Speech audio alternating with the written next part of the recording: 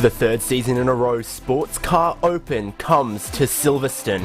This, the halfway point of season 2020-2021, round 4 of 7. This is where championship runs begin, where early favourites may fall to the wayside. Consistency is key for 4 hours of racing. I'm David Haynes with Lorenzo Bonda and Hugo Lewis producing. Lorenzo, since Sports Car Open was last here, we've had some changes to the field. We've had some changes to the cars. And while all of that shapes up to a little bit of a clean slate for everyone, and what is going to be a continuation of a fantastic season of Sports Car Open, the first 3 rounds delighted us. Now, on British soil, will it continue? Yeah, it will continue. It is a very wide track, probably the widest track in the season, quite arguably with Monza. That brings a little bit of, I'm not going to be a frantic action like we saw in Nürburgring with the traffic itself. The cars obviously are slightly slower than the LMP1, LMP2s, and the GTEs we saw in the previous seasons. It is a different format, like you said, so it should turn out in a very exciting race, but it also 4 hours, so it is cut by half in comparison to the previous seasons. It is not the last round like the previous seasons. It is the opening point to the second half, so it should be good action throughout the track. Can't wait to see it. Well, it's a challenge, and people love this series because it is a championship. You've got to be consistent all season long to stand at the top of the pile and call yourself a Sports Car Open winner. These are the battles we're going to have our eyes on. In the prototype class made up of Dallara P2s, Movano, Sim Racing, Rosso have 61 points and a nice 16-point lead ahead of Race Clutch 15, but just pursuing them, Yas Heat and Team Redline Prototype on a bit of a resurgence as well. That's one of the battles to keep an eye on. In GT though, how close do you want it in the GTE machines? BS competition, 2 points ahead of Team Redline GT, who are on a streak, 2 consecutive race wins in a row. That is some momentum that is going to be hard to break, and they are tied with the Finns from Kova. 2 points to separate your top 3 in the GT class. Over in GTC, Pure Sims Esports GT have been consistent, have scored good points at every round so far. That gives them 61 points, just ahead of Maniti Sim Racing Red, your winners last time out at Monza. Sim RC then in third there, ahead of Simicube in X Racing, and there is no category where any team has won every race so far, so in my mind, that keeps it very, very much open that this could be anyone's round as well across all 3 of our classes. Yes, absolutely. We haven't had a clear favorite in all 3 rounds so far. It's a very interesting track. This one we saw Nürburgring a different winner. I think the only back-to-back winners are Redline. In a sense, we see the track map here for Silverstone. A very wide open track. There is a little bit of mix of old with new, with the old layout and then the new layout implemented, cutting on Vale and Club that was turned 17 and 18 11 12 back in the day. Now it is cut to the new start finish line with Abbey going to the right side, then you have the Club and Loop Vale Farm, and then the Loop cutting down into Aintree on turn number 5. It is a very big passing point for dives and within the traffic. If you're frantic, it can be a little bit tricky, as now we see the calendar here, David. As I said, opening point to the second half of the season. Exactly, we had 12 hours of Sebring, 4 hours of Monza, 6 hours of Nürburgring. Now here, 4 hours of Silverstone, and it is a historic track, both in Sports Car Open, we've been here before, but also just in global motorsport. This is a circuit many series have raced at, and many drivers have wanted to stand on that podium to the right. Well, at least virtually in Sports Car Open, 3 teams are going to have the honour of standing on the top step in about 5 hours' time. Before we can get racing though, we've got to have qualifying, and that's going to be starting in about a minute's time. In Sports Car Open this season, we do classed qualifying, so the GTC cars will go out first, made up of single make Audi R8 GT3 machines. Then tiny little break. GTE machines will go out, and then prototypes. But Lorenzo, I think a little bit of changes to the GTE field and to the prototype field since last week came out. People are saying that maybe the Porsche is the car to be in GT, and there's only one team in that car.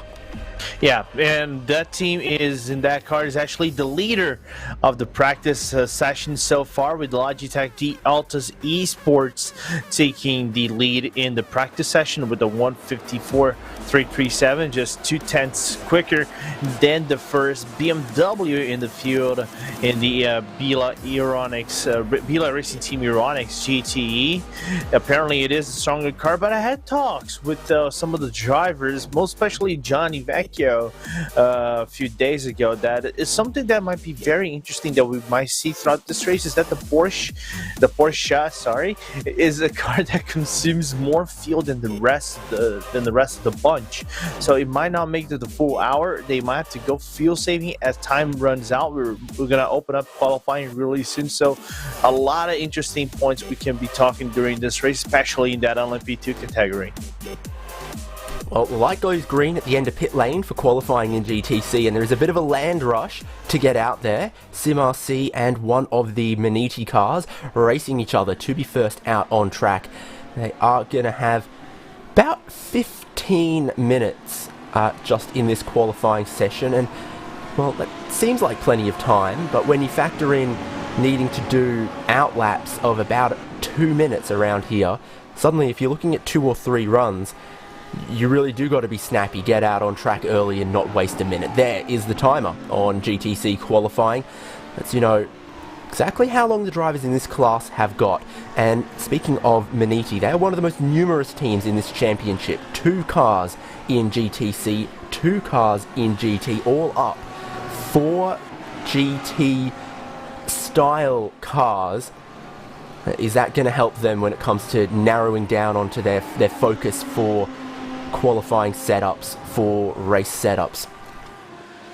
It's an interesting talking point. I heard about they're sharing setups and trying to share as much knowledge as they can possibly can about the car, how it will handle. The driving style of all drivers within Maniti is pretty much the same, so it doesn't have to get any big differences around the track. One thing we're not going to see, as we haven't seen in Nürburgring, is the fact that the drivers will not share too much draft. It is a high downforce track, so there is a good chance you might get some aero push into some of the higher speed corners, especially into the Maggots and Backus Chapel section. So you can see drivers taking now a little bit more of a cautious approach into Vale and Club. You're gonna launch themselves for the first lap, as we see both Maniti and SimRC heading that field. A balanced car is going to be very, very important. We had that beautiful shot of the apex at Copse. Probably in most of these cars, tiny tap on the brakes, turn it in, try to keep the car stable at high speed, and then get on with it. And then, what can you say about Maggots Beckett's that has not been said? Fast, tightening, then opening, a lot of changes of direction. If your balance of your car and your tyre temperature isn't perfectly spot on, it is a section of track that is absolutely going to punish you. Lorenzo, I swear I saw a little bit of games between Maniti and SimRC, though. I don't think either of them really wanted to lead on this opening lap. We saw Maniti, I think I saw that really too, back off. SimRC back off as well. And then who is it in the Maniti Racing Red at the moment? Tim Matsko right now for Red. And so then he decided, let's just get on with this, let's start this. But there is a few straights. You know, you talk about aero push potentially through Copse, through Maggots Beckett's, that could be very, very punishing. But there's still quite a few high-speed straights, Hangar Straight, Old Pit Straight, New Pit Straight, Wellington Straight. All of those are places where, you know, if you're fine through the corners and you pick up 1/10 of a second in the draft on each straight, well, sometimes there's not even 4/10 of a second to separate a very, very large chunk of the field. You'll get everything, every advantage you can get. You'll seize it with both hands in qualifying. Yeah, you get every advantage possible. You just have to get a good run out of it, and especially over here. Now, it's the Hangar Straight, now named Hamilton Straight, because now they changed the straight towards them. I think that is actually the new pit straight. I thought the new pit straight was renamed the Hamilton Straight. One of them. All right. Yeah, I know it's one of them, but I thought it Been was actually renamed on the iRacing yet? Is that what we've got to call it all broadcast long? Oh, we can. I'm gonna check it out and see if it is proper. I might be full wrong, but from what it looks like, Manini Red is gonna get the first time lap war around the 159s. We see that going down a little bit. So let's see if how they did. 159.720 to SimRC, 159.718 towards the Manini Racing Team. Yep, first times coming in. Pure Sims Esports GT, your championship leaders, at least on the first run, are going to go to the top of the board. But definitely looks like they're still pushing on the second flying lap. That's always a question about the tyre durability. You know, you got a good long out lap to warm up the tyres here. So when you come into that first lap, you know, there should be something underneath you to push on. But if the tyres still keep giving and another lap, you know, warms them up a little closer to the window, we'll see who keeps pushing after the first lap.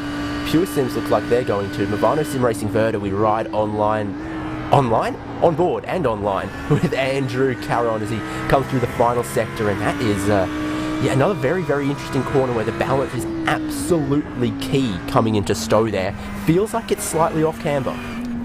Yeah, it feels lightly off camber, but the biggest thing you really want to do, you don't want to run wide towards the curbing. And I saw Manini Red actually having a little bit of an issue right at the exit of Lowfield, and actually had to back out of the lap, back into the pits, going for one more lap. Now we're with Racecraft Esports in Racine Fuzui P3 so far, just about 0.3 of a second away from Beeler Racing Team Aeronautics, which now just took the lead from Pure Sims. Still a very open qualifying so far. Not a definite favorite in this one. We saw Nürburgring the last were decided early on. I don't think that's going to be the case over here. You can still get a whole lot of time in here. The only problem is they're racing towards at the very hot part of the track yet. It is 1:05 p.m. in sim time, so they're probably going to get the peak temperature in a little bit, but they need to make the most out of it, I think, in the next probably 5 or 6 minutes. Otherwise, it's going to get a little bit complicated. Yeah, we'll keep our eyes on the thermometer, keep our eyes on what the track temperature is doing, because at least in qualifying, cooler track is better. Let's go faster. We've got side by side with Racecraft Esports and Racing Fuzui on board into Stowe. Great camera, by the way. Yeah, very, very smooth hands to not upset the car through there, you know, off camber as you slow down, turn the car in. And the final couple corners here becomes a little more difficult. Does it look like he backed off and he's trying to set up for another run? It's very easy for you to run off into the exit of Stowe, because if you go into that green part of Stowe, just slightly off wide, you know, if you go, for example, one wheel into the green area, there is a good chance there is a small gap where you can go towards that green part, and then you get an off track and you're gonna have to reset yourself all over again. And if you go 2 wheels very wide, you can even get a slowdown. So it is one of those points in the track where you have to be very cautious, but if you do it the proper way, you can get so much time. Points leader, Pure Sims Esports GT, and I just looked it up. Ross McFarlane has driven all 3 races so far this year, so he's had a hand in scoring all 61 of those points. Now he's right in behind SimRC, 3rd in class. This, what do you call this? A helmet cam, chin cam, chest cam? You've definitely seen someone mount a GoPro like this before. But this is one of those. This is literally Silverstone's best section of corners. This is its party trick. That's what everyone wants to emulate, like Kota, like others. This doesn't look like a flying lap for SimRC or Ross McFarlane here, as they both back it off onto the hangar straight. But you know, when they really fly through there on the limits of their grip, you know, on the limits of their instinct, the changes of direction, left, right, and then, you know, between 3rd and 4th gear, that is where you see who's got a good car, who's got confidence, and who is, you know, a little bit behind the 8 ball. And when you're a little bit behind, that sequence of corners just keeps knocking you when you're down. Feels great when you get it right, horrible if you just don't quite nail it.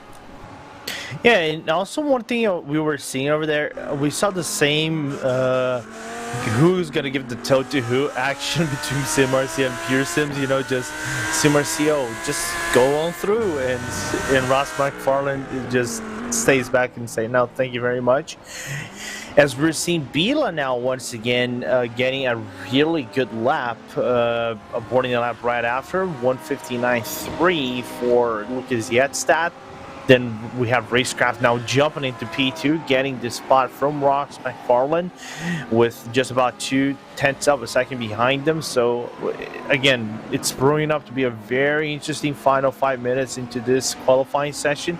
Don't forget, if they can get their lap started right before the final mode, they get one more shot. But then again, it's all coming down to track temperature. Yeah, that's right. When time expires, the checkered flag waves, but everyone on a lap gets to complete it. And then about then, we'll probably see some of the GT cars lining up in the pit lane waiting for their green flag to come out. Certainly in this class, with the GT3 machines, everyone was keen to get out on track early as they could. I can't imagine that's not going to be the case in the bigger, badder, meaner GTE machines that make up the Grand Touring class.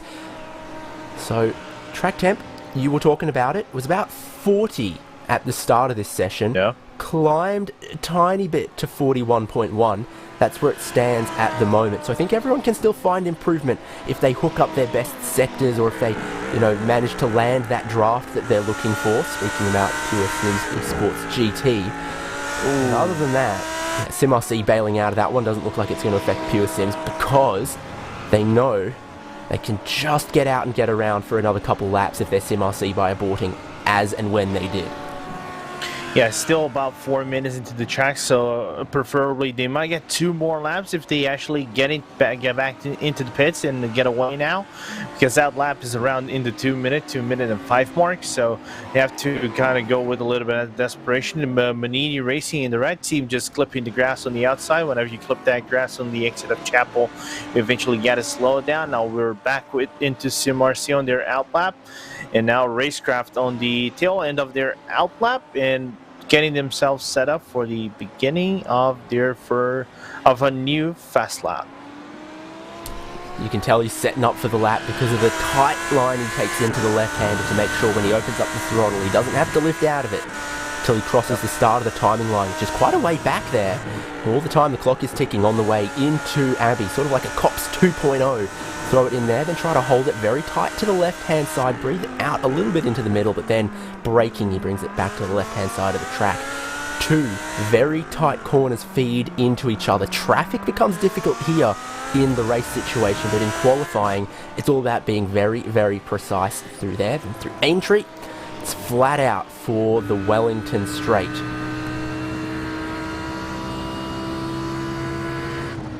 Back to the more classical Grand Prix circuit.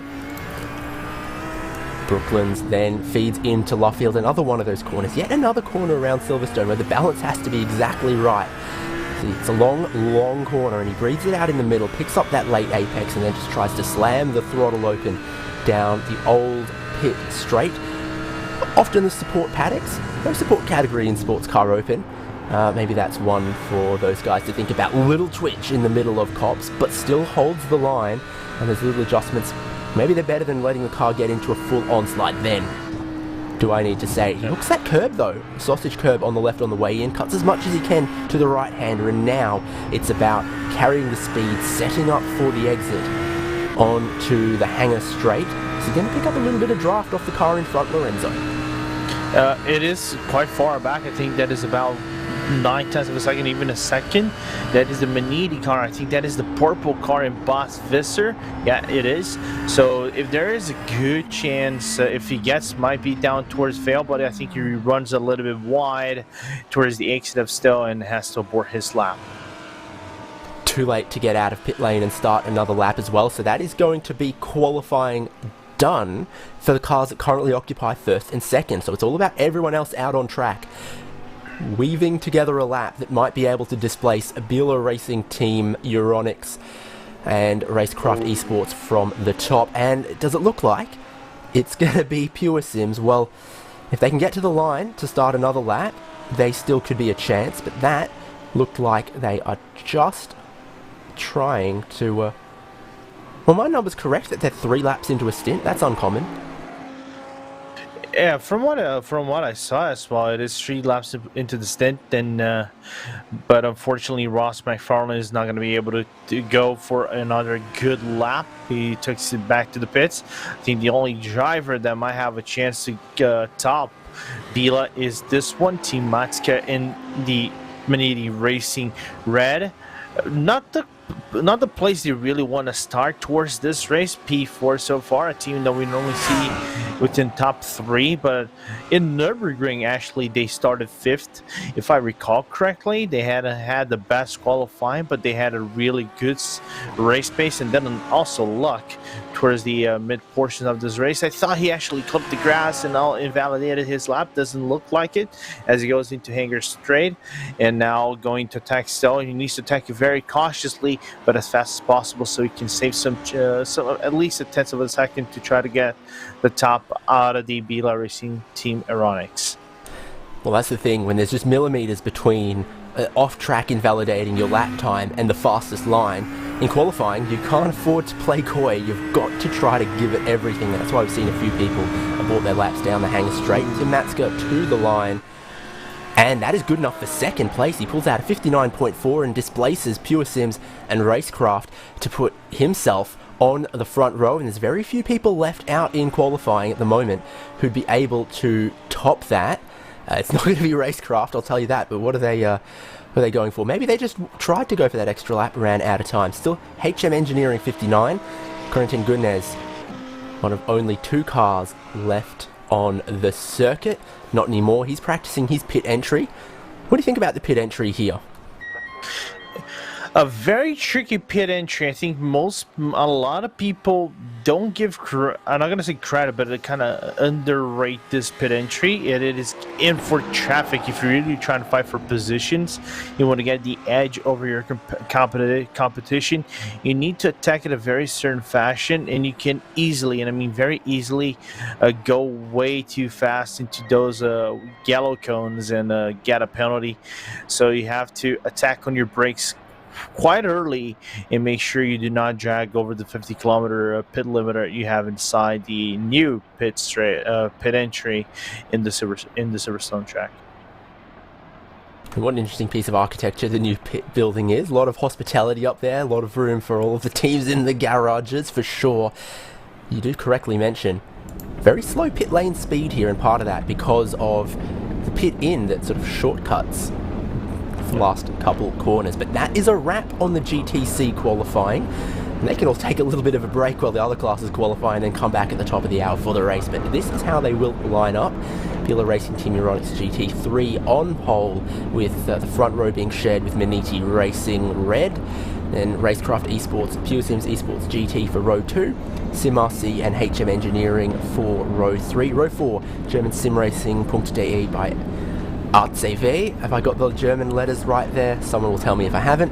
And behind them is Unicos Gaming, the other Maniti Racing car, purple I believe it is. Simcube Inex Racing in 10th, and then 11th for the HM Engineering 159. Movano Sim Racing Verda in 12th, Lapel Motorsport in 13th, and Impulse Racing in 14th, letting us down because for one of the few times this season our whole grid is not covered by under a second. Still incredibly close in the GTC qualifying there, especially when you saw that your top 5-6 cars, it was really all about finding 1 or 2 tenths of a second on a very, very sunny track. Those conditions are going to carry over for a couple minutes time when all these patiently waiting BMWs and Porsches and 2 Corvette C8Rs get out there. The keenest of beams looks like it is Altus Esports in their Porsche 911 RSR though. Yeah, Yannick Lapchun in that car. We saw Yannick also doing the qualifying in the Nürburgring races. I think he did all qualifying for teams, even in Sebring and Monza as well. That Porsche looked really good, as we saw the new balance of performance coming out just this Thursday for the Daytona 24-hour race. So they were getting prepped by it, affected some of the car's performances. We can talk about this during the race. Who has the upper edge in the GTE category, but this qualifying is going to be juicy from what I got from a few of the talks. The stronger car for Silverstone seems to be the Corvettes and the RSR instead of the BMW M8s, but then again, all these teams, top-notch qualities. We often see them in top split in the special events. It's still early to call who's going to be the early favorite, even though practice says Logitech G Altus is that team that got the upper edge. And I think there's also just the one lonely Ferrari there we saw pulling out of their pit bay and into the conga line. A rebranding, a reawakening, a reimagining, what do you want to call it? We lost Huber Esports from this championship. Some of their drivers have reformed with Fiercely Forward, and that's the 888 Ferrari. So we do have 4 manufacturers represented in class, but well, the barest amount of representation for Porsche and Ferrari. But the drivers are getting keen, revving their engines at the end of pit lane, because the green flag on GT qualifying drops now, and we have a great view of that hang up. But everyone else is going to stream out, line up, take their ticket, get their place in the queue for qualifying. Yeah, that's one convoluted pit exit, as we are seeing the final car being Team Redline and Gianni Vecchio getting out of the pit lane. So it's going to be some interesting 15 minutes. I think it's going to be more of a wide open battle than GTC category due to the different nature of the cars. Can't wait to see this mid-tier category battle, who's going to come out on top.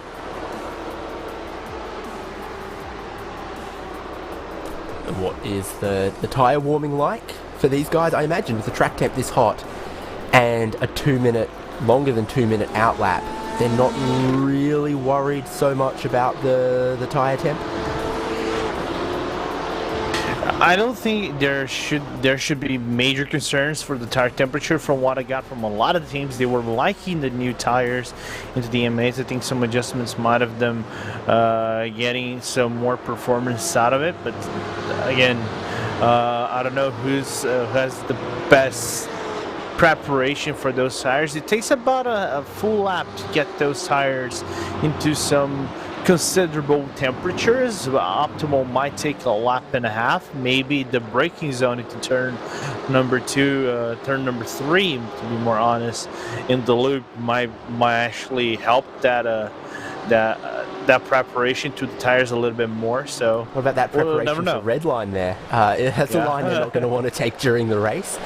Big old shortcut. And, well, this is starting to look a little bit like Monza qualifying or something. These guys are going to have to calm down a little bit, sort themselves out and wait. Left side tyres in the grass down the hanger straight for red line as well. Don't know what else to say about that one, but they are very, very keen to prep their tyres and find their space how they want to do it. But outlap done, everyone queuing up to make sure they've got about a second to the car in front. We're going to see what this looks like when the GTs get underway. Maybe Altus are going to be the first car to put in a lap and attempt a lap. Interesting to see what they do. Urano Esports are the first car to abort a lap. Yeah, because it is so easy for you, because you still don't have optimal temperatures within the tires to run off wide into Abbey and go into that green AstroTurf-ish concrete runoff in between turn number 1 and number 2, and also if you run way too wide, especially for the LMP2s, we can talk something about this. You can even damage the floor of the car and you can lose so much performance out of it. But we'll take a look at this great picture from the Wellington Straight. Different teams now giving the tilt from one another. On the outside, we just saw Urano just giving towards the other cars. Great pictures. But we still have 11 minutes and 50 as we go back into Kova as the 8 just got out of comps. So they did. That brings them back around to heading and returning towards the new pit straight.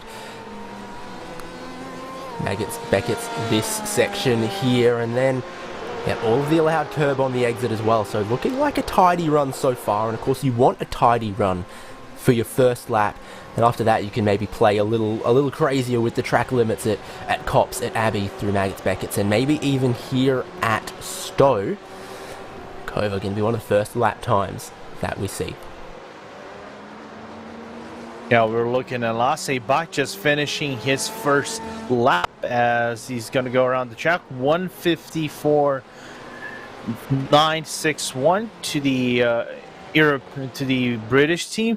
Logitech just beats them by about 0.4 of a second, 154.5 towards the Logitech Gialto's team, and then I'm seeing teams within the margin of 55.2, 55.0 for Medini Blue, and only those two teams, Williams and Logitech, lower than the 55 mark. AAA Esports Black had a great tow. Team Redline GT are going to go to third, and they don't need that set of tyres anymore. Smoke him if you got him, I guess that's the phrase. So there's a few teams that set some good lap times that did pick up a good draft in places. Urano Esports, I get the feeling like on their first lap they might have messed up turn 1, and so they are a little bit off cycle to everyone else's runs in GT.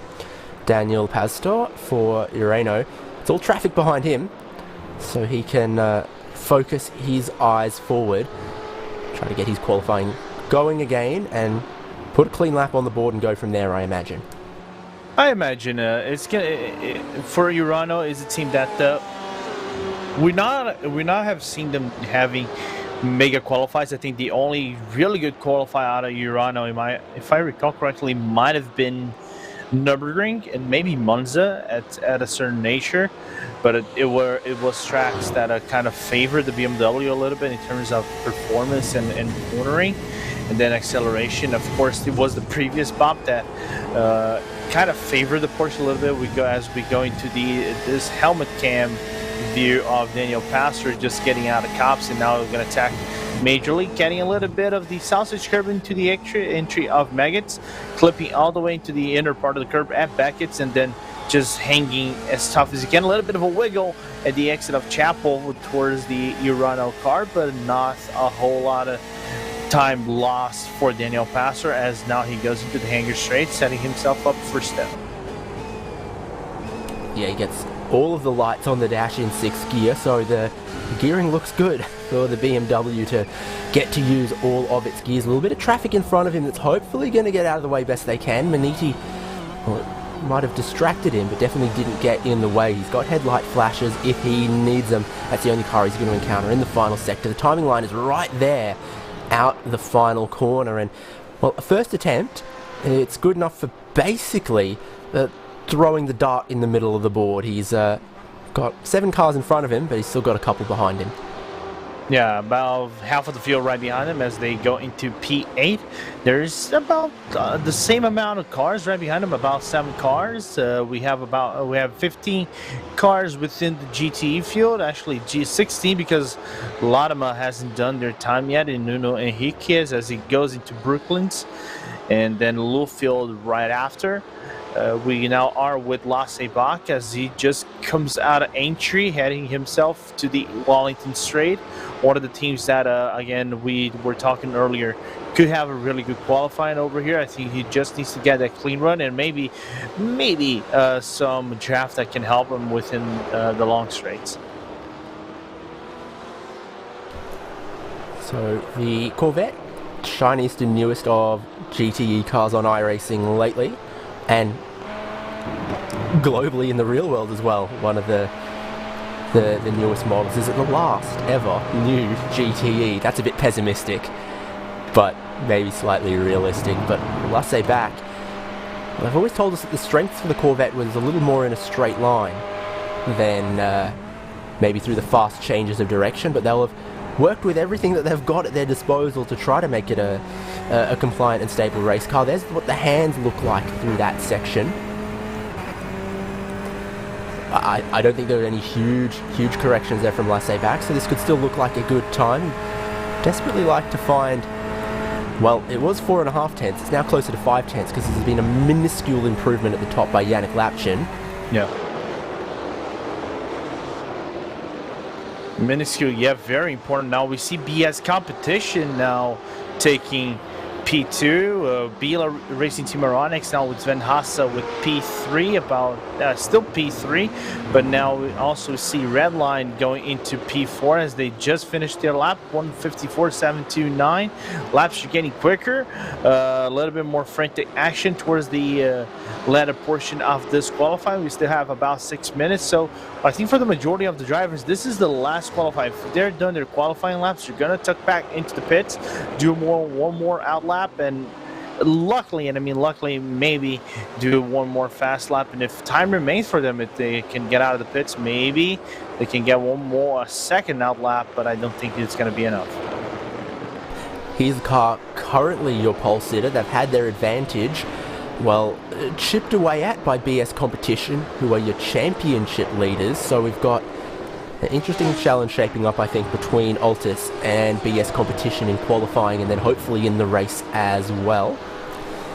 There's a few other teams that have cut themselves a little closer. I think Williams Esports and Team Redline have also shortened the gap between themselves and Altus, but no one finding that 0.2 of a second. It looks like they're gonna need to out-qualify a Porsche today.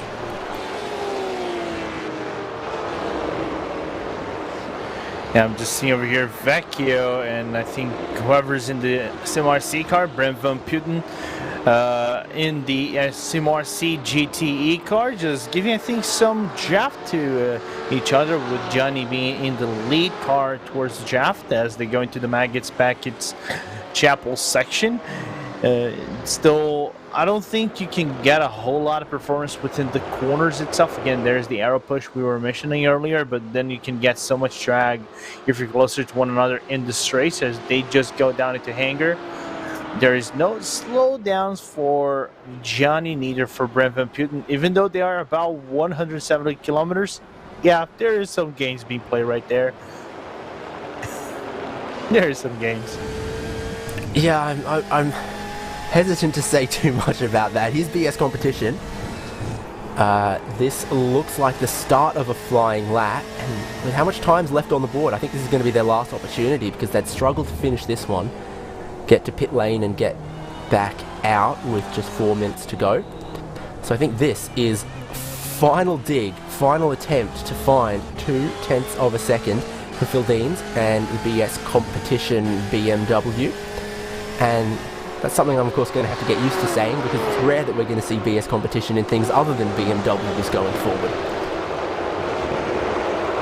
Yeah, it's again one of those talking points that we're probably not going to see the BMW having the upper performance. So far, we are looking at the majority of the field. Well, the majority of the field are the BMWs, but they did not get the best performance in comparison towards the other tracks. As now we have still these image field deans going to cups right now. You just cannot cut way too wide, clipping the curve on the outside, now setting himself up into Maggots and Packets. I think he needs a little bit of draft on the straight line if you really want to look forward to get a really good lap and maybe top the Logitech team, but I don't think it's going to be enough, and Ely goes way too wide into the exit of Chapel.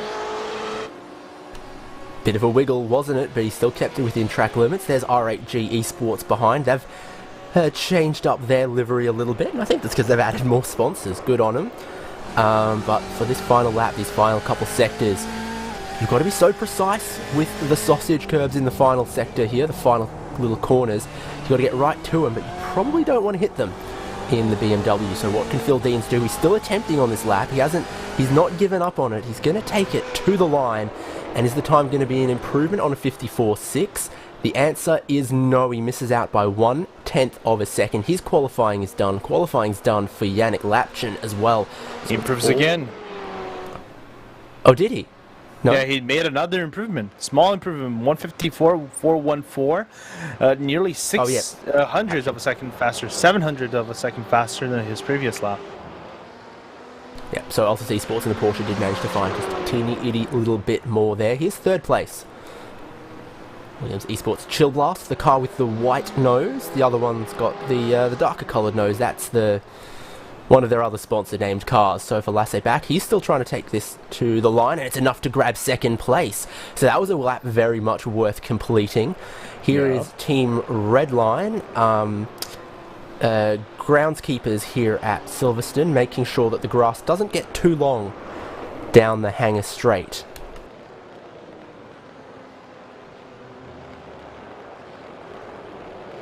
Of course, with about a minute left in this session for GT, they're shaping up to start their very, very final lap. Gianni Vecchio, what can he find in the bag? Because it does seem there's still time to be found out there from, the Porsche drivers, from the BMW teams, and from, critically, Williams Esports Chill Blast as well. So the track hasn't gone away from them. It might be just actually rubbering in a little bit, while it also stays about the same temperature. Yeah, track temperature, by the way, raised 1 degree on my temperature marker over here from 41 to 42 degrees Celsius in the track. Still a very hot track. It is right in the middle of the summer in Sim. It has been set for 16th of July, so it is a very cold, very hot temperature. As we saw Johnny just... Yeah. He had his eyes on the core car. The core car was wide, and then Vecchio's... Well, I had my eyes on the core car. I can't tell you where he was looking. He's probably got better race driver eyes than me, but it did seem interesting that the core car was off wide, and then he sort of followed it out there and threw away his lap. Biela, they got pole in GTC. Is it still possible for them to grab pole in GTE? Tall task, but definitely still Sven Haase, one of the last drivers who's going to be able to improve, because he came across the line with about 10 seconds left on the clock. He's got a much nicer line through Brooklands and into Luffield. Again, everyone just breathes the car out a little bit in the middle of Luffield, makes it a 2 apex corner there, and that lets them carry the speed all the way down the pit straight here, where there is, well, looks like motorcycle and car markings are plenty, but then cops. Again, another corner. You want to get right to the apex, but you don't want to cut it too much, because then the car will start bouncing on the curbs on the inside. Yeah, and that looked like borderline on the exit of cops, nearly getting that off track for Sven Haase as he goes a little bit wider than usual into Beckett, but now cuts across Chapel quite cleanly in that BMW M8 GTE. Now going to the hangar straight, 1 minute and 30 within his lap. I don't think that it doesn't look like it's going to be enough to top Logitech out of the top spot, but still can grab a few places, that Biela Racing Aeronix team car. But unfortunately, Sven aborting his lap, because according to the race direction, they just have this one last chance, as now we're back with Kova. Yep, checkered flag's been waving for a minute and a half, so Kova are about to get to the timing line and find out that they did improve. A little bit, just found a little bit. But I don't think anyone is going to be able to take pole position away from the Porsche. Only other car still out there at the moment, and I think about to park it up. Fiercely Forward and Rebecca Pauline. And that looks like everyone done and off the track in GTE. Soon we're going to see the prototype cars begin to line up, but that is a...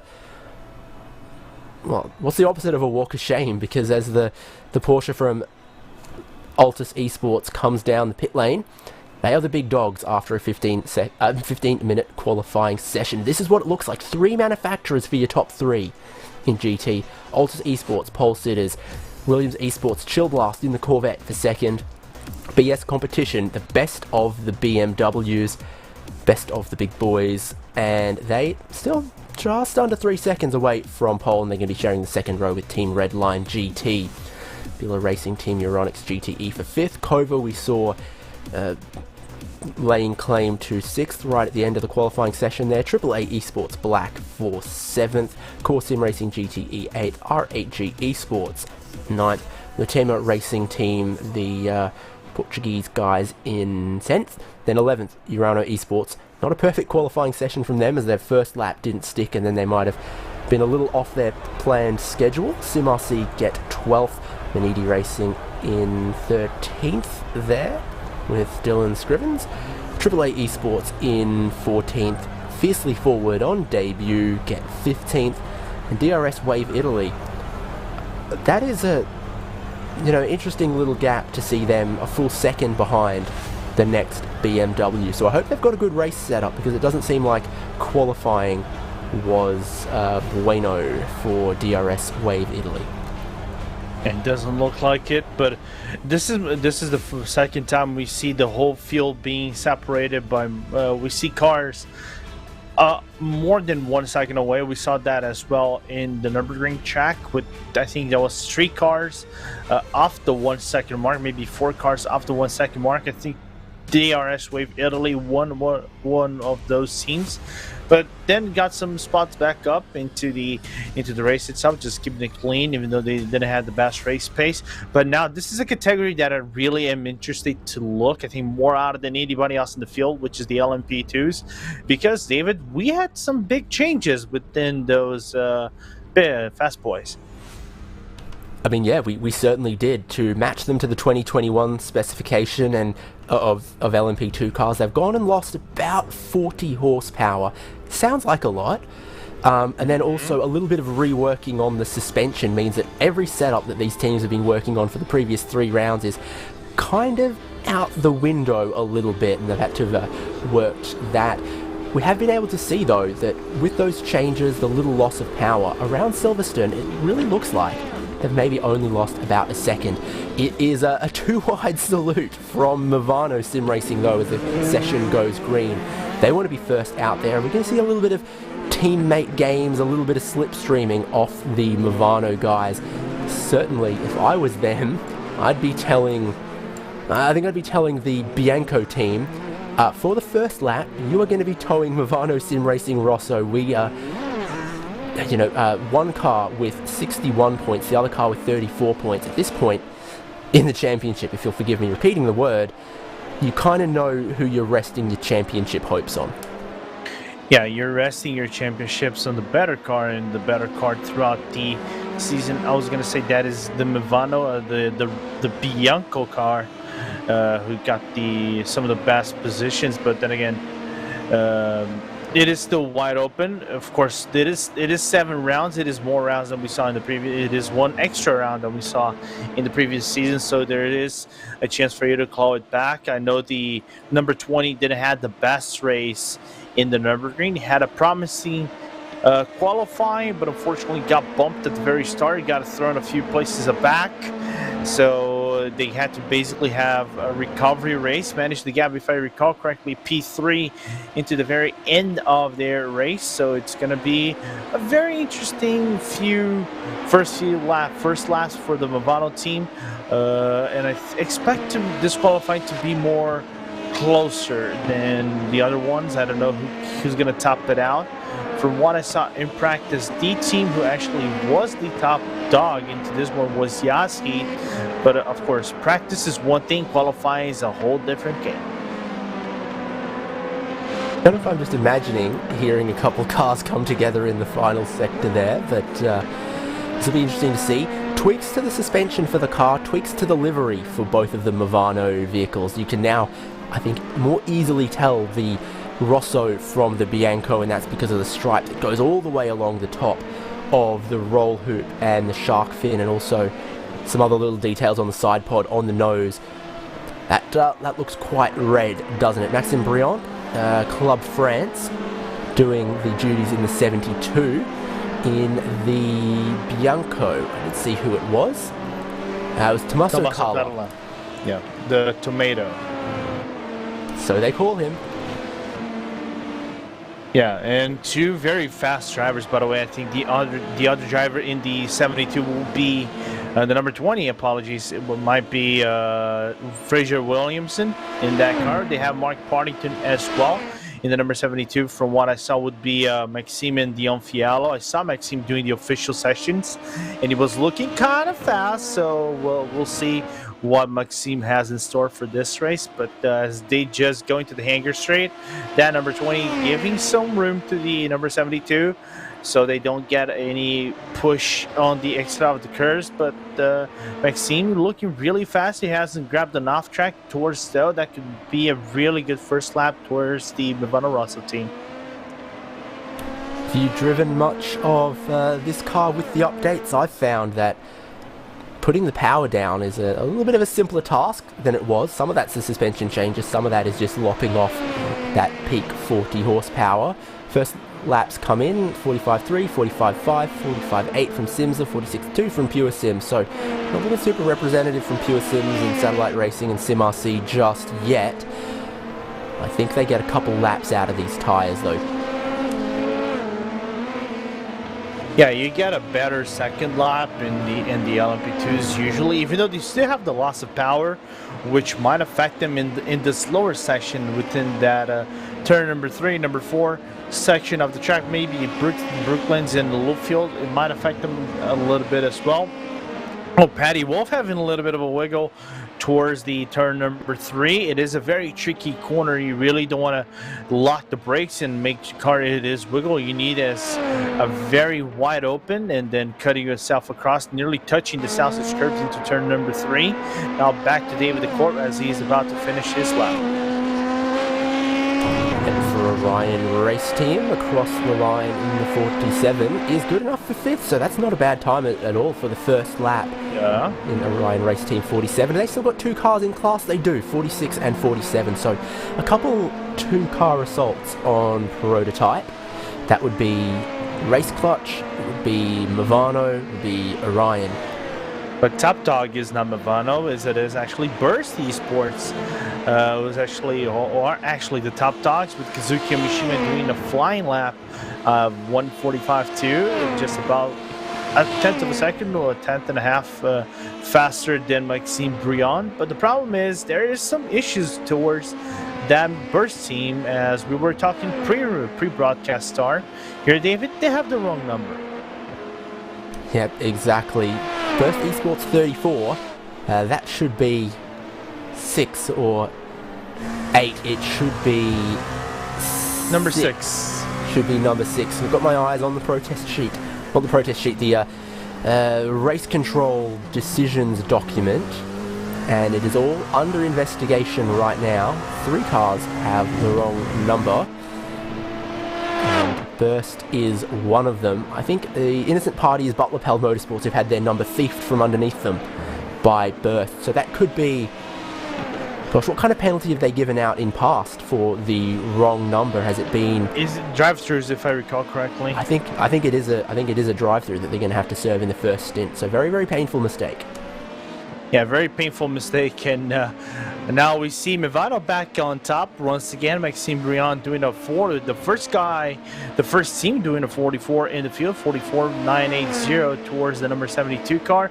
Then Bianco following closely suit, 1:45.140, about 160 hundredths of a second slower than their sister team. And then Impulse Peter Zuba just 300ths of a second slower than Tommaso Carla. It looks like 4 cars for about 0.2 of a second at the top. So now on a second set of tyres, now on the second run for the 2 Movano cars.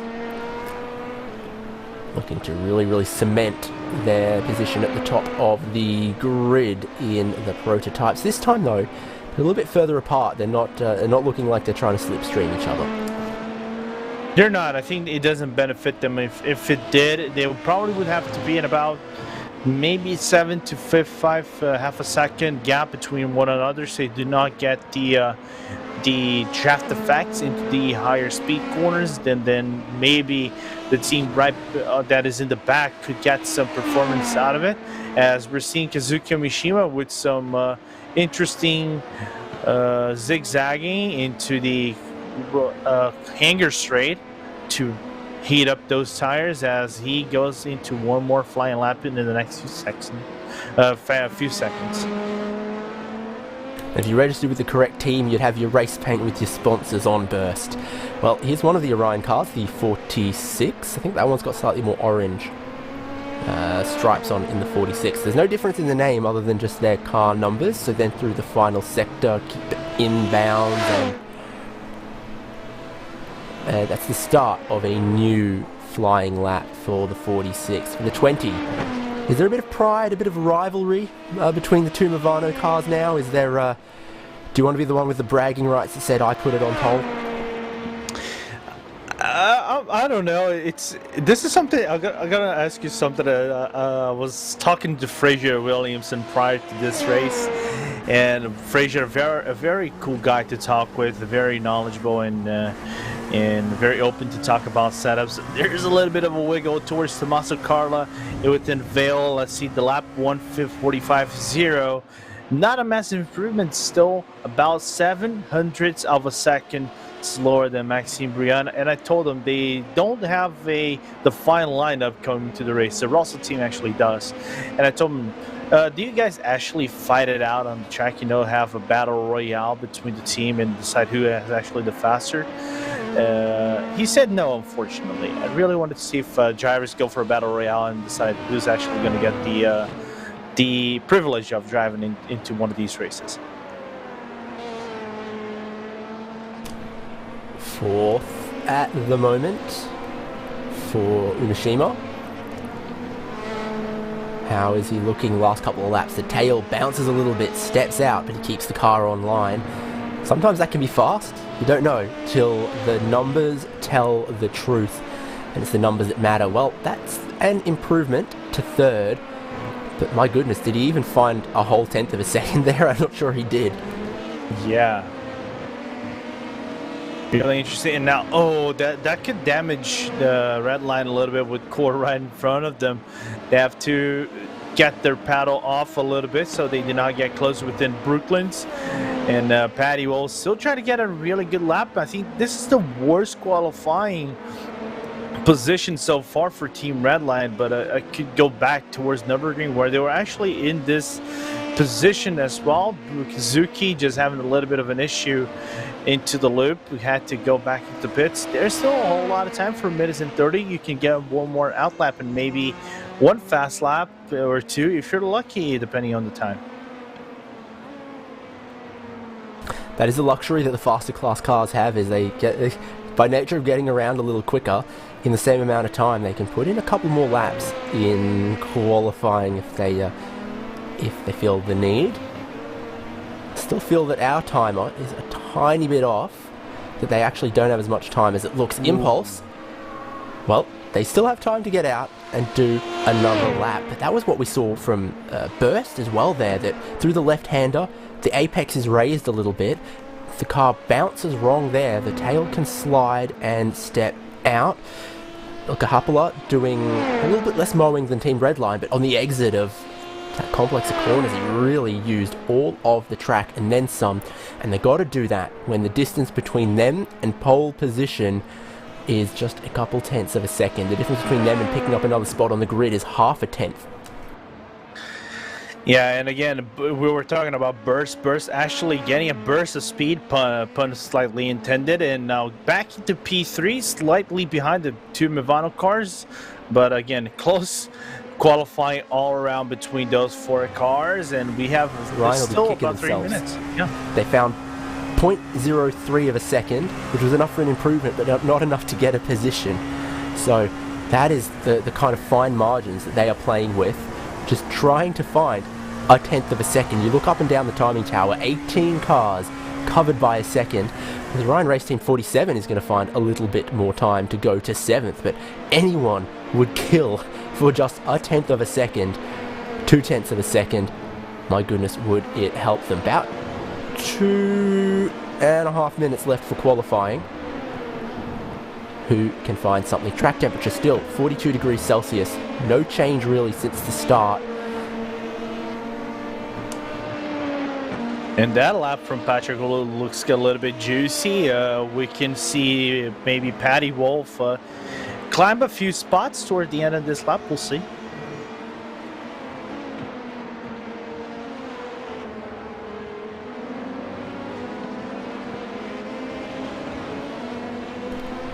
Wolf and then Yas Heat, winners of round 1 in the background there as well. So if they could grab another good result, they're in a good points position. Patrick Wolf, red line, slightly updated livery from last round as well. Probably just the old 2021 peak. There's an improvement from Yas Heat from 10th to 6th. They're going to be happy with that. Andre Martins is, well, they might not be happy with only 6th, but they'll be happy to improve. Simsa are going to displace them a position to 6th now. Look, the Bianco car, beautiful Cosworth wheel, changes of direction. It's left and then it's right and then it's left, it's right, and then you've got to ease it open in the flat out left hand onto the hanger straight. A little bit of straight line speed taken away from them, but still, kind of number are we gonna see here? 275-ish kilometers an hour. Lorenzo, I think that speaks to the fact that quite a lot of these cars are running, you know, at least a medium downforce setup, but I think, is Carla backing that one up? He was. He's looking for one more lap. Yeah, he's looking for one more lap. Again, the second lap slightly quicker.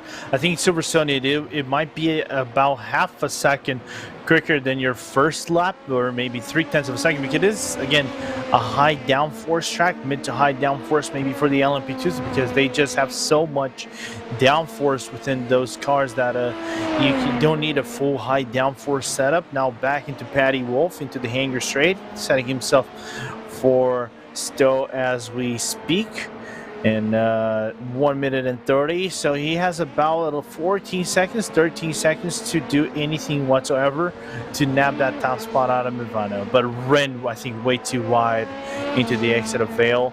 Time run out, 8 seconds, 6 seconds. It is qualifying done. So laps coming across the board, but not at a whole improvement for Patty Wolf. Yeah, quarter 6th. Patty Wolf 1 second shy of an improvement. Checkered flag is out on the session, so Tommaso Carla gets to finish his laps and let his tomato ripen. Not sure I'll ever be saying that one again, but here he goes through. Beckett's Chapel to the exit here. How fine does he play with the AstroTurf and with the grass? Plenty fine indeed. The way it's looking though, the only reason he'd need to improve is to take pole away from his teammates, the championship leaders in Movano Sim Racing Rosso. You said it doesn't sound like there's any team orders at Movano, because otherwise you'd be telling Carla, okay, back it off. Yeah, I think there is no team orders whatsoever. I think Dion Fialo, Fraser Williamson, and then the boys out of Movano can confirm this. 45 flat for Tommaso Carla. A slight improvement, just about 200ths of a second away from Maxime Briand. Just 200ths of a second. Can Andre Martins bring the heat? I think the answer is no, but in factory. They might have gotten an off track on the exit of Stowe, like a fine off track, and they haven't noticed it.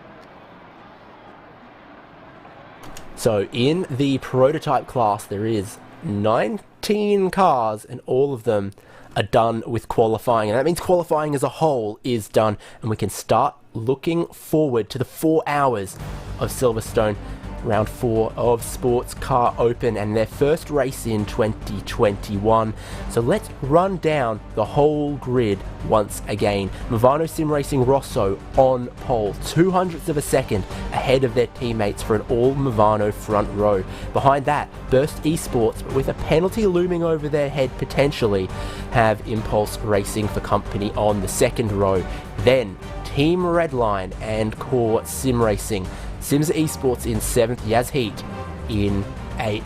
9th is the Orion Race Team 46, and they are sharing that row with their teammates in the Orion Race Team 47. So all Movano first row, all Orion row here, then Race Clutch and VRS Satellite Racing 11th and 12th. Let's motor through the rest of the prototype field, because in 13th, it's Butler Pell Motorsports. They are also under investigation for their car number, but I think they'll be in the clear on that one because I think Burst nipped it from under them. But then Race Clutch 14th, Dream Factory in 15th, Team Chimera 16th. What kind of wacky strategy might they pull today? Sim RC in 17th, Pure Sims Esports in 18th, and Element Sim Racing are in 19th.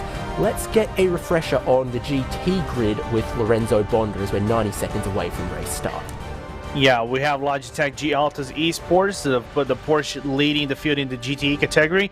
Williams Esports Chill Blast, it is in second. That Corvette looking really good on qualifying.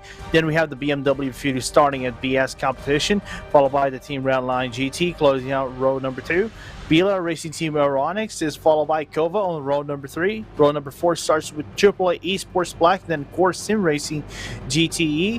We go into Arhui G Esports into P9. Rounding out the top 10 is Latimer Racing Team with Nuno Henriquez. Now Urano Esports, Daniel Pastor, that first lap not being the very best lap for them. It is P11. P12, it is Sim RC. Then we go into P13, Maniti Racing Blue. It is for Dylan Scrivens, and P14 is the sister AAA Esports number 18 in Carlos Dieguez. And then we have the Ferrari of Fiercely 4 and DRS Wave Italy rounding out the GTE field here, David.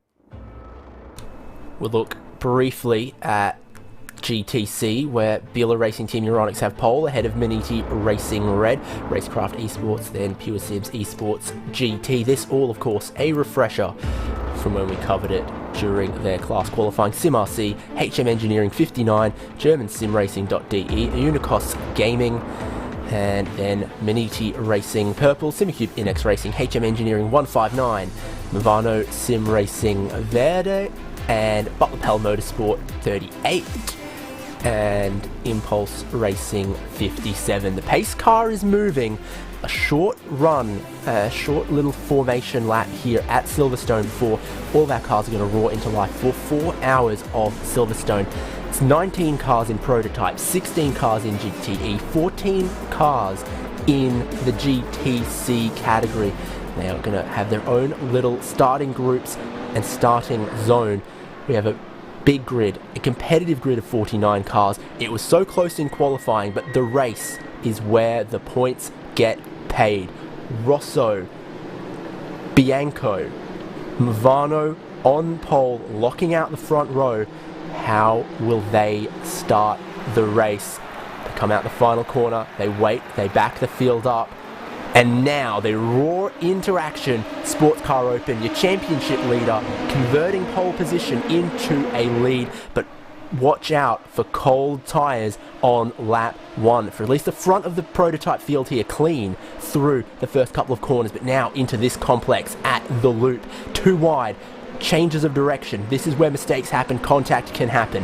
In GT, the Porsche for Altus Esports have converted their pole position. That's trouble for one of your front row cars. BS competition are off someone else with a lot of damage in the first sector as well. GT has not gotten off as cleanly as prototype. Side by side pictures as we look for the GTC start. Pure Sims down the inside of Racecraft. Once this all settles in, we're going to have to take a look at the race start for GT, because that is a very, very key BS competition. Championship leader in that division, troubles in 2 corners. Yeah, I was going to mention that as the GTC field just got into one of the AAA Esports car, right at the entry towards the Wellington Straight, cold tires all around for all cars. That could have been very messy to all cars. We can take a look at the replay after what has happened to the GT field, as you said, David, but very messy start so far for the GTEs.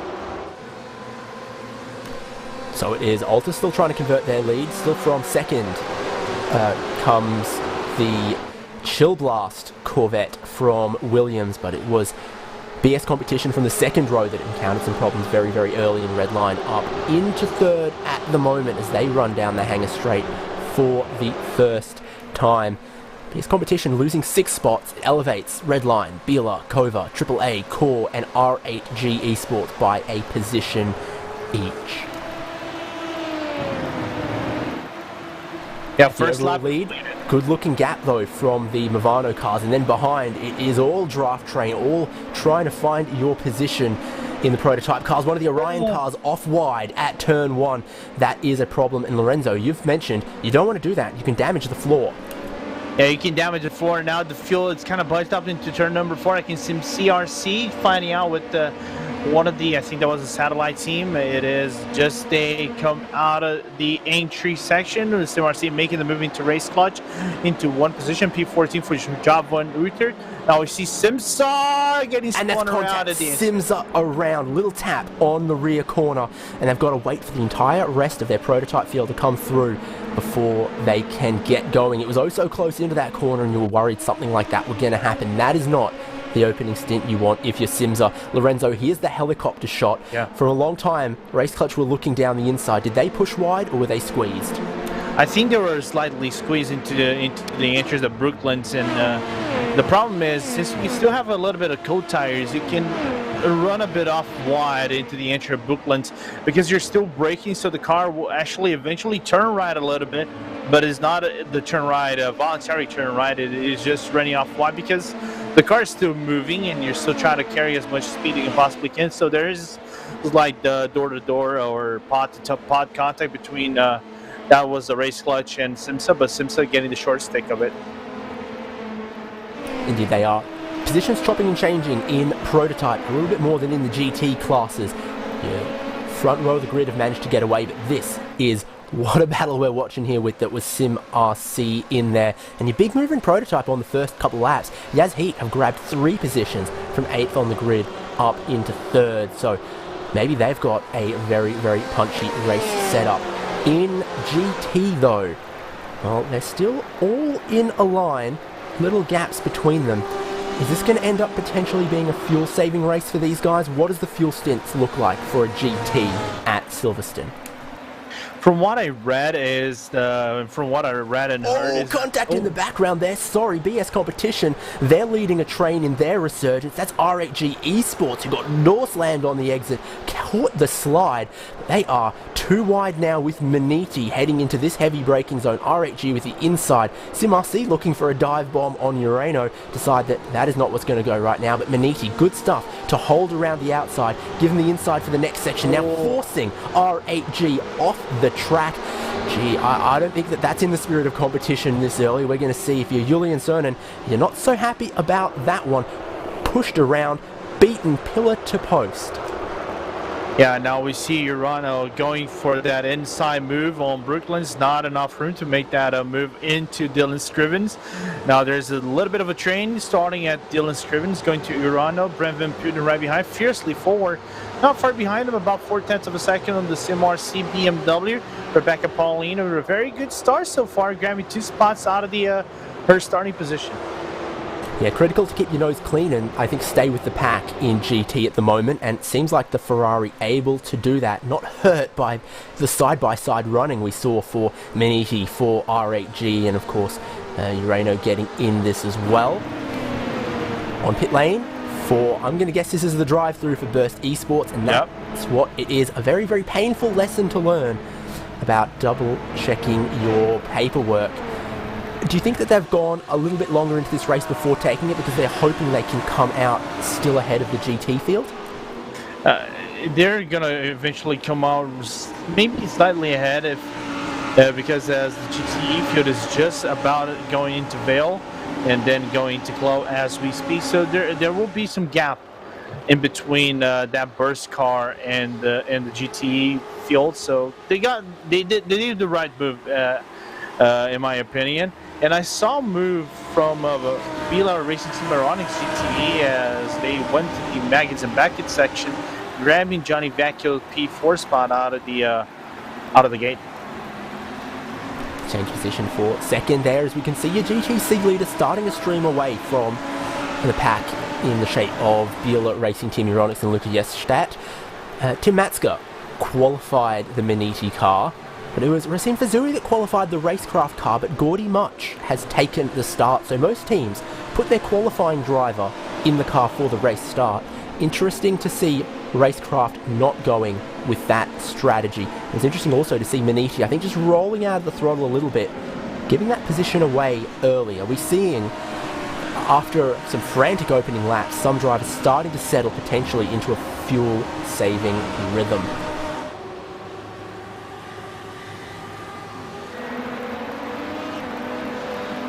prototype though. Here is SimRC. They're behind the Butler Pell car, which I think got away without getting a drive-through penalty.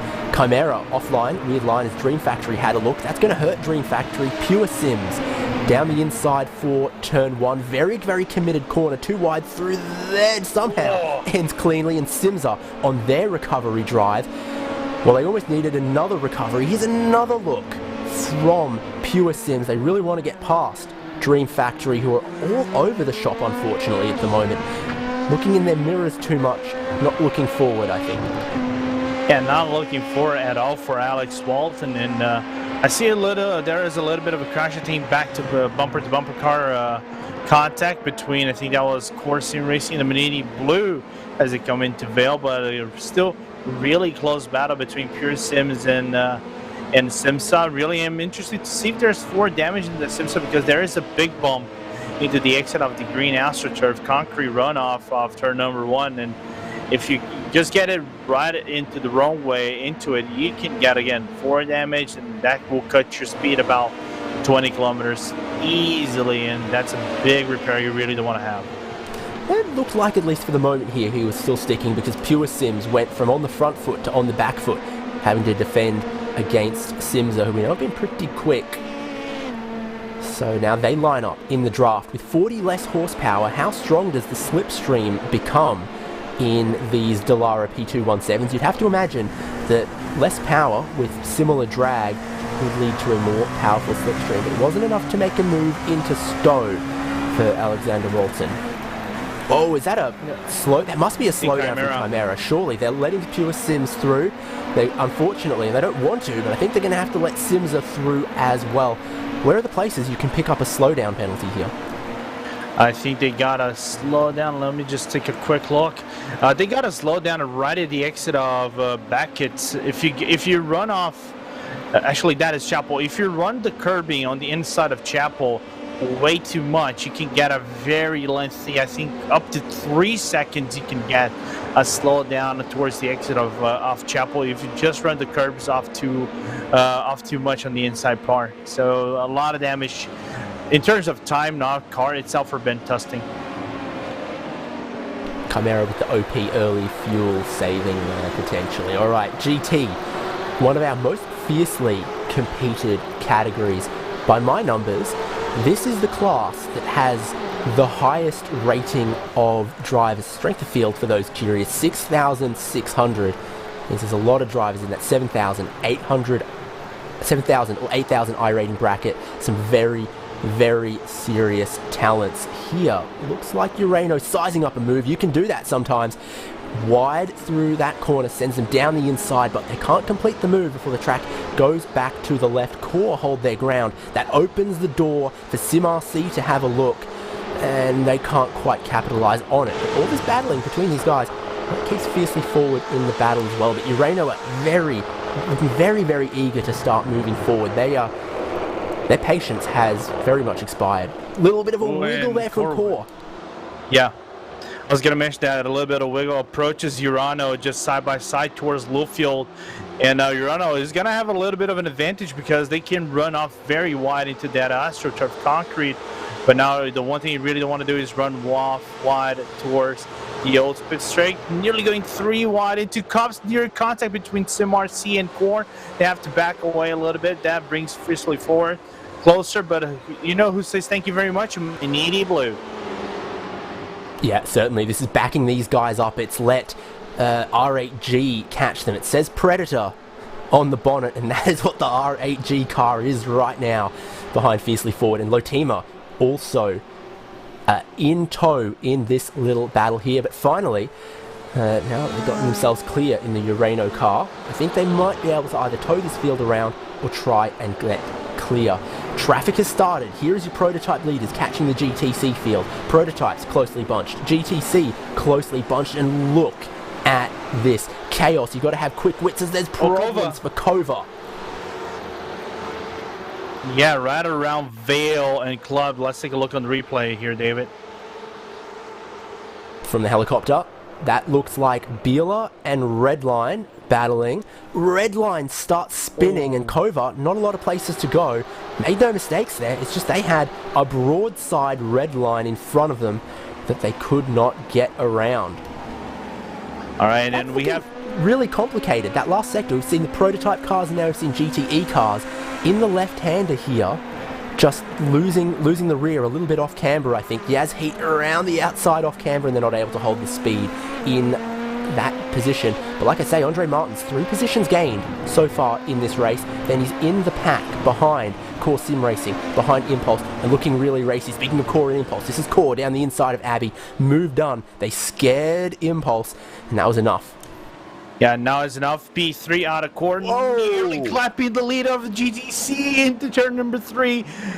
Now it's side by side, the prototype and GTC leader in Bila, and now brings Impulse once again closer. Yazid again now closer, and Yazid certainly will look for a move into Brooklands, but the door slightly shut by Peter Onar Patter, but not enough as Andre Martins just go one spot up.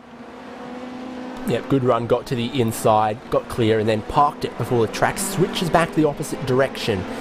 You've seen it in Formula 1, we've seen it many times in the sim racing world.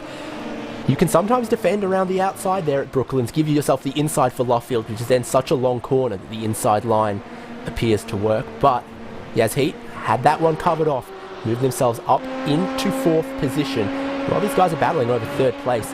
First, and, well, your leader, Movano Sim Racing Rosso, now 6 seconds ahead of any other car that isn't called Movano. Yeah, just because the Movano cars just decided to open up in 3s. Well, the lead Movano just decided to open 3-second gap into the sister team, so Rosso leads by 3.3 seconds on Fraser Williamson, but then Fraser has a 3-second gap of his own over Core Sim Racing. We have already penalties coming down from those lap 1 incidents. Maniti Blue already got a drive through for causing a collision with the number 27 car. Just going to take a quick look at the number 27. That is the Lotima Racing team on the first lap where everything got convoluted on turn number 3 and 4. And we have a car spun around. Is that the Pure Sims? Yes, it is. And they are going to have to tow, so that must be a significant problem, significant damage. Here's Simza down the inside, looking at Pure Sims. Job done. Backed up, but change of lane for Simza from behind the GTC car. Ends up as a little bit of a side swipe for Pure Sims, and they find the barrier there. So this is from Pure Sims. Simza gets down the inside, then push wide according to traffic, change lanes, and that sends Chris McGrath around. Yeah, I'm gonna. In my point of view, I think that might be a race incident in my view. But then again, we have stewards for this, and now we got this really juicy battle between Orion Race Team. Finally, Orion having a really good start so far. We often see Orion with pace, but more with problems. Both the 46 and 47 car throughout this race. I hope that doesn't happen for Yuka Hapala, as we see him putting a lot of pressure into Monarch Paddle. So he is, looks like Impulse potentially going backwards a little bit. Cora are ahead of him, Yasif got ahead of them, Orion Race Team lining up to be next. The one thing that probably will protect Impulse here though, is that they, in turn, in line, get the slipstream off Yaz Heat, which makes it harder for Orion Race Team to really close them down, except when they start coming through traffic. Here looks like another drive-through penalty. This is the one that you called out for Maniti Racing, and interestingly, look at Pure Sims. Went on the tow hook, but the repairs can't have been too significant because they are back out. Maybe just a new rear clip on the prototype. Yeah, and then we can see some other penalties coming through as well. Dylan Scrimmers go for that drive-through. Getting shuffled back in the mid of that battle between Impulse and Yasa and Orion. Now we see Race Class at number 15 just diving them on the inside of turn number 4. Dylan Scrimmers is going to lose a little bit of time on the exit of turn number 4 into 5. Now going to lose to Team Redline, and Redline trying to go for a recovery race as we speak. Almost 20 minutes in, it doesn't feel like it's settled down yet in round 4 of Sports Car Open, 4 hours of Silverstone. We're going to try to grab a replay. The lap 1 incident in this GT class. Well, we're going to see the penalty for Maniti Racing, I think, here. Also curious to know about BS Competition and how their start went wrong. So here's the replay of the GT race start. Clean away from Altus. BS around the outside of Redline, but here is Maniti. What do they do? A little bit of a tap on Latema. I guess they just breathed out a little wide on that one. And then here they are in the middle, 3 wide. Why not? Little tap on SimRC. So it looks like it might be just a cumulative thing, just a couple too many fender rubs in the first 3 or 4 corners for Maniti. I'm still curious about BS, I just didn't quite catch it. There they are, around the outside, they just get a tap. Yeah, from Redline. Yeah, and then there goes Latema. Okay. But we can see a secondary incident right after you go into turn number 4. BS Competition kind of shuts the door on Maniti, and they had to shut the door on SimRC. Yeah, and SimRC by collateral gets AAA, and they spin them, and DRS wave Italy around. So that was very much the chaotic race start here. BS Competition, I think, did a pretty decent job once they were off the track, just trying to stay out of the way. Going to look at them here with Redline. First cars that are side by side into turn 1. Well, Redline ended up tracking all the way out, didn't they? Did they commit to the corner like BS were going to back out and that caused the contact? I guess if you're BS, that's how you'd see it. If you're Redline, you'd see it as that. Well, they didn't leave enough room. They weren't cautious enough. And then for poor SimRC there, I mean, really, it was 3 wide, so that was always going to be tough on everyone. Yeah, and that corner exit it's not the friendliest corner exit because it is so slow and you can be so pinched in between cars that unfortunately that 3 wide eventually happened, and SimRC again, collateral damage, is getting the short end of the stick. Here is, well, that's the second place car, I believe, in Movano Bianco, cutting their way through all of the GT field at the moment. Probably a little harder than cutting through the GTC field because these GTE cars are a little bit faster in a straight line and a little bit faster through the corners. Yazzi's going to get a little bit damaged in terms of performance. Might bring Impulse into the fray once again because Yazzi was trying to overtake Core on the exit. I'm so sorry, David, about this, but it might give them a 1 second slowdown, but luckily for them, Impulse was just behind that Core car and might have lost that time in the process. Yeah, we noted the GT cars still very much packed up, and there were a couple battles going on in Prototype that now have to cut their way through here as well. And from what we caught at the end of it, Core Sim Racing didn't look particularly happy, and they are still being monstered by all of the prototypes working their way through for the first time in this race. We hope it gets easier, but the first time around is always a real difficulty, a real trouble. It's race clutch 15. The one with the blue shark fin. I think their other car has the red shark fin. More contact, more troubles. BS Competition, AAA Esports. They were working together in qualifying. They are not working together in the race. Phil Deans hits the headlight flasher button, and that is the I am not well pleased button in this kind of contest. Yeah, definitely not pleased whatsoever. Andres Jokinson driving so far, getting a little blocked off. There is score right behind them. They're going to overtake in between brackets. Now going into Chapel, placing a car in between those two. I think right behind them it is the Heat, as they're still trying to cash towards that core team. But not a whole lot of time lost for Phil Deans as they just going to the tail end of the hanger straight. Got to tell yourself it could always be worse, but with the most numerous class being the prototype class, there is 19 cars they need to look out for in their mirrors trying to catch it. Just 19 cars, and of course all of them still running, but with Pure Sims Esports having rejoined the race a lap down.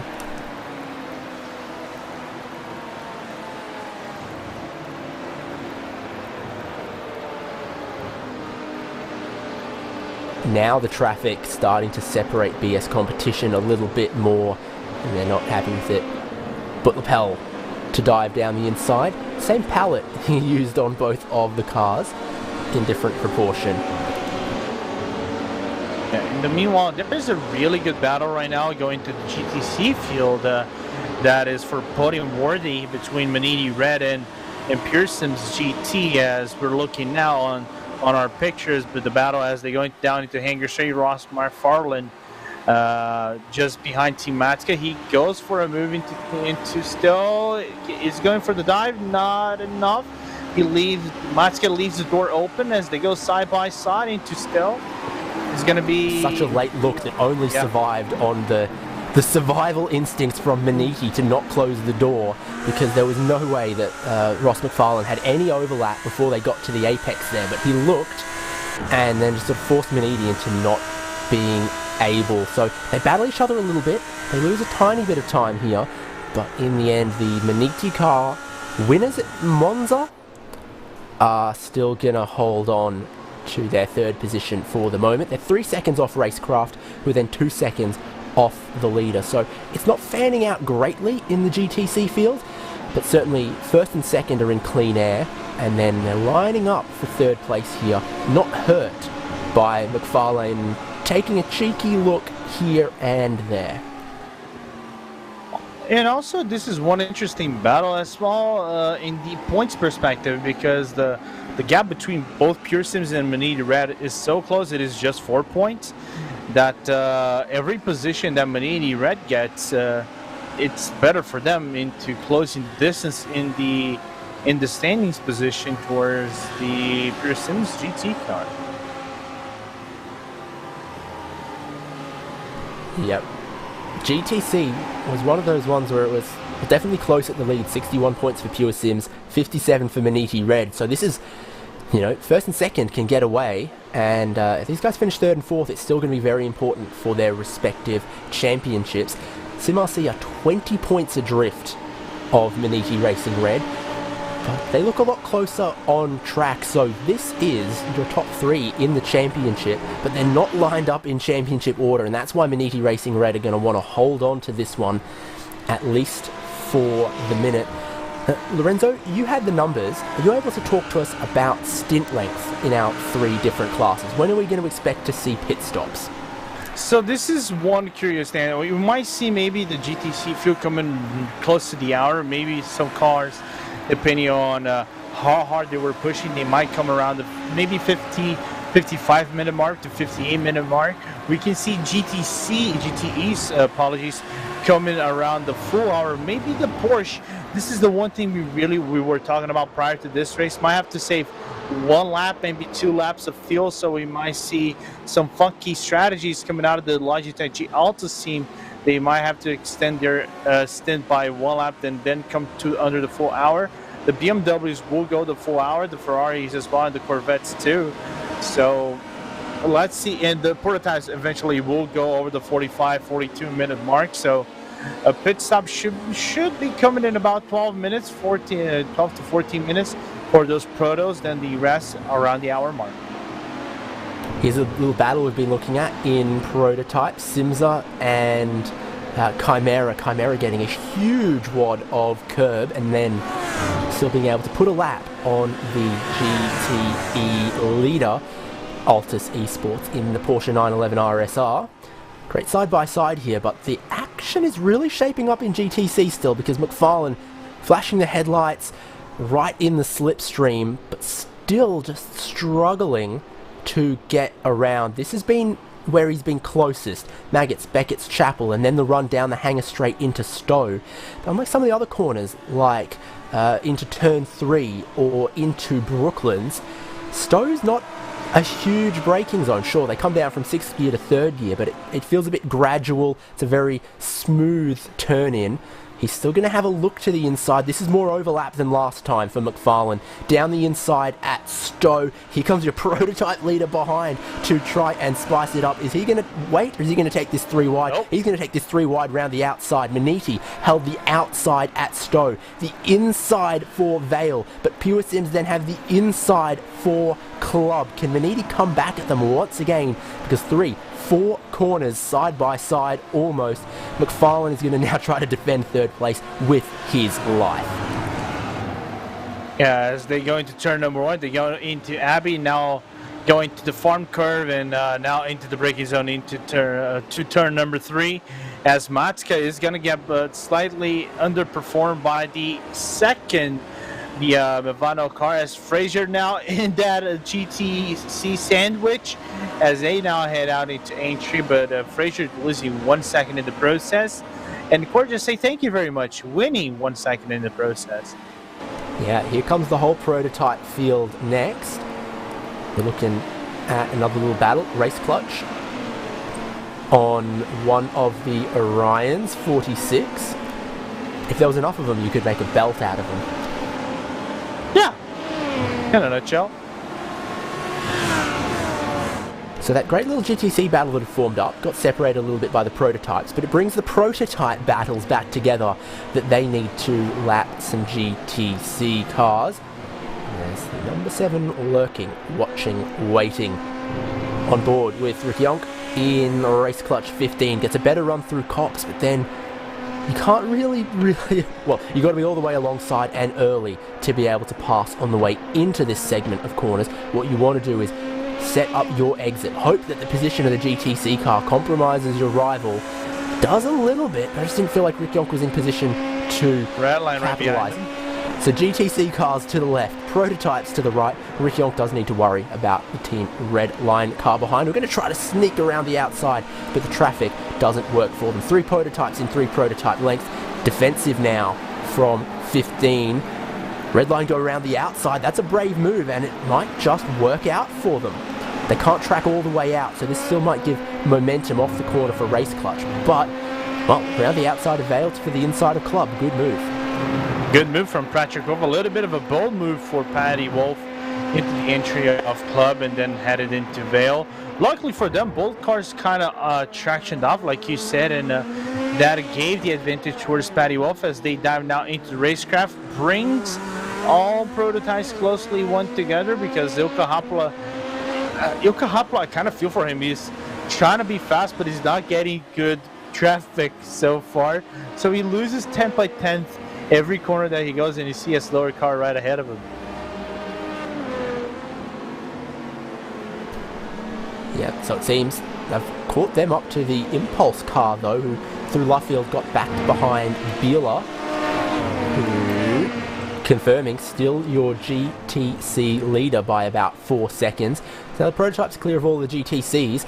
I can't wait until the GT cars start catching GTC, because that is going to be, I think, even more difficult than the prototype cars trying to get their way around. Imagine when 3 are all together. We saw that in Nürburgring, and we saw how chaotic that can be. That looks like German Sim Racing trying to pick their line. They let Racecraft through, they let Dream Factory through, but Simsa have to wait. I think the thing that's most factory about Dream Factory is that the unpainted carbon fibre on their car here. So this is the other race clutch car, the one with the red fin. Blue with a red fin. 1 fin, 2 fin, red fin, blue fin for race clutch, I think. Yeah, the problem is I often get confused race clutch with satellite. So I know that is the race clutch one, but well, good paint nevertheless. A lot of red and a lot of blue. By the way, we just saw the move also done by Burst on the back of the frame, making the move on Team Chimera, but have to give back the position to Ben Tusting. So Kazuki Mishima still on a recovery race, started P3 for that Burst team, but looking very pacey, that number 34 car. Yeah, so it is. He's been motivated by that penalty. They haven't given up, and he has caught some of the back of the LMP2 field here and is 31 seconds off the lead with still 3.5 hours of racing to go. So yeah, don't count them out. The other thing I am so interested to see as this race continues to progress and unfold is what some of those suspension changes are going to mean to tyre life and tyre strategy in prototype, because the camber limits have been very, very much reined in. You'd imagine that reduces the tyre wear a little bit as well by forcing people to run the tyres flatter. They'll run more evenly. Huge dive from Latima, shoves Core out of the way. Wow. From what we saw on lap 1, what counts as a penalty on lap 1, gosh, you probably don't want to be making your passing moves like that. No, you don't. You're probably going to get a drive-through in the process. Now we see Rebecca Pauline trying to apply that pressure on Yanni Kyoto, but Rebecca just backed off into entry, did give as much room to Yanni as possible so he could maneuver. Also in this GTE battle, there is battle for the podium between the number 19 car of Williams Steel Blast and the Bila Aeronix as Van Hasse goes closer and closer to that Corvette. And we know Sven, he's not one of the drivers who patiently waits. I know he's going to try to save as much fuel he can possibly save, but Sven, if he finds an opportunity, David, he will take it. Yep. One thing I've seen on the timing screen is the prototype cars look like they've actually found a little bit of clean air. On that lap just gone, I saw about 10 cars set their personal best lap time of the race. They've burned off most of the tank of fuel, gotten a little bit lighter, and then found a clean lap without any traffic. And everyone in this pack, Impulse, Orion, Redline, Race Clutch, okay, with the exception of Impulse, all just set their personal best lap of the race on the lap just gone. And it was true down the field as well of Butler Pell, of Sim RC, of Race Clutch 16, and Yaz Heat, who set the fastest lap of the race overall as well in their little pursuit to try to catch the top 3. So Yaz Heat moving through the field. This pack, now's a great time to try to make a move if you're any of these prototype guys. Yeah, because you're already coming into the into the tail end of your stint. You're ready to, you're getting preparated to come into your pit stop anytime in the next maybe 6 to 10 minutes. So you're already getting a little bit more aggressive. The car is lighter. You can get better performance out of the tires. So why not make a few moves? You might lose some time in the process there now as we are back into this fight between Ben Tusting and Kazumiko Mishima. Now Mishima is going to look on the inside of their own club. Yeah, that he is. And then no grip around the outside for Chimera. Probably realize that eventually they're not going to be in this battle anyway. Umeshima back up into 15th after qualifying 3rd. Best of the non-Mavanos. Yeah. The Orion car's looking a little bit weak. Patrick Wolf has found his headlight flasher, closes up down the Wellington Straight, takes a narrower entry to Brooklands, which is interesting. You know, the corner closes up a little at the exit, doesn't it? It's quite a late apex. It's a mid-late apex, but the problem is you don't get too much runoff in terms of straight. You just go directly from Brooklands into Luffield, and what you want into Luffield is just stay, I would say, right in the mid portion of Luffield, because it is kind of a double apex. You attack the inside part of the corner, you run slightly off wide, and then you attack it, and it's full off camber because you get the better run up into the outside part of the corner. You can run off the green concrete section for nearer to its fullest and then get a lot of speed out of it. Paddy Wolf, very accomplished across several seasons of Sports Car Open in Team Redline. We've seen him driving, I think, just about every variety of prototype machinery we've ever had in this championship. Yep. It's in Brion, up there you see, now sets his fastest lap of the race. You can't understate how much pace these cars pick up as the fuel burns down. But how taily is that Orion car getting? That's where they're struggling. Traction off the corners is just not working out. Paddy Wolf has a look into turn 1 and it's contact. Orion are around. Left the move too late. Just at the wrong time. Tap on the rear. Ilka Happler. Hapless. Yeah, we're going to look on the replay right here as we're going to see the red line car being very pacey out of the Vale corner. And he goes into a very optimistic move into turn number 1. He didn't have any overlap whatsoever. Hoppla just going slightly slower into Abbey. And unfortunately, the contact has been made between red line and Orion, and Hoppla being spun around. Luckily, he hasn't touched the barrier, but he's going to lose a whole lot of time in the process. He got close, didn't he? So it doesn't look like there'd be any damage on that. That isn't an easy fix when the pit stop comes around in a minute or 2-3 minutes or so. Yeah, that looked like a late look with not a lot of overlap from Redline, but also Orion trying to slam the door. And, well, you've got to be careful when you slam the door like that. Here's the GT cars catching GTC, though. We were waiting on this, and it's really hurting Biela and BS. Oh no, there's contact. Biela, BS in the wall. Damage for Biela, damage for BS. Change of lanes from the Maniti GTC. 4 wide on the hanger straight. Did not go. Lorenzo, here's the replay.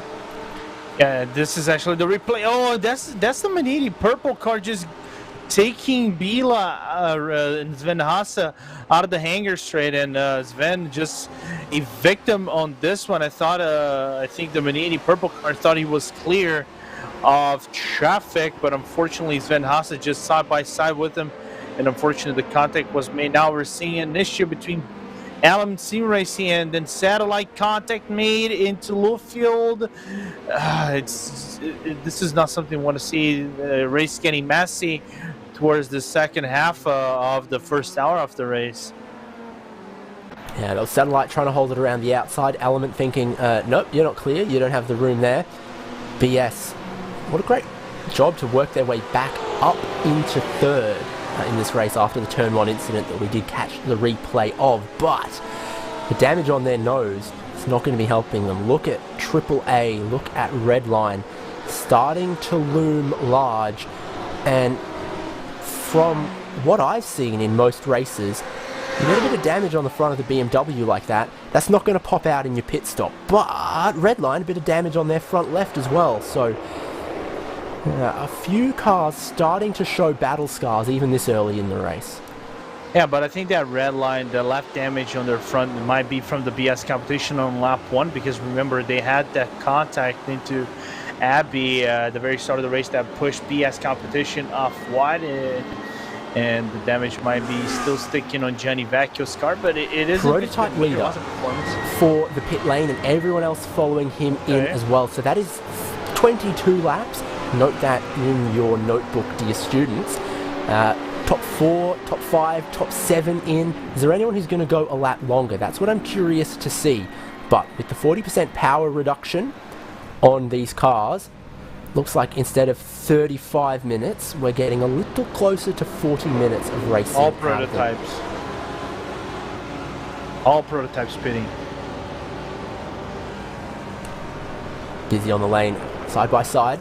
Pictures. SimRC are trying to get clear of one of the HM Engineering Audis. Now trying to get clear of the Movano Verde Audi. Should stick with Kova and Urano.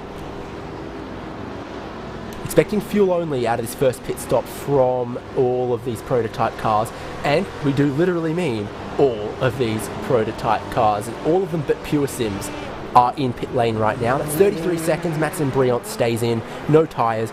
That's pretty standard opening pit stop from both of the Movano cars as Briant and Williamson continue. Jumping up into third goes one of the Orion cars. Am I seeing that? A short fill from Orion 47 and David Decor. Yeah, 24 seconds short fill for David Decor. I think he's going to go for maybe that half stint that I was believing there might be a half stint within the Orion, but the problem is he just runs off wide into turn number 4 and gets so damaged in the process, loses 2 positions, might lose 3 in the process. That is a sick looking car, so let's pull up the replay. Okay, so he's out of pit lane, he's heading into Loop and Village here. Car just pushes wide, bounces across, he's on the runoff here, but he still looks slow. Still looking slow on the runoff. There's more problems for that car. He's parked it, he's towed. What has gone wrong for Davey Decor? All fallen apart for Orion in the last couple of laps, hasn't it? One of their cars gets tapped into a spin in turn 1. The other car, trying to make an aggressive strategy maneuver, has got something going on. Yeah, I was going to mention that that incident between Orion and Redline, the Redline prototype just got penalized towards that incident. I'm just going to see if it is a drive-through to the number 7. Just give me 1 sec. It is a drive-through to the number 7, yes. That's certainly your gut feeling on the first watching of it. I never want to cast judgment too early or too harshly, because sometimes it's not what it looked like from off-board, or not what it looked like from the first look, but that definitely matches with what the gut feeling was. So pit stop's done for all the prototypes. I imagine about 10 minutes we're going to see all the GTC cars, and then we'll keep an eye out for any GT cars that don't make it to the top of the hour on fuel. Almost everyone has a drafting buddy at some point somewhere around the lap, so for the BMWs, not imagining it's going to be a problem. You've got to think about the Ferraris, about the Corvettes, who had troubles with their fuel numbers at Monza, remember, and of course that Porsche that leads category. Again, for those who are not aware, we were talking about the Porsche having to save maybe 1 or 2 laps of fuel into their stints so they can be safe on the fuel range. As I got from talks that the Porsche actually burns fuel more than the BMW and the Corvettes themselves. So even though that Logitech is in the lead, don't count him out just yet in terms of any problems, as Money Maria Marciano just goes into his 20th third lap into his stint. If you're going to call every team by their main sponsor, you're going to confuse HM Engineering and Altus, because both of them have huge Logitech stickers on the door. Sorry, Logitech. Oh, speaking of, hello, HM Engineering 59 in a great little battle with Baz Visser and Maniti Racing Purple. I think this is the Maniti GTC car that didn't get the qualifying they were after, started 13th or something, well off their teammates. They've picked up a position or two in the race as it goes, and now they're looking at one more from Norbert Leitner and HM Engineering. Yeah, correct, SCO Purple here from Maniti Racing, qualified 11th and have gained 1 spot. Yeah, and I think this is the Maniti car that got involved with the incident with Bila Racing Team Aeronix in the BS competition on the hangar straight, and punted off the Bila car off into the barrier. But he's still looking pacey. He's still trying to make the move on Norbert Leitner, but as you're not going to make that move on Megan Zabakis most surely. So Movano Sim Racing Verde lead this little train. Caden Bin, driving for Movano, goes against everything I saw on Twitter in this last week. Twitch. There you go. He's still behind the wheel of that machine, maybe at least for the rest of this championship, or at least part of this race. But Norbert Leitner's with him. Baz Visser is with him. Here comes Maniti Missile in one of their GTE cars, the car that had to already serve that drive-through and is a little back off the pack, trying to get through. It's kind of comical, the size difference between the BMW and the Audi when you see them alongside, isn't it? Is it just me who thinks that? It's kind of like a fish getting hunted by a great white shark. Like you see the GTE cars next to the prototypes, and they're bigger. You're like, yeah, that's fine, because the prototype car is a little, prototype car. But when you see the two different GT vehicles side by side, and you see that the R8 is just a little bit of a more compact car, then just that 10% size difference is a little jarring. If I have to make comparisons, like seeing Shaquille O'Neal compared to anybody else. They're just Shaquille so next small. to Shakira, how about that? Yeah, the best comparison we can make. And that's not an insult to anyone, because you'd trade your life in a heartbeat to be either of them. Absolutely. Which one would you rather be, Eldo? I think the real question comes down to, do you want to be, good at singing and at the guitar, or do you want to be really, really, really, really, really, really tall and good at basketball? And breakdancing, don't forget about that. The talents of the rich and famous. That is a really good pondering question, as we just see the Maniti car just managed to clear himself out of that GTC field. Took them a while, though. Shakira, my Spanish should be a lot better, I think. Yes. Whoa, bit of tyre smoke in Stowe there. Was that a bit of a lock-up from HM or from Vano? Or was it AAA trying to dive down the inside to get clear of these guys? They all stay out of pit lane still, so the slightly reduced fuel tank for GTC on normal GT3 regulations. What was the number? 84%? So instead of 120 litres, they get 100 litres. That takes 16% off how long we think they would normally go. I definitely think we're going to see GTC cars before the top of the hour, but the question is, how much longer do they go? And what does that do for your tyre strategy? I think we're still going to see quite a bit of double stinting out of the GTC field, but then it leads them to a bit of a splash and dash at the end. What do they do for that? How do they manage it? Lorenzo, track temperature still 40 degrees Celsius. It's not cooling off yet. It might later on. We might get a little bit of cloud, but not happening just yet as Movano gets held wide by the prototype. Oh, by their own teammate. Yeah.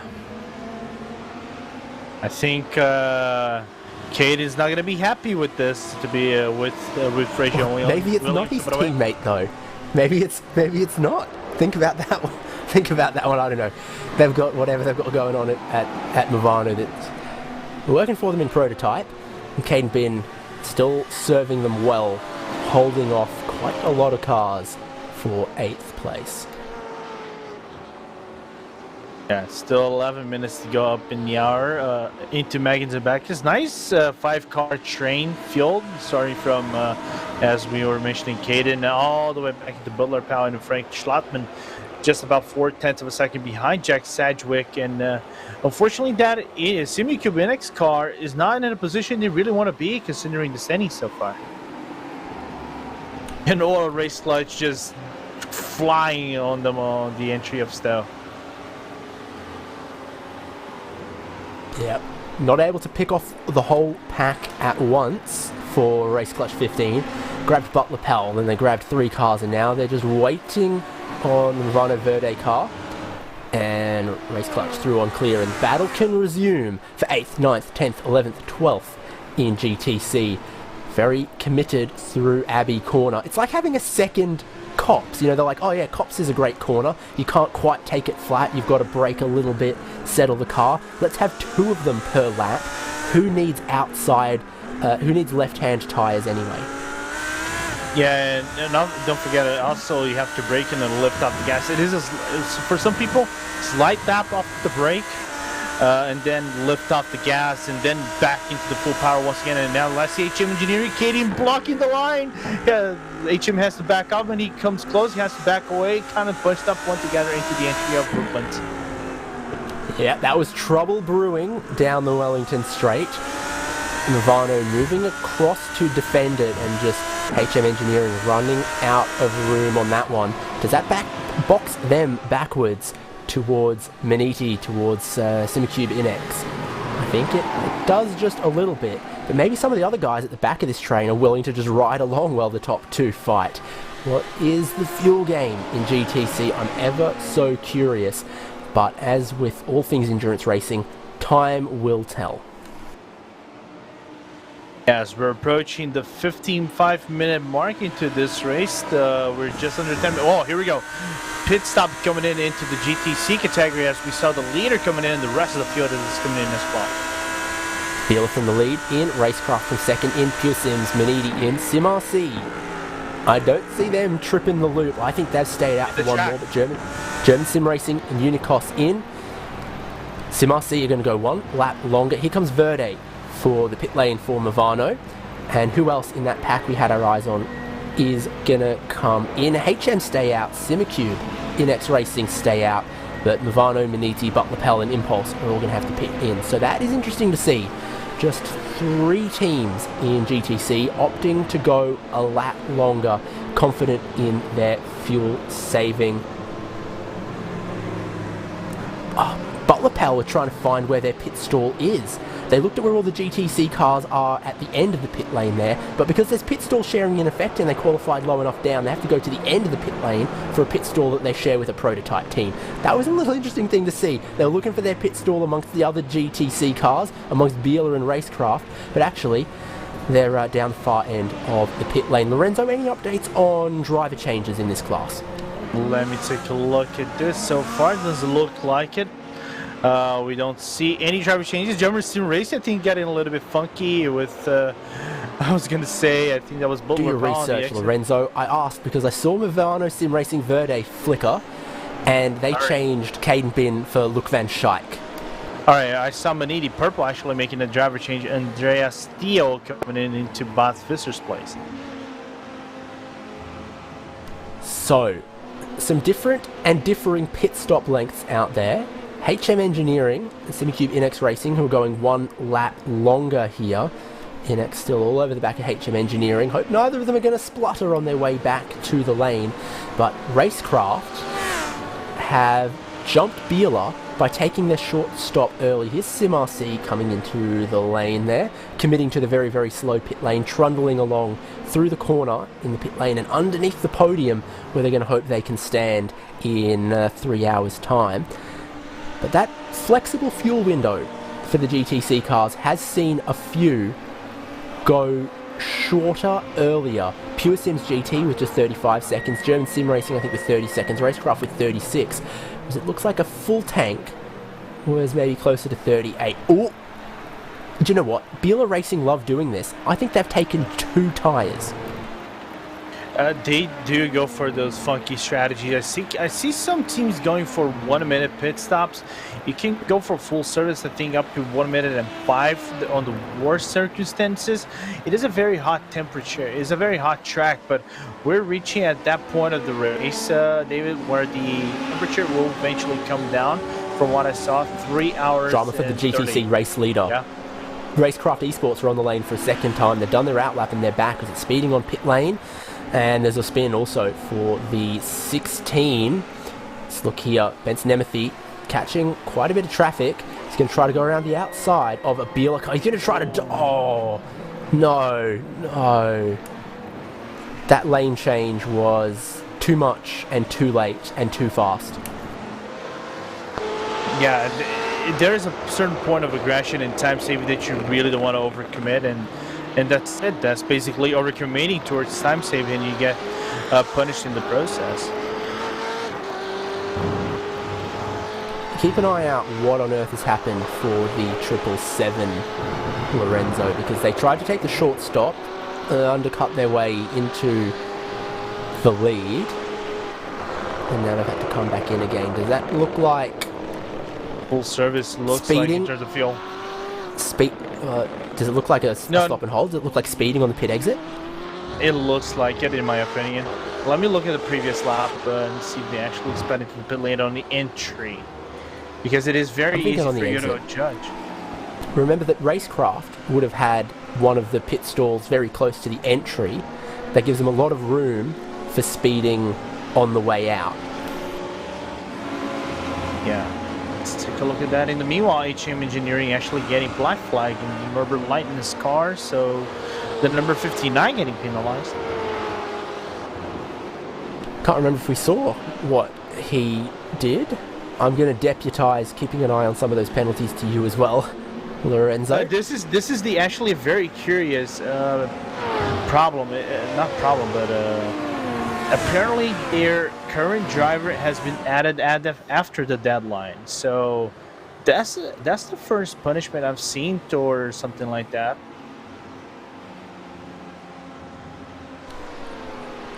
Well, we've definitely started with a couple penalties that were on the administration side rather than the on-track action side. But then once the race kicked off, there's been plenty for our dedicated race stewards to look at in terms of car-to-car contact and the like.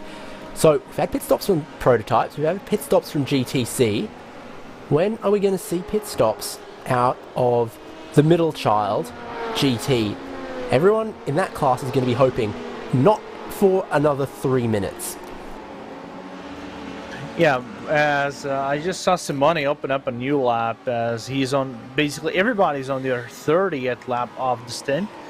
30th lap of the stint, and I believe that's where the pit stop should be coming in for GTE.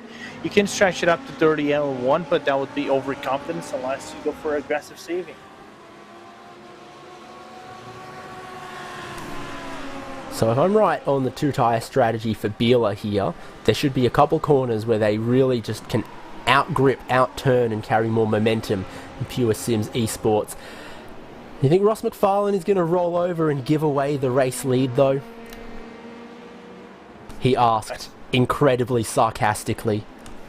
Yes, and me answering, there is a realm of possibilities within like the Doctor Strange universe, pulling a little bit out of the comics universe where he might defend this, but yet that just going for the move on the inside, he's going to go for it.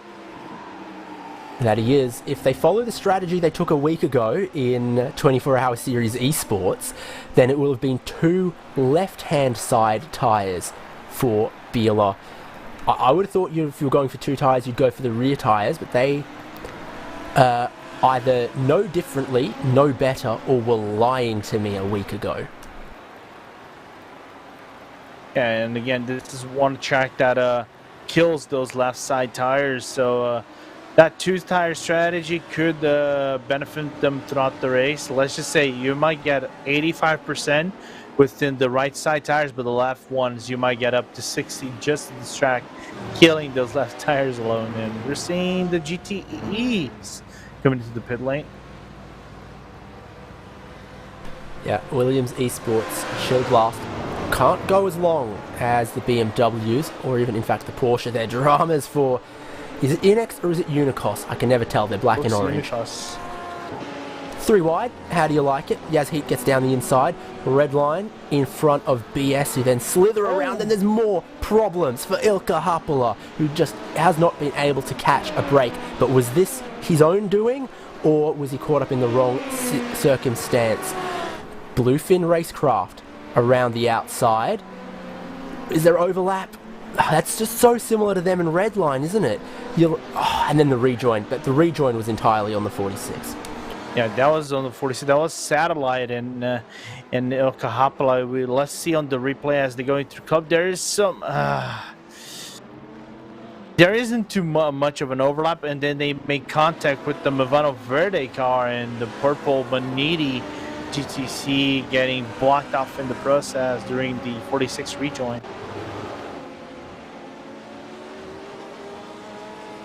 So, as at Monza, the Williams Esports Chill Blast Corvette not able to go as long as some others, pitting a little earlier. That could very, very well come back to bite them deeper in the race. Have they slimmed down to just a 1-car team?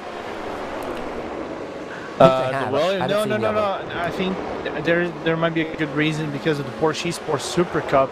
Some of those drivers participated here as well, and from what I heard, Williams might have been short-staffed for this race. Even Manini at some point might have been short-staffed, as we're seeing the BMWs coming into the pit lane in AAA Esports, Redline, BS Competition, Kova, and Logitech, like we were talking, saving that extra amount of fuel. One more lap for them. Yeah, interesting to see your leader with no slipstream all stint long, staying out, going a lap longer than the flotilla of BMWs. What is going to be the dominant strategy here for these guys? Tyres or no tyres? It looks like. Well, it's definitely fuel goes in first.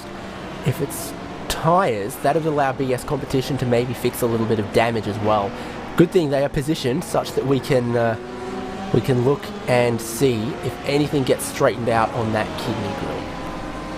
Yeah, and we're seeing some driver stops over here. I see AAA on Joachimsen coming out of the pit lane. Johnny Vacchio coming out of the pit lane as well. Diogo Salipa taking over from Nuno Henriquez and Lottima race team. And Lassie Lasse is on turn number 1. He's going to take over some of those cars as Williams go back into P2. Yeah, here we go, streaming back in. 47 seconds for Kova. Is that 2 tyres again? SimRC, 48 seconds. Those are some outliers because almost everyone else with 35, 34 second fuel fill. That just, we're like, tyres or no tyres? Well, apparently you've got a third option as well, and that's 2 tyres. Williams Esports Chill Blast, despite the early pit stop, still held on to second place. Are they going to be able to undercut Altus? Unlikely, but here comes Simone Maria Marceno for his pit stop in the Porsche. If they keep doing this, keep extending, that's also going to give them a nice short final stop as well. Yeah, but that was a dodgy entry for Simone Marceno as he basically braked his car, sorry, all the way down into 30 kilometers. He came a little bit hotter than usual for that Porsche 911 RSR to avoid the danger of getting that not pit stop, but penalty for coming in too hot into the pit lane. I think there's a AAA number 8 car coming out of the pit lane. Yes, it is Carlos Dieguez, just finished with his pit stop. 1 minute and 30 for the number 8 car. Second to last in the class. Actually, the last one of the running cars in the class.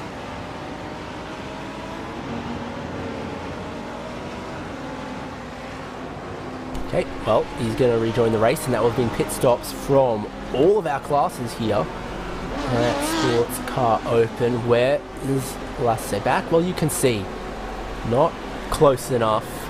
The gap is going to end up just a handful of seconds there, 6 or so seconds.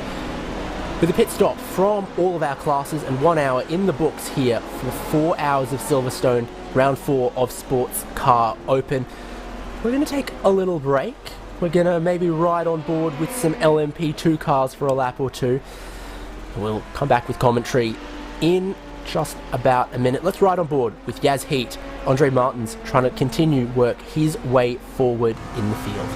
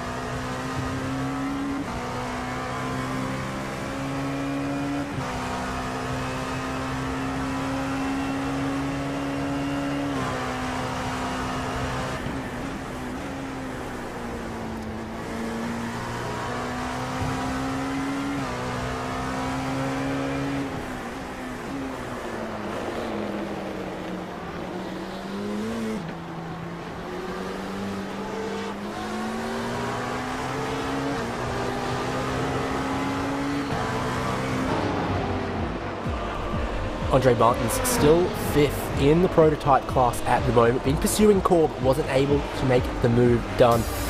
What he has had to do is think a lot about the tyre life, as you saw him skating around a little bit, particularly in the traction zones for the second stint on those tyres. He's also thinking a lot about the traffic, because look, he's got both classes of car in front of him. To the inside of Manidi Purple he goes. Now he's got to shape up against the Butler Pell and the BS, and he gets a great run at core as well, who slot back into the line. But they get to Brooklyn's here, Lorenzo, and he's just not close enough to make the move. Once again, traffic, an ever-present factor here at Silverstone.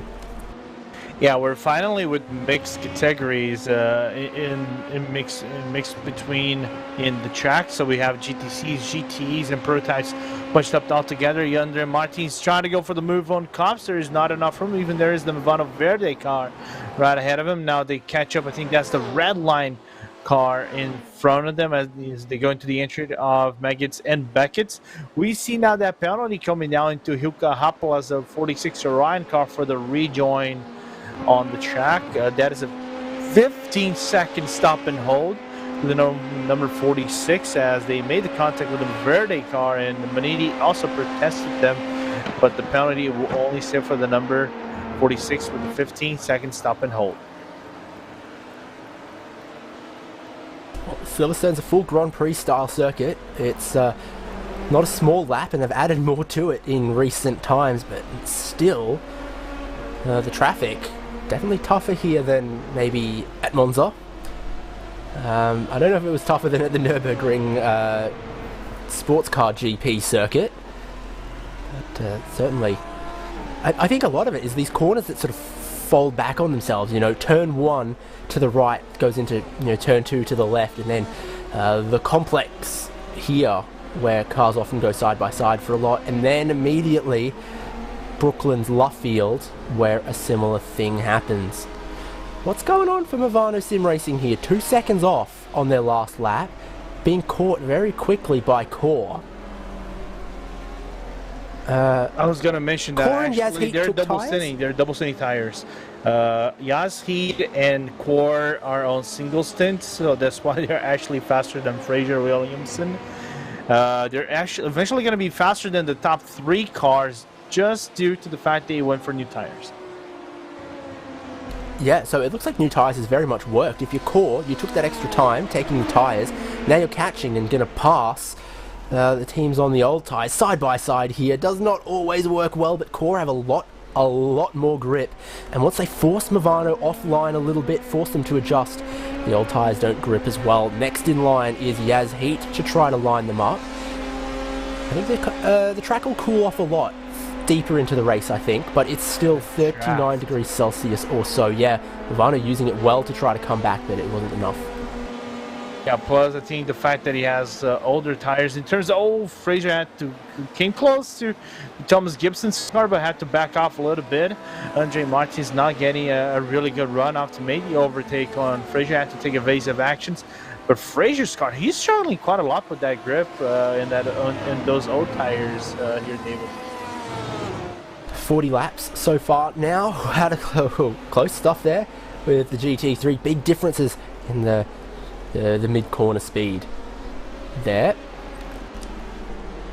Thomas Gibson really, I think, wants to leave Movano Sim Racing Bianco vulnerable to Yas Heat, have those two battle so that he can scamper away in third. That would be his ideal how this plays out. Andre Martins, good slipstream to the inside, decisive move. Oh, and then tries to shove him out, but that is not going to happen. Still side by side on the exit of Luffield here. Should be better traction from Yas Heat. Can Movano have the shorter run at Woodcote? Old pit straight. Yas Heat should be getting the draft. Don't tell Fraser Williamson that. He's still got to keep his nose down the inside. Around the outside, I think that is now moved done and sealed for Yas Heat.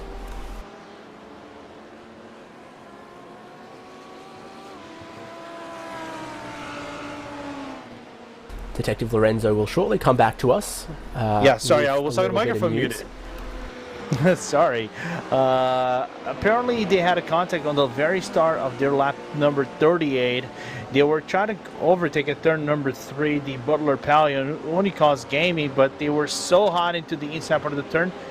Made contact with the Unicals. We're going to get that replay shortly for you guys up on screen. Okay, so it's not just the tyres giving way a little bit, but there is evidence that the tyres are giving way a little bit on the number 20. There's also some contact that cost them a couple seconds, and that critically put them back into the clutches. This is hopefully the right timestamp here. Yeah. For Fraser Williamson. He's got the Williams car. And he gets down the inside there, but really has to dive for it, and then finds himself door-to-door with Butler Pell, and that sends him around. Gosh, he wasn't helped by Williams. That put him in a difficult spot, but then the rest of that is really, really on Fraser, isn't it? Yeah, I think it is slightly on Fraser, just going for what I would say a very optimistic cutting time move on the entry of the corner. I thought he believed the Butler Powell would run off wide into the loop. Unfortunately, that wasn't enough, and now back into battle because Jochimsen is all right on the heels of Lassenbach. Certainly is. He's going to look to the inside, but the door is slammed shut by Lassenbach, who really needs to think about his fuel consumption at this point in the race, doesn't he? He's in a difficult position to be able to do anything about it at the moment. Both of these cars you see, second and third, no tyres whatsoever at the pit stop. We've heard rumours that all sorts of strategies are in play tyre-wise. Some teams took a full set of tyres, like Latema, Core, and the AAA number 8. Some, well, they took something. We're hearing that 2 tyres are a possibility, 1 tyre sometimes. Ooh.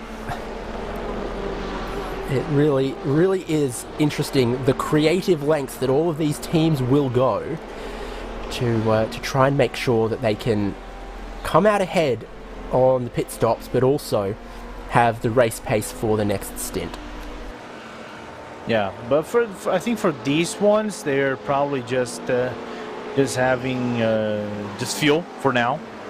Believe they're gonna get tires on the second stint.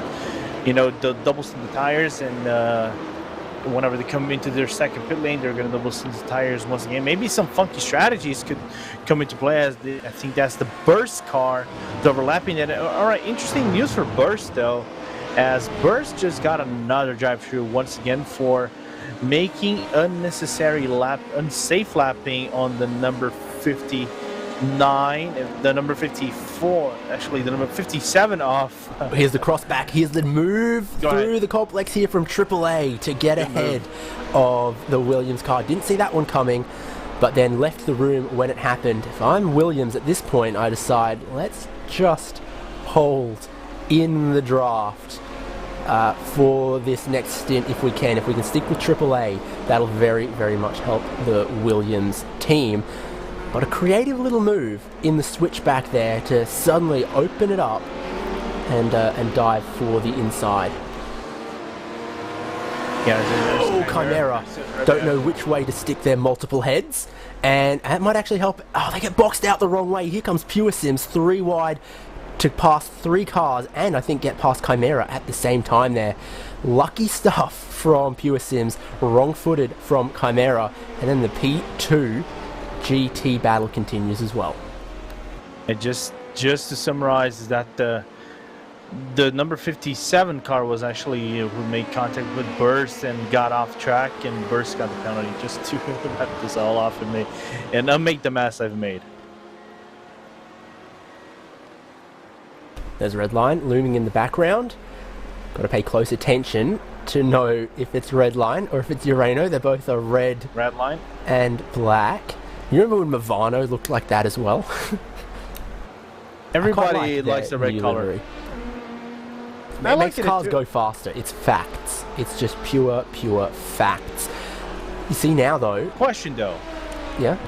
Do they have the RaceSpot sticker on it? That's the other thing you can do to make your car go faster, is chuck a RaceSpot sticker on there. Can be found in the paint shop and anywhere good PNGs are sold. Unicos, Butt Lapel, Maniti Purple. Is there a penalty for Maniti Purple? Their lane change on Hangar Straight, we mentioned. There was a bit of an incident there. You could look at it as it was the Beeler car trying to squeeze down box back Maniti. You could see it, Maniti changing lanes without checking their blind spot. Yeah, and that's one of those tricky things about racing. You want to try to save as much time as you can possibly save, but you have to be very cautious and make safe approaches out of it. As Bastian Dembit is going to make the move eventually on Ismail Martel into Brooklands. He has the overlap. Yes, he does. Well, he's got enough to get down the inside, but he's not got enough to get clear because the Unicos gaming car is then going to hold the inside for Luffield. And just slot back up right in front of the nose of the Butt Lapel car. And, Hugo reads my mind once again. This is the man who has a great view of it, Andreas Thiel, in Maniti Purple. Looking very patient, honestly. Fuel saving, tyre saving afoot here. Well, you got to save every possibility of fuel you can save. You know these cars are made the hour, and we're seeing the prototypes once again just pitting, except for Maxime Briand. Yeah, so second stops out of the prototypes today. And from everyone pitting on the same lap the first time around, they've split a little bit in places. There's tyres for Impulse, you can see there on their jacks. New front clip on the 20. Did you see the headlights readjust? I did. I was looking there. So a lot gets done in the pit stops for these prototype cars. You get a very, very efficient pit crew. Sims are on the jacks as well. Maxime Briand went a lap longer than everyone else, and he's just joining the pit lane, but he's a lap ahead of everyone you see in the pit stops there as well. So Yazheat and Core that took tyres on the first stop, taken no tyres this time around.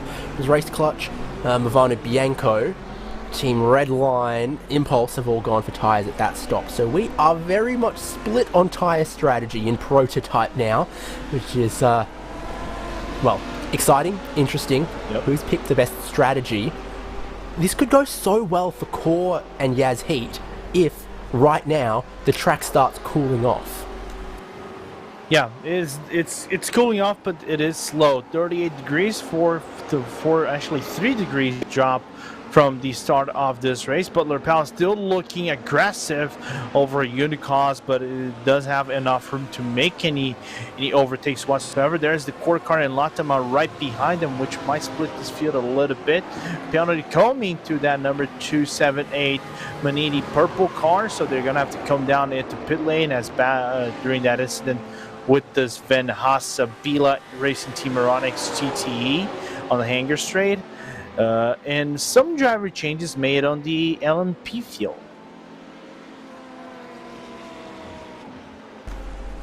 A lot of traffic in the middle of the lap here. SimRC trying to pick their way on Latema, trying to pick their way on Butt Lapel. 3 wide down the Hangar Straight. Chimera get a good run here as well. And they change lanes again, and they cut across 2 lanes of traffic for Latema because they're trying to work out how they're going to get past Unicos and stick with Core. And then they push a little wide on the exit. Frantic stuff, even we are an hour and a half into this race.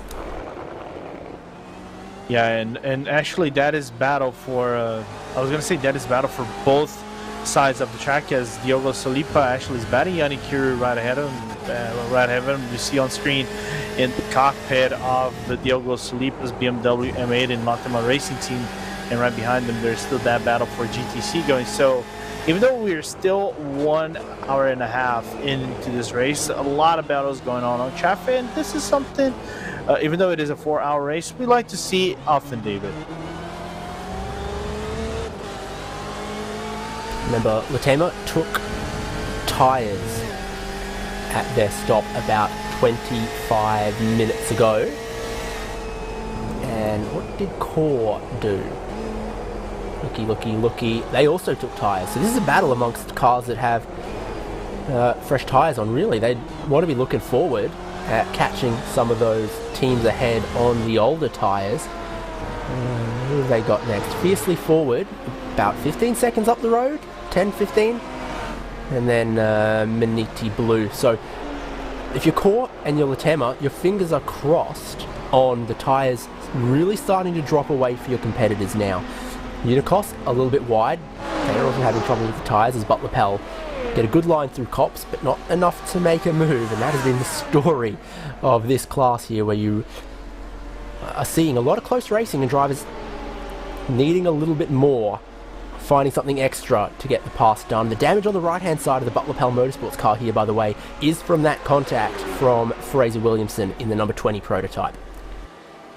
Yes, and we're looking once again in the hangar straight. Let's see if Davids is going to have any. Davids actually going to have any overlap whatsoever to work with, as they just got out of stow to one another. About 1/10 of a second between Davids and Martel as they come into club, but no room whatsoever. As we're seeing, I think the Maniti Purple for pit lane. That was interesting. That's a little early. Penalty. But yeah, okay. That's quite a bit early then, isn't it? Is that for what I mentioned earlier? Yeah, the penalty with the Bila Aeronix GT we were mentioning earlier. Well, two Manitis in GTC, and one of them is not having a great day. Here's that switchback we're looking for again. Butler Pell down the inside for the loop for Aintree. Slots back across. Unicos in a great position to pick up a big slipstream. Do they go left? Do they go right in the end? They follow the normal racing line down the hangar straight, and it's side by side for 8th and 9th in GTC. Butler Pell have the inside once again, and Unicos run out of room to switch them back. Yeah, Martel tried to go for the late break and then cut back into the exit of low fuel. Not enough room to actually go for the cutback. And good defense from Bastian Davids over here, opening up a small gap of basically 0.3 of a second on Martel. But I believe Martel will want to go for the move on Davids once again. He just needs time. They're both on the same tire strategy and fuel as well. Yeah, we saw everyone in this class go 25 or 26 laps in the first stint. These guys are 16 into this, so maybe another 10 laps still to go. That would have been very, very early if it was a scheduled pit stop for the Maniti machine.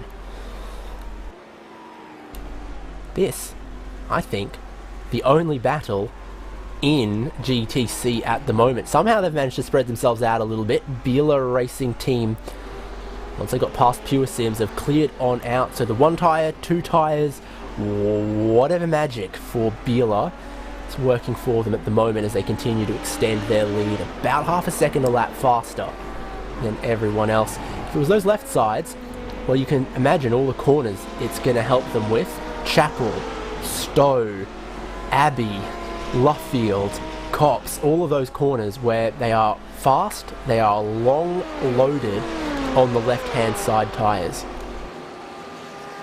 And for Bila, I really want to talk about Bila over here for one moment in this racing, in this car, in the GTC field, because it's been a car that had some very promising qualifying runs, but eventually they couldn't capitalize anything whatsoever in races. They usually get in race-ending incidents. I think that was the case in Nürburgring, that they had a relatively good qualify, got bumped out, got it into a few incidents, but managed to claw themselves back up, getting a few spots. If I recall correctly, got P6 into Nürburgring, getting some good points.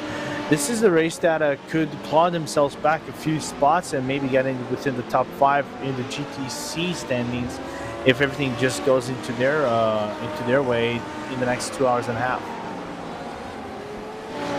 Yeah, it is that kind of 2-horse race in the championship at the moment. 61 points for Pure Sims, 57 for Maniti Red, and then you go all the way back to 37 for Sim RC, and then keep digging down. Oh, no problems for the Sol Williams Corvette. Laissez back facing the wrong way, and that is in the loop in the opening sector of the lap.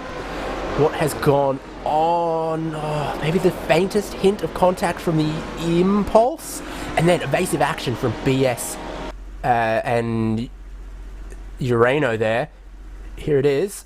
That is definitely impulse 56.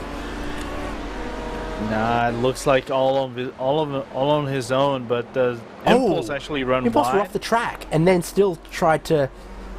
Okay, well, I think forgive Lasse back maybe a little bit, because be weird to look in your mirrors. Is the prototype close enough? See, they're off the track, rejoining and heading straight for you. It was already a little sideways, a little loose from the old tyres on the Corvette. I think it scared Lasse back a little bit, and that's why he spun. I'm going to struggle to see a penalty for impulse in that, other than maybe a warning or a caution for being aggressive in traffic, because it is aggressive to come from off the track to rejoin and still try to get down the inside of the GT car. I don't think contact was really or solidly made there, but it was still an aggressive maneuver that might have put off Williams there. And hey, how good was the avoidance from BS as well to not make that a bigger incident? They were... Yeah, and Urano. Yeah, Urano as well, yeah. That was a really good avoidance. I think also German Sim Racing, the GTC, got really lucky because they were the first car coming into the loop and narrowly avoided contact with that Williams car. But hey, damage is done. They're thrown back P6 in the field now, back into this Urano BS competition battle. Yep, so it is. Both of them made the same avoidance a lap ago. Urano looking good. Potentially still some missing straight line speed out of that crooked splitter and grill on BS, who I think in the end actually just roll out of the throttle a little bit, decide it's not worth fighting that one for the moment. Urano up into fourth. Huge moves out of them. Have we got any retired prototypes? Because if there's no retired prototypes, then that is +8 positions in the race so far from Urano Esports. Yeah, what was actually a very bad qualifying turned out to be a very good race pace for Urano, plus a few penalties coming down to some of the GTE teams, and then Bila Racing Aeronix, the number 45, getting chopped off this race. That's why Urano having a really good first half of this race so far. Now back into Burst Esports because they're on the hunt. I think that is Pure Sims right ahead of him, David? No, that's Put Lapel, sorry. Yeah, it looks like Put Lapel. Burst Esports. Yeah, plus...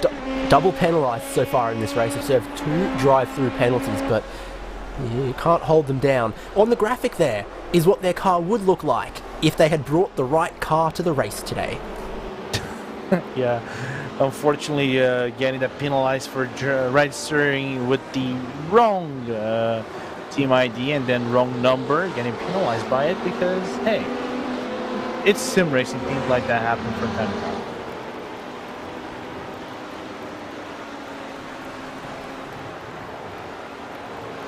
Oh, splitting in between Urano and BS, which BS aren't going to like, because I think with the damage they're carrying, they would really, really like to just follow Urano for as long as possible, as long as they can get away with.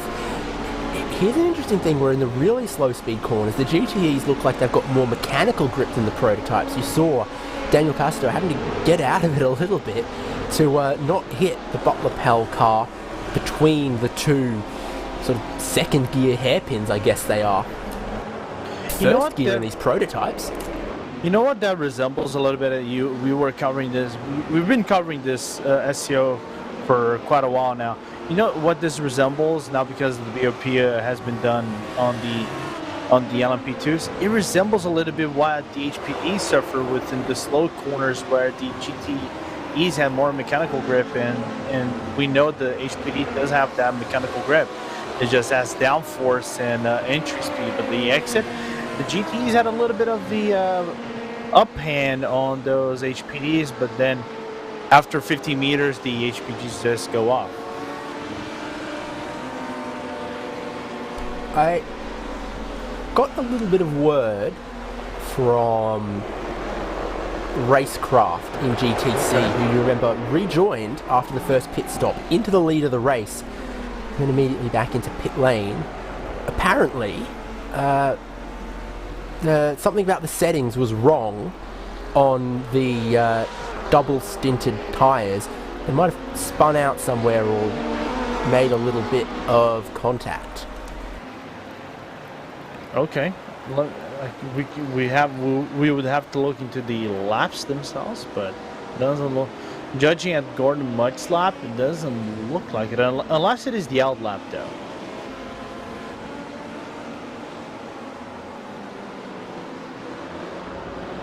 Interesting to see, but they're still back out there. They are still running, and they were behind one of the battles we were looking at earlier, hence they caught my attention. We were looking at Butlapel and Unicos, and then Racecraft were a little bit back further behind that.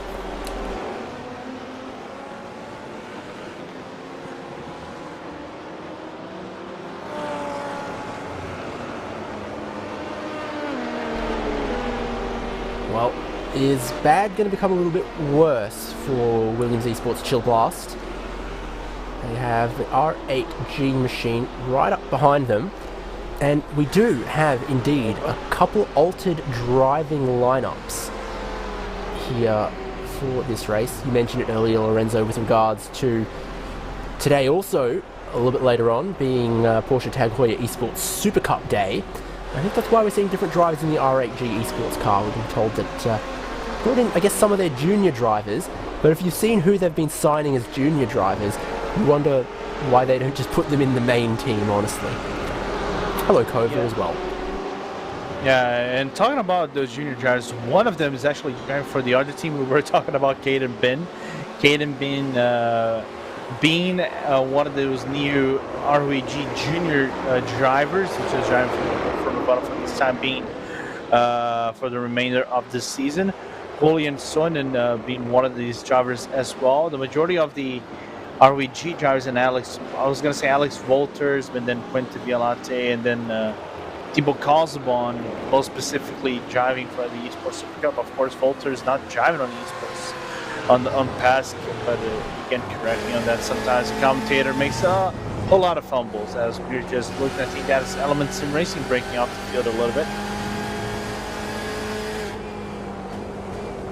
Yeah, Element, one of the cars we would otherwise mistake with Burst, were it not for the fact that we're not going to mistake their paint with Burst today. They're trying to work out which way to go, though, as they've got Simasi Audi mixing it in.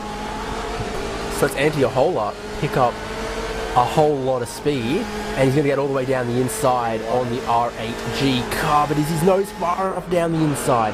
He's going to go for it. He's going for the move side by side into Brooklyn's they go, and I think the position is Kova's now as they are able to track all the way out, block off the inside for Luffield, and Kova into 7th.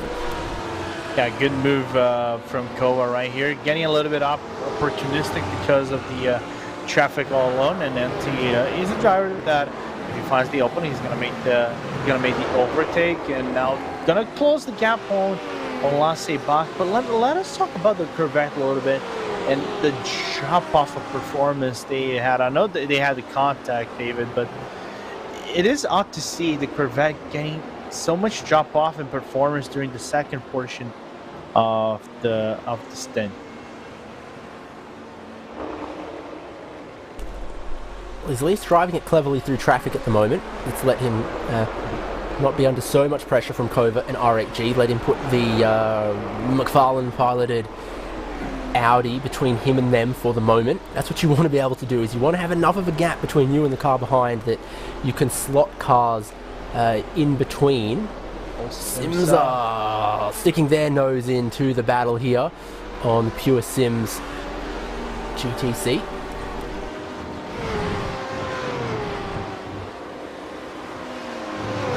You're going to see those GTC cars on the lane in a minute, though, and by a minute I mean maybe 4 minutes, maybe 2 laps time. I think we're going to see some of the first normal scheduled stops, the second stops out of them, and then what on earth are they going to do on tyres in that class?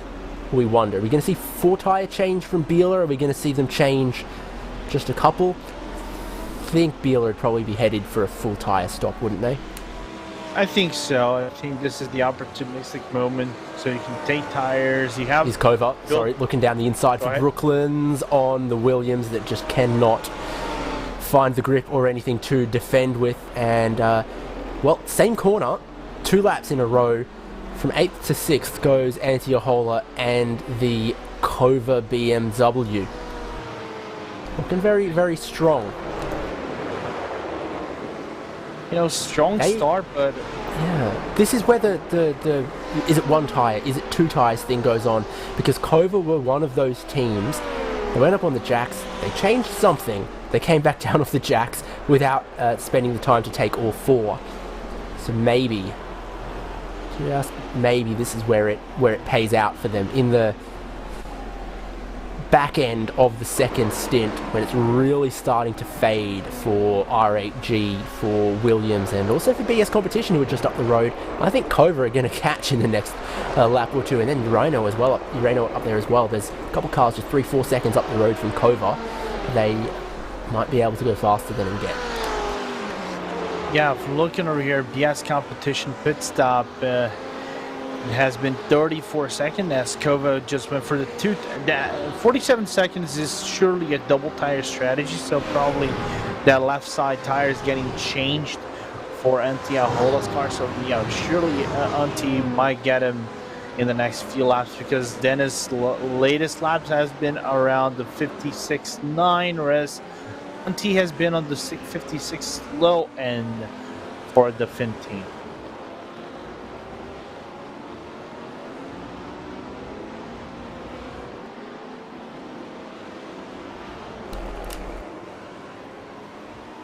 First of the GTC runners onto pit lane is going to be Maniti Racing Red.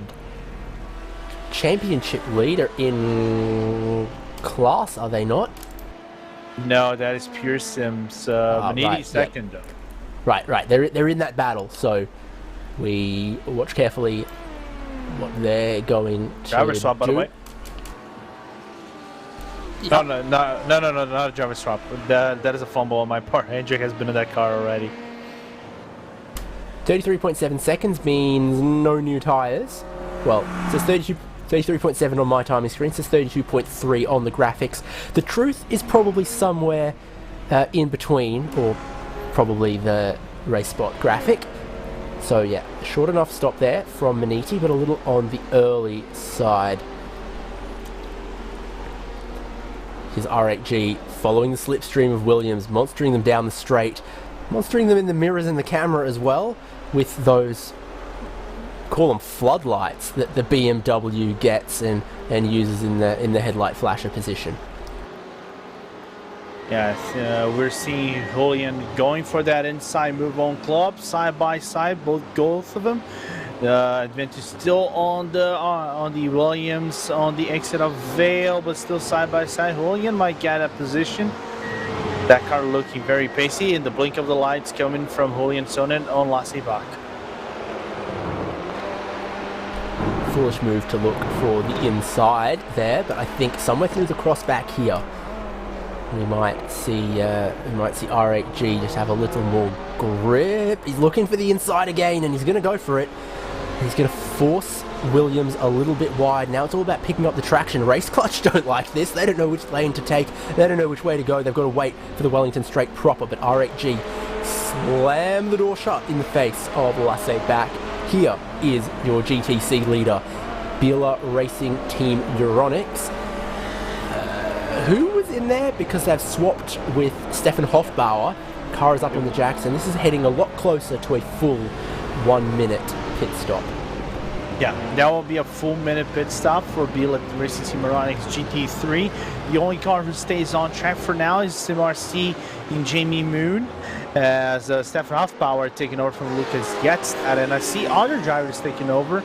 I can see Tyler Hervias taking over from Ross McFarlane in the leading GTC in the standings. In Pure Sims, Lucas Van Schaik are in the car already, but some guys will take over from their teammates in this second pit stop in the GTC field. Yeah, just a quarter of an hour away from the halfway point in the race. Wouldn't be surprised to see some of these teams do a driver swap now, and the driver who gets in is taking the car all the way to the finish. So full service on Biela, full service on Pure Sims, fuel only on the Maniti Racing red car, which is just in the background here. It's probably going to fade away a little bit compared to Biela.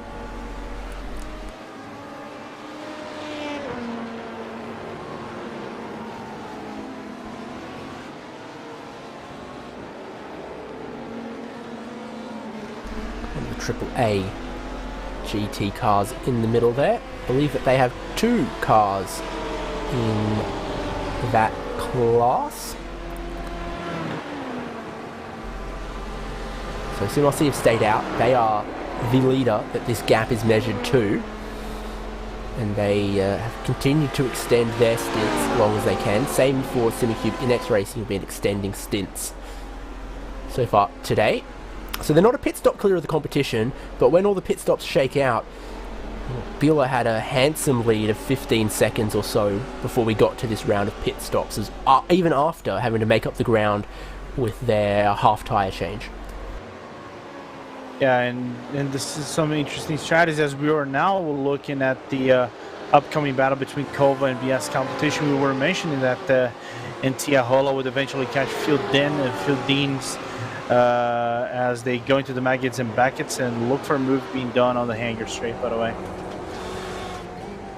And well, David just told me that you could catch him. Yeah, I mean, hate to say I told you so, but it was only a couple seconds up the road. Kova were flying compared to some of the fading other cars in class. Here he comes, grabs 6th gear, pulls out of the toe, gets the inside on BS competition. And if it's newer left-hand side tyres on the Kova car, this is where they would be doing their finest work. Further back, SimRC looks like they've gotten around Williams. Ivano Bianco throw themselves into here as well. Oh, a little bit of contact, a little bit of a rub there between SimRC and the prototype. No love lost. Yep.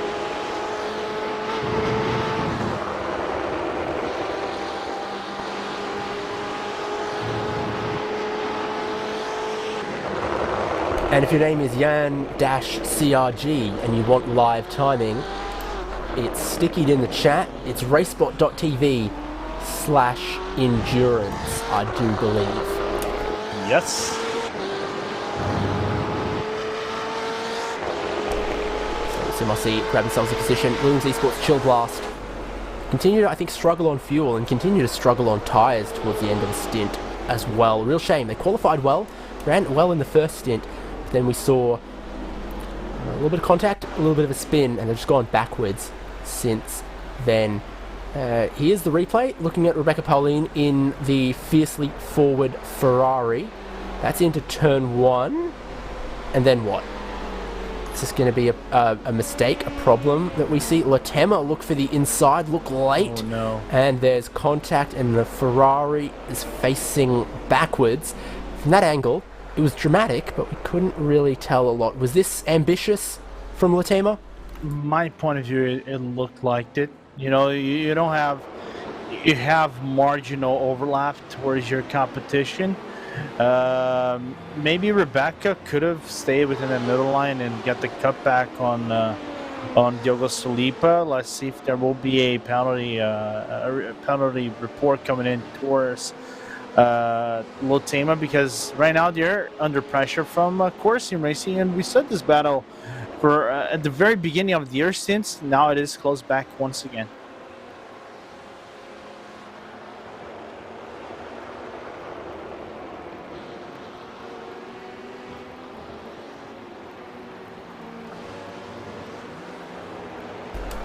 Latema and caught with the new tyres from the last stint.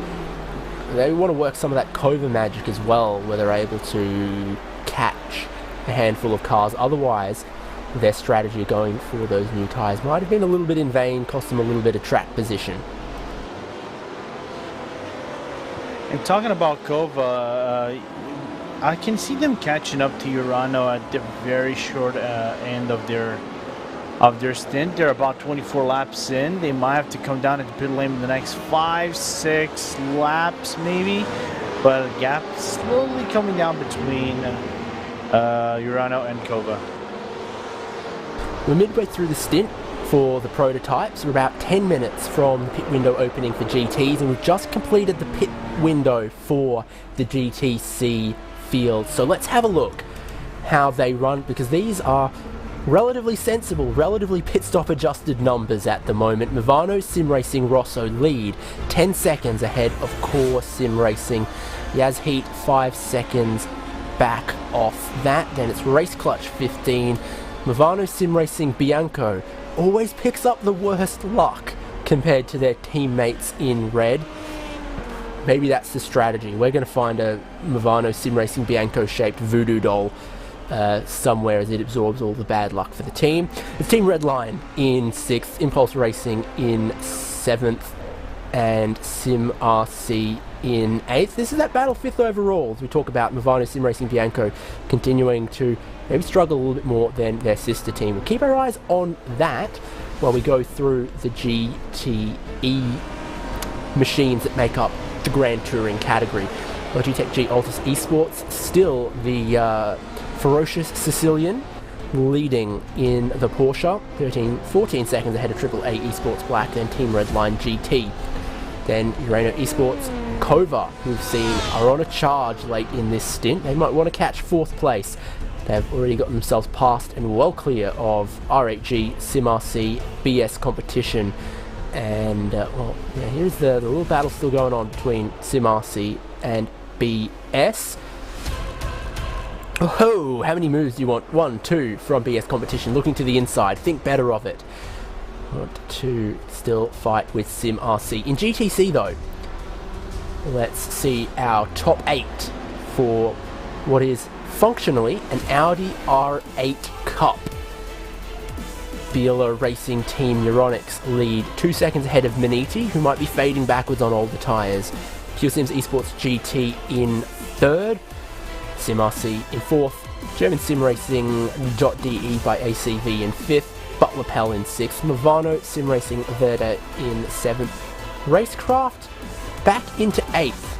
That interests me to see. Lorenzo, any standouts there? And of course a couple little battles still going on here and there. GTE being interesting as well. Yeah, GTE being very interesting battles throughout the field. I was looking at the way it is shaped right now in GTE category, and then looking at the standings so far.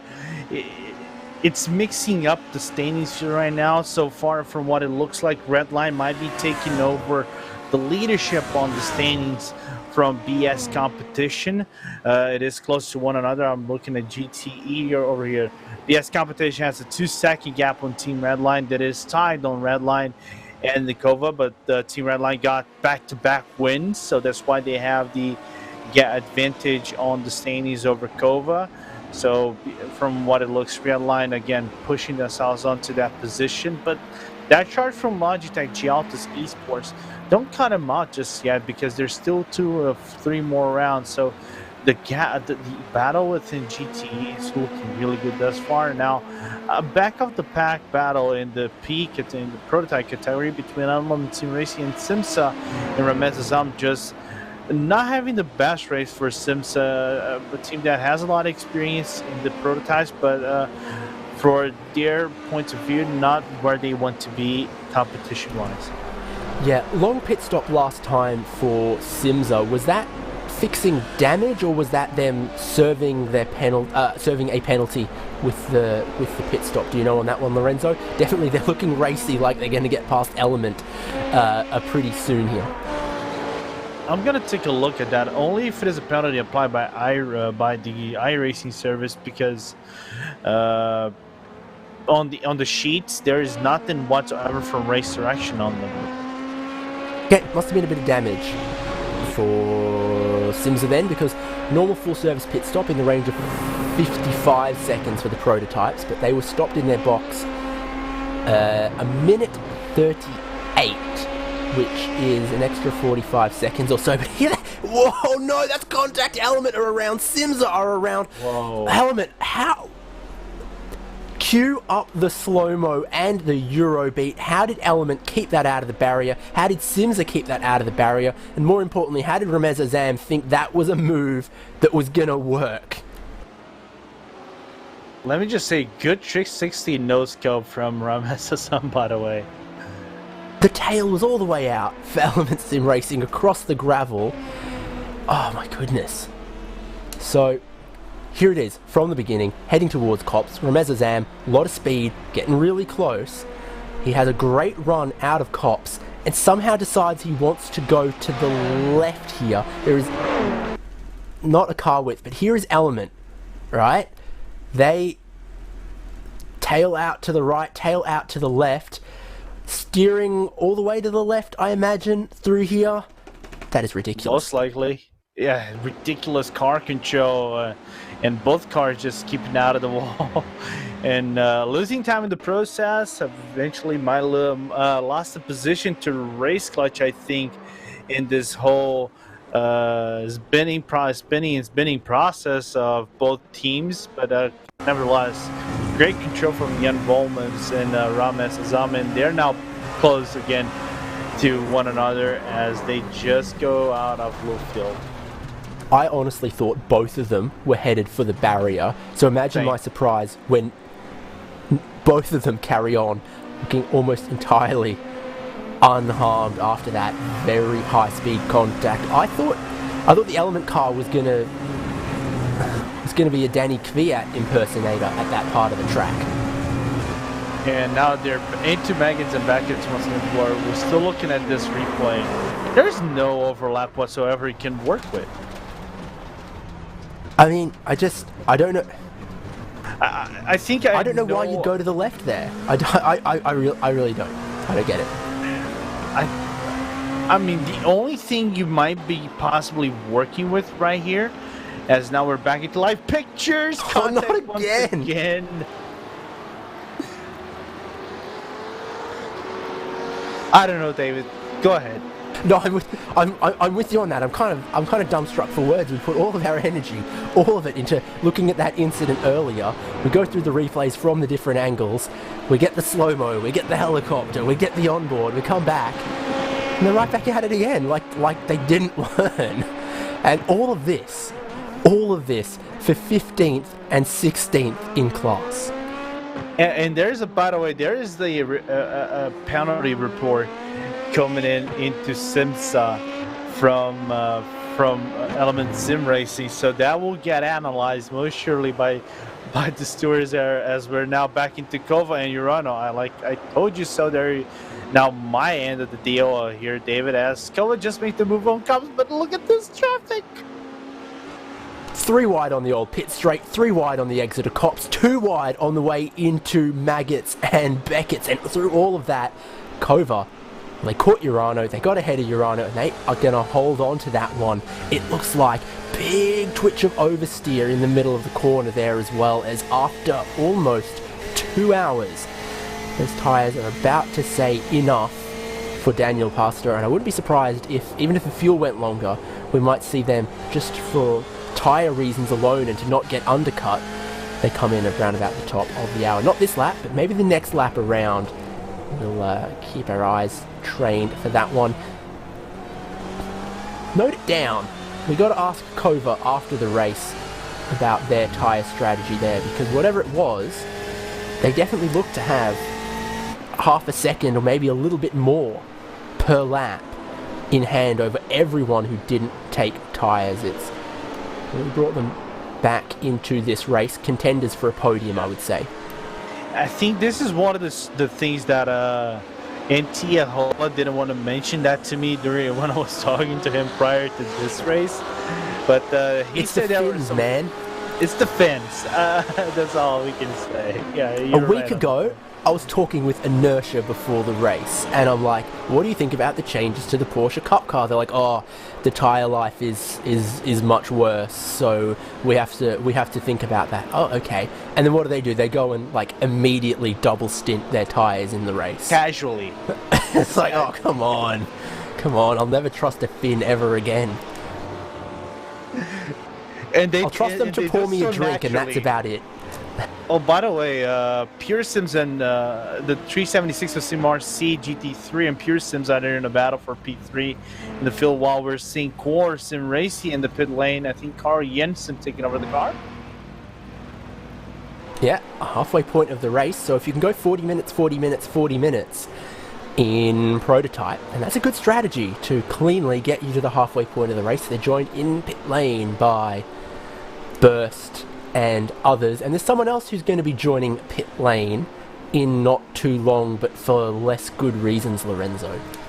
Yeah, apparently that Sims 360 nose spin they had on Element Sim Racing paid off with a drive-through penalty to the Simsa team, causing a collision with the Element Sim Racing LMP.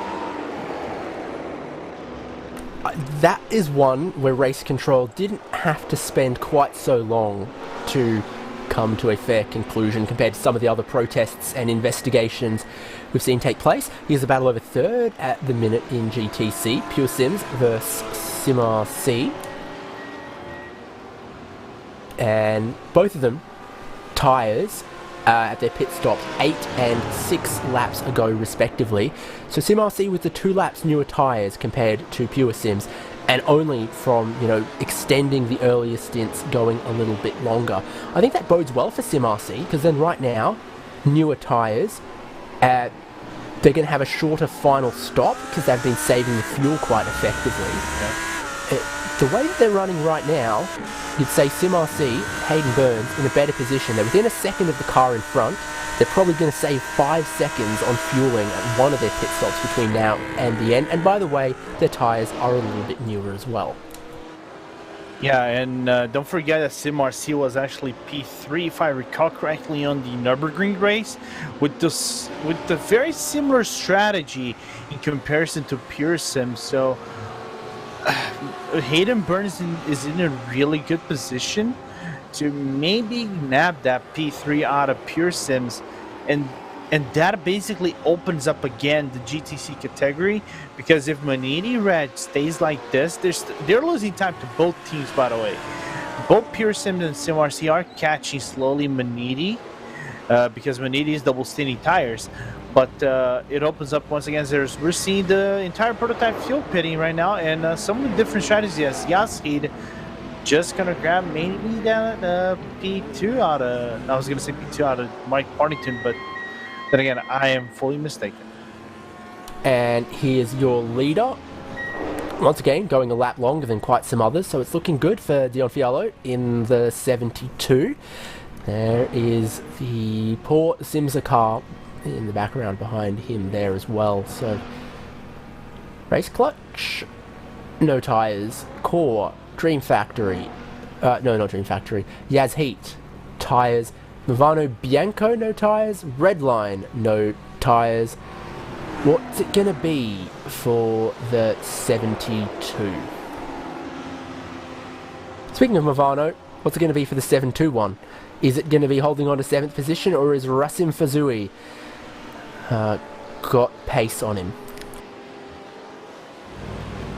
Let me look on the strategy battle so far here. Andrew Karen apparently has the better tires in comparison to Rasim Fazui's car, but Fazui's car is slightly lighter, and they're going to go side by side on the hanger straight. There will be an overlap in between Andrew. That was a little bit closer between one another there at the entry, but moved on.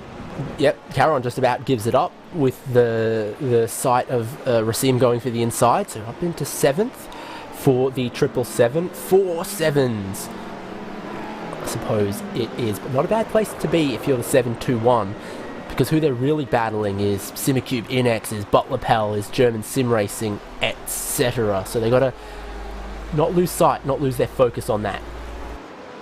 And plus, Andrew can save a little bit of fuel. I think he knows that the car right ahead of him is nearly half a spin longer than them, so they're not battling themselves for positions. They know the Racecraft will be more aggressive, because the Racecraft had issues during their first pit stop. You know, they got it run, they had a drive-through and then early pit, so You're basically off cycle, so why would you risk moves and lose a lot of time in the process?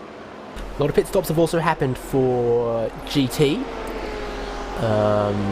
Altus from the lead, yet to come in. Everyone else has made their stop. AAA Esports Black in second, Team Redline GT in third, Cova in fourth.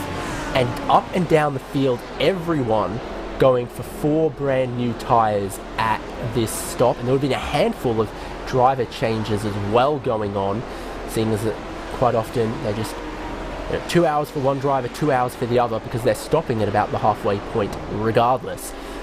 So Andreas Joachimsen for AAA Esports Black, Jonas Vollmeyer for Redline GT, Matty Sipola to replace Antti Ahola at Cova, Pastor out, Melchers in at Urano Esports, SimRC, it was Hayden Burns? No, Brevin Putin. No, Brevin Putin was in the car. Now Jürgen Frank inside the German team. Yeah, so busy time on pit lane, and now the leader of class is in. Simone Maria Maseno for the pit lane, and they have gone so long on these first 2 stints so far. 30 laps for most, 31 for some, 32 both stints for Maseno. As briefly on the pit straight, we had 3 wide, 3 classes, and it is Sicily out, France in at Altus, because Yannick Lapchin, who qualified the car, is going to get in to bring it home, and he's not going to have to run quite so long on this set of tyres. I reckon they can find some pace in this final stint as well. Yeah, there's still 2 more stints in that. Well, 2 more stints in general for the entire GT, so they still have to do 1 more pit stop, like you said. Well, tires coming in as usual on point. We're just looking at Joachimsen. Let me give props to Joachimsen, driving 3 stints in that car, and David over here saying that diffuser looks sexy. I agree 100%. Yeah, on the Porsche. Yeah, that's what I meant. Yeah. Yep. It's Racecraft going a lap down to BS.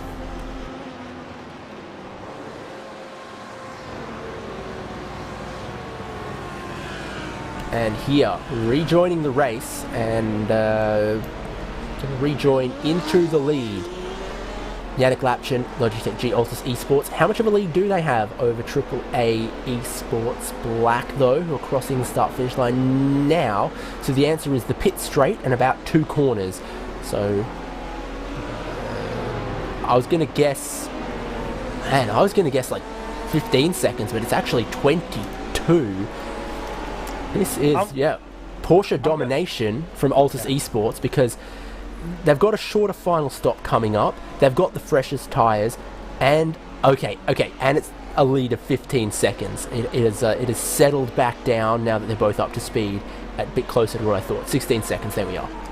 Yeah, I'm basically on point with you. I was gonna guess about 15 to 17 seconds. When I saw 22, I was like, yeah, there is that initial range, but you have to be very confident by it. Core running one with Carl Jensen, but he's in the hunt right now of Race Clutch and Balas Ramenik not so far, but not many battles going on so far. The only battle within the prototype category, a real battle, is this one between Team Chimera and Dream Factory. There is the red line battle and the Mivano Bianco right ahead of him, but not so far. So, great battle over 10th here in the prototype class. Let's ride on board for a lap with Team Chimera's Joshua Chin as he hunts Dream Factory.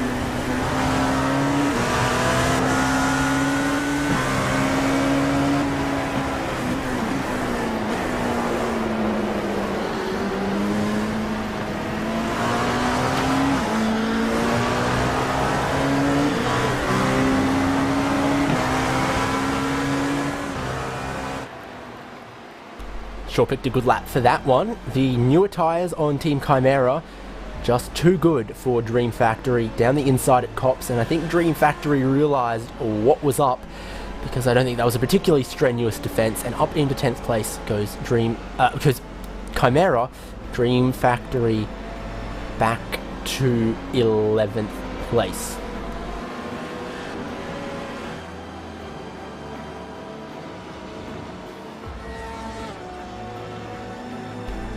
Pure Sims on the lane, not looking particularly scheduled.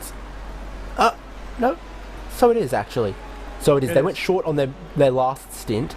That's brought them about 5 laps early compared to everyone else. So expect the rest of the prototype field in about 5 laps.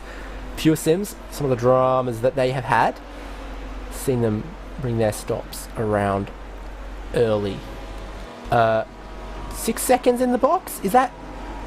No, now they're back in the... Oops. What is going on for Pure Sims? Are they just not...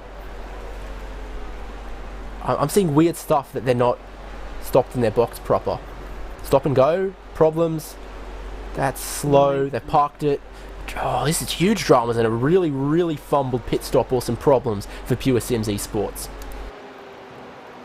Yeah, Eric Grove just standing still in the pit It's stall. not the fast lane right now, is it?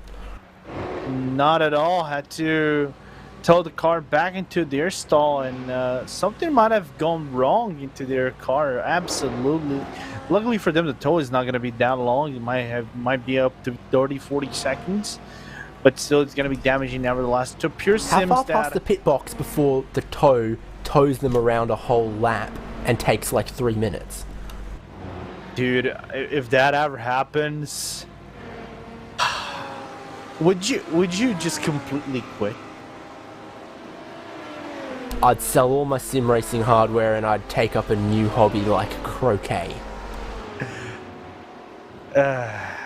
I'll probably go into flipping burgers. This is a hobby probably you would do, David. But I'd take up breading and frying chicken. fair game.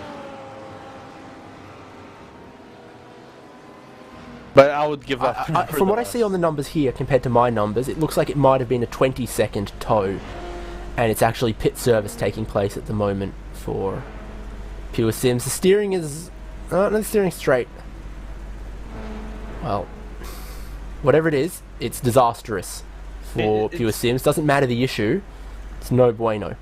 No bueno whatsoever. For a team that came into the standings in P7, had a really promising Nürburgring round. Unfortunately, got into a few incidents and couldn't finish the race.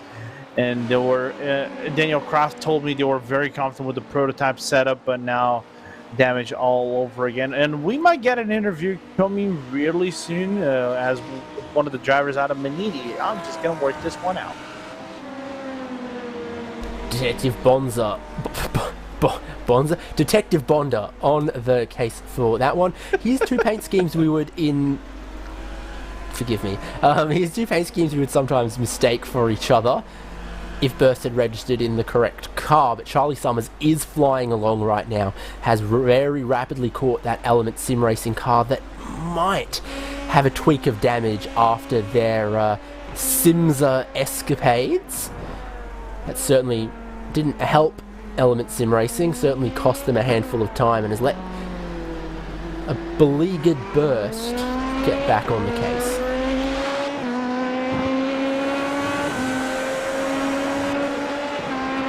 And Burst, again, a team that has a lot of experience in the prototypes, had Kazuki Mishima, Charlie Summers. We saw them again and again as we're looking at a replay with the race clutch number 15. That is P2 in the prototype field. So what has happened to Rick Yonk over here?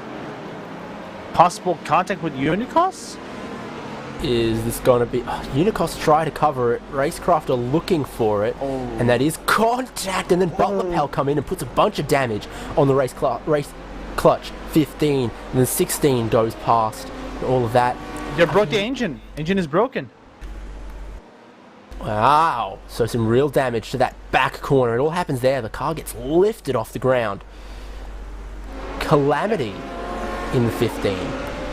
Calamity in the 15, just the worst possible scenario whatsoever. You're going to see in a few corners as they go into Wellington Straight, the oil gauge and the water gauge is going to go so high into that car that is going to blow up. They go into Brooklyn, and then the car just blows up entirely at the exit of Loop Field, and they have to tow themselves back into the pit lane.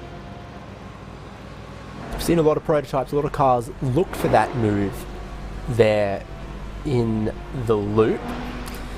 So, I mean, I think Unicos saw it was coming, half-heartedly covered it off, but that is still 100% on Racecraft for trying to shove their nose somewhere that there wasn't space, I would think. Lorenzo, you've been down to the paddock. I'll let you have that one. You've gone and grabbed one of the drivers from Maniti Racing 177, their blue GT. Yeah, I've been over here with Dylan Scrivens from the Maniti team, the blue car. Dylan, let me ask you, I said it to you, I was going to ask the hard question. So talk me through what happened with the incident at lap 1, because it was a little bit of a complicated start. You got into a few RG barges, and unfortunately, you got punished by one of those RG barges. Yeah, we got punished. I'm not in a situation right now to say whether it was justified or not. All I can say is based on what I felt and what I saw. Coming through turn 1, the Urano car went off track. The Lotema was on my inside. I had to give space for the Urano car to come back on track, and in giving them space, I tapped the Lotema car and they went round. There's not much more to it than that. But I still need to check the replay again. I might be completely wrong, it might be completely justified, but... Yeah, because again, it was a very hectic first few corners, not just for you, but I think for the entire GTE field. But then again, you guys, I was talking to you even pre-race, you were somewhat confident within the race itself, even though you were doing more trainings for Daytona than this. Just taking a little bit of shot at you. I'm sorry, by the way. But still, you guys are clawing them. So you guys are clawing a little bit back up. You're still far ways back into P10 within the top 10 of the field, by the way. But now Alexander is in the car, and unfortunately, you don't have the sister car in the field. Both Yup and I'm trying to remember who else couldn't make into the field as well as was talking with them. Yeah. And unfortunately not taking part of this field. So I think as a team-wise, you just couldn't get any setup sharing or setup knowledge conversations, by the way. But yeah, I mean, the other car had some issues. They couldn't make the grid, but I'm extremely happy with how the stint went. If you look at the times, or at least myself looking at the times, there's only 3 cars we lost time to. We gained on everyone except for the top 3. I think we maintained the gap to Redline. So I'm really, really happy with that. The penalty, it is what it is, but you know, hopefully Alex can bring something back for us. Yeah, and we're looking at the battle between Element and Burst just right behind your car, by the way. And did you have to make any strategy changes after the penalty, or you just kept full pedal to the metal and see what happens towards the end portion of the race? The strategy stayed exactly the same. We double stint the tires and we go flat out. Fuel is fine, I think. So yeah, that's pretty much it. All right, and we're still looking at the side of a side battle, and apparently Burst is going to make eventually the overtake on Element Sim Racing finally. A little bit of a wiggle on the outside. I don't know if they're going to get a penalty out of this. Most likely they will. Yeah, they have to give the position back. But Dylan, if there's anybody out of the Maniti team, because I think there's a few shout-outs really want to give it out. Yeah, shout out to Alex and you for working on the setup. Ruben as well. Ruben came in this morning actually and gave us a couple of tweaks that really unlocked the car. So yeah, definitely Ruben. Big thank you. All right, Dylan, and thank you for coming around. And again, good luck towards the rest of the race. I know that penalty damaging a big problem. You guys had a lot of promises towards the start of the race. Unfortunately, it is sim racing. It is racing in general. I just hope you guys have a really good second half of this race. Yeah, thank you. In the end, you know, it's more or less the same for everyone. So yeah, we'll do our best. Thank you. Sure. And Dylan, again, thank you so much. All right, back to you, David. I was actually laughing what you just read over there within the team's name that I kind of butchered a few times. No. Yeah, so great to have the UK's best Kimi Räikkönen impersonator in Dylan Scrivens tell us, you know, it is what it is. It's the same for everyone. Blah. Yeah, I guess unfortunate for them, we did get that replay of at the start. They continue on, and while we were talking with him, this battle kept bringing the heat. Element versus Burst, and huge wiggle on traction out the final corner for Burst. See them go all the way off track. Do you think they actually picked up a slowdown that far out, or did they decide that they just didn't want to get penalised for passing off track potentially? No, they did get a penalty. You can actually get a penalty if you run just after those white rumble strips you get on the green part. You can, if you just run way too wide, you can actually get a penalty. I think that's what happened for Charlie Summers right there. Burst trying to slot in 3 wide because Element got held up by the GT car. Charlie Summers tries to pick a line in between, but Element hold on for the moment. In the meanwhile, penalties coming out for race clutch number 15, but the damage for the race clutch has been done. They are already back in the pits. Basically, this is a race over incident for them that might be applied maybe post-race, since they are already out of the contention.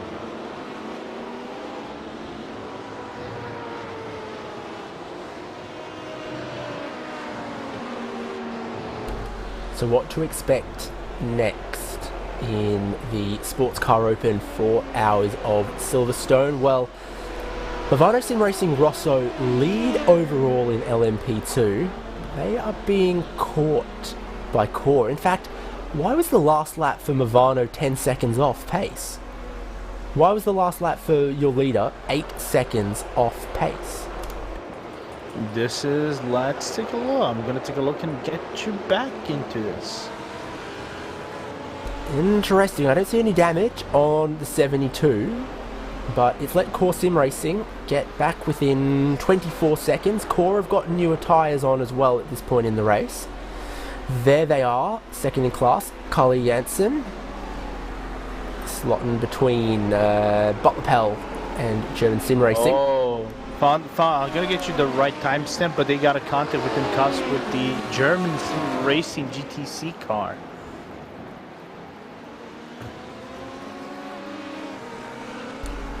Okay, that's going to be a curious case. Here is German Sim Racing with their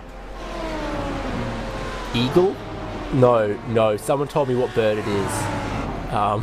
We've had this discussion before. Or a Talon, but we're not going to get into the discussion like you said. Yeah, no, I realize I've been down this rabbit hole before. Okay, let's get the replay. Your leader, Movano Sim Racing Rosso versus this car, German Sim Racing in GTC. Through left field they go, but I hear that it happens at Copse, the end of this straight. Patrick Prusa driving for German Sim Racing. A lot of traffic lining up behind him here. Let's Chimera go. Here comes your leader from 2 cars back. Not sure that from 2 cars back German Sim Racing were expecting that at all. I think due to the nature that both Urano and the German Sim Racing were so close to one another, I think Jan might have thought that they would give enough room for him to actually go through. But it's still a very optimistic launch into Cops to try to cut as much time. But still, you know, we'll see what the stewards will say about this, because I think there will be a report coming in on them. Movano PR Control hard at work right now, but yeah, I mean, you see it, a couple ways really. The leader, they don't want to let off at this point, but at the same time, you would have thought with a 30-second lead, they didn't need to always force the issue like that. Now they're wide trying to get past AAA. So have they actually picked up a bit of aerodynamic damage? The last lap time for them, 147, was still competitive enough. I wonder if this is just the tyres giving way in that second stint. Track temperature, Lorenzo, you can fold up your beach chair and put away your sun hat, because it's gone from 40 degrees to about 33.9, and in the last half hour it's just been continuously dropping. How low will it go? I think by the end of this race we might be looking at a 26, 27 degree track temperature or even lower. Yeah, I think it might go up to 26 if it is a big drop off. We're still about 1 hour and a half in here in this race. It will basically come down into the very British summer sundown. So whenever we come to the British summer sundown, I think I'm right with you there. I don't think we're going to see 22, but we're going to see something within that margin you just said.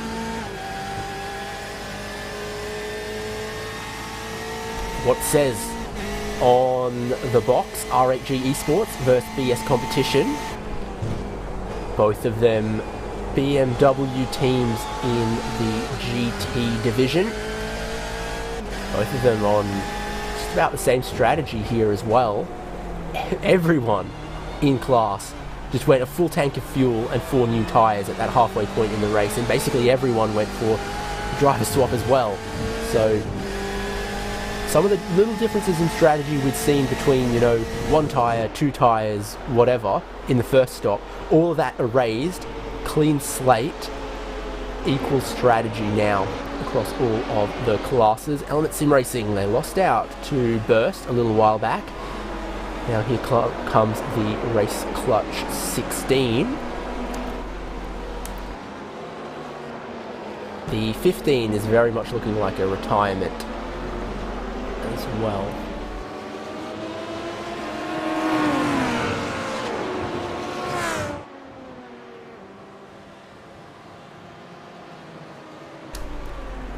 So I'm gonna take a big deep breath, brace myself, and I'm gonna say Antoine Quilicini for Race Clutch, doing a very good job. He's closed up so quickly here on Element Sim Racing, and a little bit wider, staying off the curbs, but the prototype doesn't like to bounce around much. There are some GT cars that can really clobber the curbs, open the corners up. The prototypes aren't quite so happy to do that. Draft down the hanger straight for Race Clutch, didn't close them in that close as well. Lorenzo, I think we often see more difference in downforce levels and drag setups for the prototypes than we do for GT. In GT, you really can't change a whole lot other than the rear wing angle, and even that doesn't often seem to have a huge effect on the straight line speeds. But in prototype, wing angles, wing gurneys, deck flaps, ride heights, rakes, low, medium, high downforce kits, you often see some huge differences in the downforce and in the straight line speed. That is crazy around the outside there for Race Clutch. To have the inside for the next corner, inside for Aintree, he's carried so much speed around the outside there. They weren't so strong in a straight line. Maybe this is a higher downforce Race Clutch, because here comes Element in a straight line coming right back at them. They're going to get boxed in by the traffic. Race Clutch might get boxed in by the traffic. No, the GT holds the racing line. Race Clutch around the outside, then they get run out of room. It's still on in this battle. Race Clutch nose in front for the moment though. Yeah, one thing though is that that number 16 car, Jan Volmer, is actually props. You're trying, but he has older tires in comparison to what Quilicini has. Quilicini's last pit stop was around nearly a full minute, whereas Volmer's has gone about 33 seconds, so Colaccini car will look the pacier one. You can see the gap slightly widening a little bit, 4/10, half a second between both cars. So it's gonna be a very pacey number 16 car, still 7 seconds back from the Butler Pal and Mario Babic.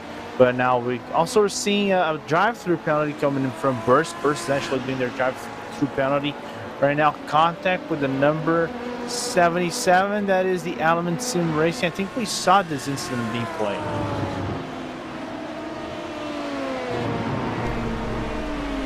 Yeah, I'm just thinking on that one. In the meantime, I've got another David Haynes top tip. For endurance racing, paint your prototype with a rich glossy colour, because the nose and the bodywork of that race clutch car looks brand new. Looks like it just rolled out of the paint shop 10 minutes ago. Meanwhile, Element Sim Racing with the white paint, same for core, look like they've driven through a storm, a snowstorm, a swarm of locusts, and a construction site in the last 2.5 hours. That's an overkill. Or did you say that is your typical Australian Monday? It's been a long time since I've driven through a swarm of insects. Back with GT, R8G, BS competition.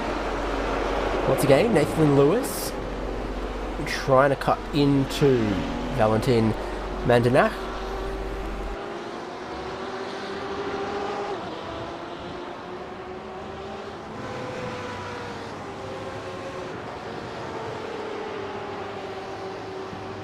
And Nathan's car is looking really pacey in these last few laps, but he's not getting enough room as we're looking at Simsa right now. It's clean this time. Finally, thank you.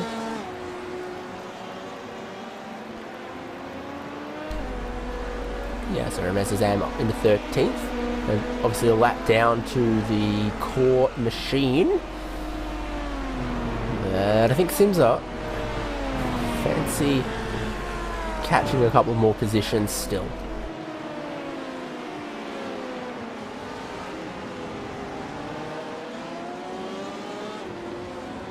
And we're slowly approaching the second to last pit stop on the prototypes as we're looking into another issue towards Williams. Offline, a little slow. Yeah, it looks like it maybe drive through for them. Could have been a slowdown, cutting. Yep. Oh, I want to see the off-board camera as well. Where are the left-hand side tyres? Are they inside of the white line there? There's two, maybe three places through all of it. Maggots Beckett's Chapel where you can cut too much. This is one of those places you can cut too much here and get in trouble. And then this next apex, they also look like Martin Christensen's cut a bit too much there as well. It's been one of those two. And it's given this beleaguered Corvette a slow down penalty. Remember, they qualified second. They got to give up a position to your friend, Dylan Scrivens, and his co-driver. Back into 10th now for a beleaguered Corvette. We still aren't even confident can make it on fuel, let alone tyre life, let alone pace. It's a shame for them. Great qualifying speed out of the Corvette, but here at Silverstone at least, it's not the greatest race car. Yeah, unfortunately, again, strong start, but a lackluster performance throughout the entire stints. And that slowdown, if you cut it on the inside, David, you can get up to 2.5 seconds. The outside, you can get up to, I think, depending on how you cut it, how bad it is, you can get up to 2 seconds, 2.3 seconds at worst. Track limit's pretty aggressively enforced, but you imagine they kind of have to be, because otherwise, imagine all the time people would be gaining the nonsense we would see through that section of corners if there wasn't a serious threat hanging over their heads for not staying in line. GTC pit stop time as your leader, Biela Racing Team Euronics, come into the lane, and they're followed by second place Pure Sims Esports GT. What are Biela going to do this time? First stop, they changed maybe 2 tyres. Second stop, they went all 4. This one, they could get jumped by Pure Sims if Pure Sims take no tyres and Bela take tyres. SimRC prototype, long way off the track, slow, facing the wrong way, and we grab a replay of this one here. In behind Cova and HM, do they clip HM Engineering? Do they have to jump across the curb to avoid contact? Prototypes hate the curbs. Oh, it is contact. It is contact between SimRC and HM Engineering. HM Engineering are saying, what, did a fly land on me? And for SimRC, it's a very, very painful mistake.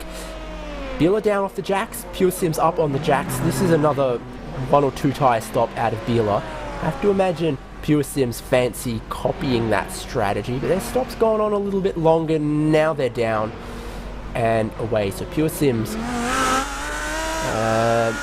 Mr. Bean looking across at the next student's answers on the test. Yeah, and the only car again who remained on track out of the lead battle is the SimRC. As Steph Hoffbauer just gets out of the pits, and Hayden Burns just doing the Maggots Beckett's Chapel section. About 51-second lead on Bela. And this is the interesting talking point we can have, David, because from what it looks like, they might have to go for a shorter fuel, maybe half a stint fuel on their pit stops, up to 20 or 18 minutes on their final pit stop. So if you're SimRC, would you go for the shorter fuel pit stop now and then let the lesser one be the longer one? Maybe you can get tires in, maybe go on one tire, or would you go for whatever the rest of the grid is doing? I mean, you're talking about bringing the short stint forwards, taking the short stint earlier. I think that's a good strategy to take when you're, in a little bit of traffic to do something else. But as it is right now, SimRC, I'd just keep, running how they are, take the short stint at the end, because they've got plenty of clean track to go fast. Hayden Burns is going pretty quickly at the moment and still carries probably, I'm guessing, 2 more laps of fuel, at least 1 more lap of fuel still from here. So I think because they're not worried about the traffic, I think they can go long. What they do about tyres, though, it's going to be interesting, because if we've been seeing the 55-minute stints, then that will bring them to taking their final stop with about 30 minutes to go.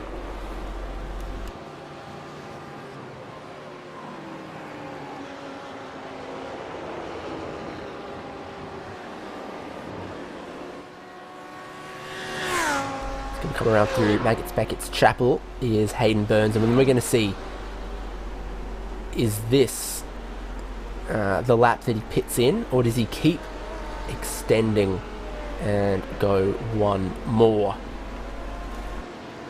49 cars took the start of the race today.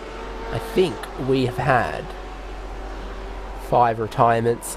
Yep. I can do an addition and subtraction of 2-digit numbers. I think that means 40. Oh my goodness, no, I've gone and done it. I think that means 44. 44 still running. 44 still running as Hayden Burns comes from the pit lane. Seriously, I thought I knew, and then I got too cocky. It happens, and this is going to be a very interesting pit stop for me and Hayden Burns, that he just takes the car into his pit stall. Fuel has begun, probably going to do around 45 seconds, like Bela has done as well. Full stint, just for fuel is around 1 minute and 20, roughly, depending how you enter and then exit the pit stop. So there might be some cut times towards SimRC in here. The real question's about the tyres for SimRC. Are they going to follow Pure Sims and Bela with the 2 tyres or 1 tyre or whatever it is? They're going to do something. They're going to do something for sure. I tell you what, it might not be dumb to take another whole set of tyres here with an hour 20 to go and then take no tyres for that final 30 minutes. But we'll see exactly how long this goes for SimRC. That is just some left side tyres there. So top 3 all on the same strategy, interestingly. And I've been seeing some more personal best lap times because it's now 20 to 5 in the evening in session time. It's still cooling off. Bila, their lead's not going to be troubled. The real battle we got to keep our eyes on, I think, is Pure Sims versus Sim RC. Sim RC are behind right now, but I think they can still catch Pure Sims. Pit stops for GTC rolls into pit stops for the prototypes. From second place, Lorenzo, it's Core Sim Racing on the lane. I've been talking with the microphone muted. Great. I was looking at Core. They're being the team that has gone in an off cycle of the leader, has gone the longest, have burnt more fuel. So they go now for a full service in Corey Jensen's car, 55 seconds, 1 minute and 30 roughly. The service full from start to finish towards the Core car, getting ready for his final 2 stints.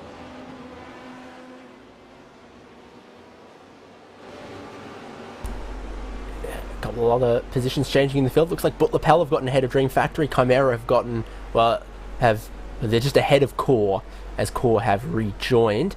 As Yaz Heat, Movano Sim Racing, Bianco, Team Redline Prototype, all going to go for the pit lane on the same lap as well. It's going to be next couple of laps are going to shake up this prototype field. So we've also still got some GTC stops coming through. Hello, Inex. I think it was. Alright, there's Yaz Heat, there's Bianco, there's Redline. Hello, Impulse up the back.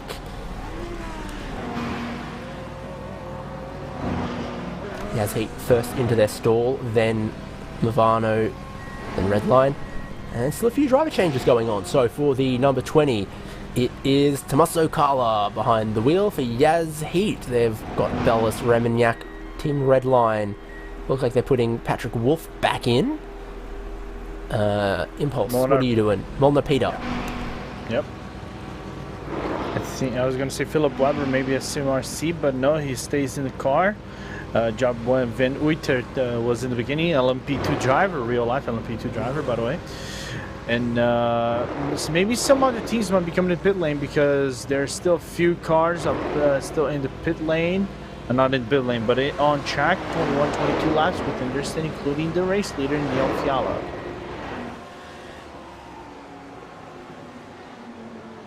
Go Unicos and Maniti Purple.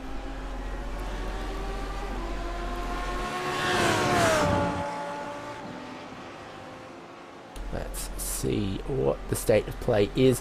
Regrettably for these guys, they're currently battling over last in class and last overall, but there are a couple of retirements, including the HM Engineering 159. All amongst this.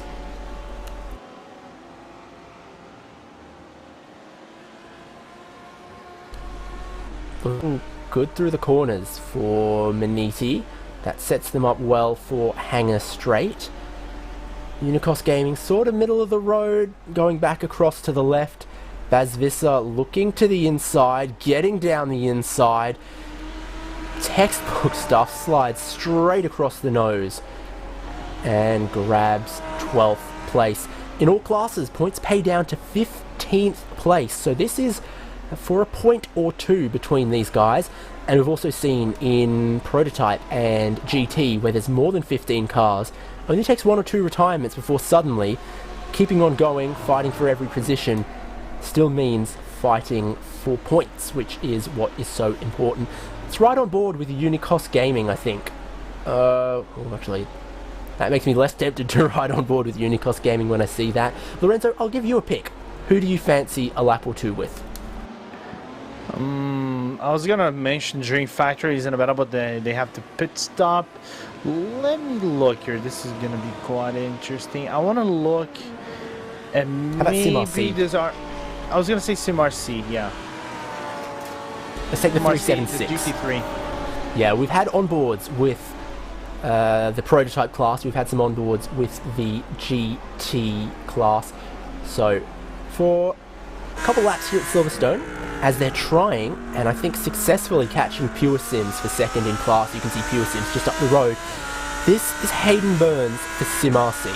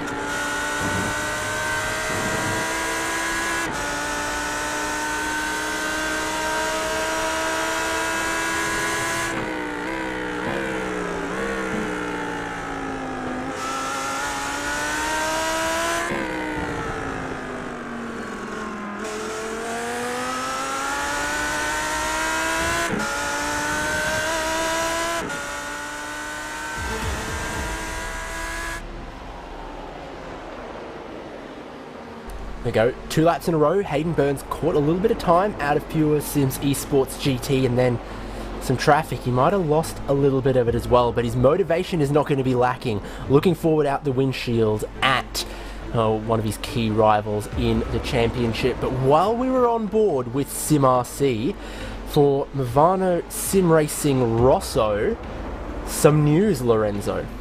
Yes, some news indeed. They got penalized. Oh, nearly getting context. That's Simsa right behind him. Trying to get their lap back. They're trying to get the, they're trying to actually lap back Simsa, but Simsa's not having none of it. And Maxime Briand actually got penalized by lapping the number 69. That is the German Sim Racing. We saw on the replay they had contact on cops while Dion Fialo was driving. So the race leader getting a whole world of trouble as we look on the replay. Some incident with the race factory and the racecraft right on turn number 3 in front of the GTE leader nonetheless. Yeah, big impact there. Didn't quite catch a whole lot of it from that angle, but it didn't look good for Dream Factory and it didn't look great for Racecraft. Yeah, penalty for the leader.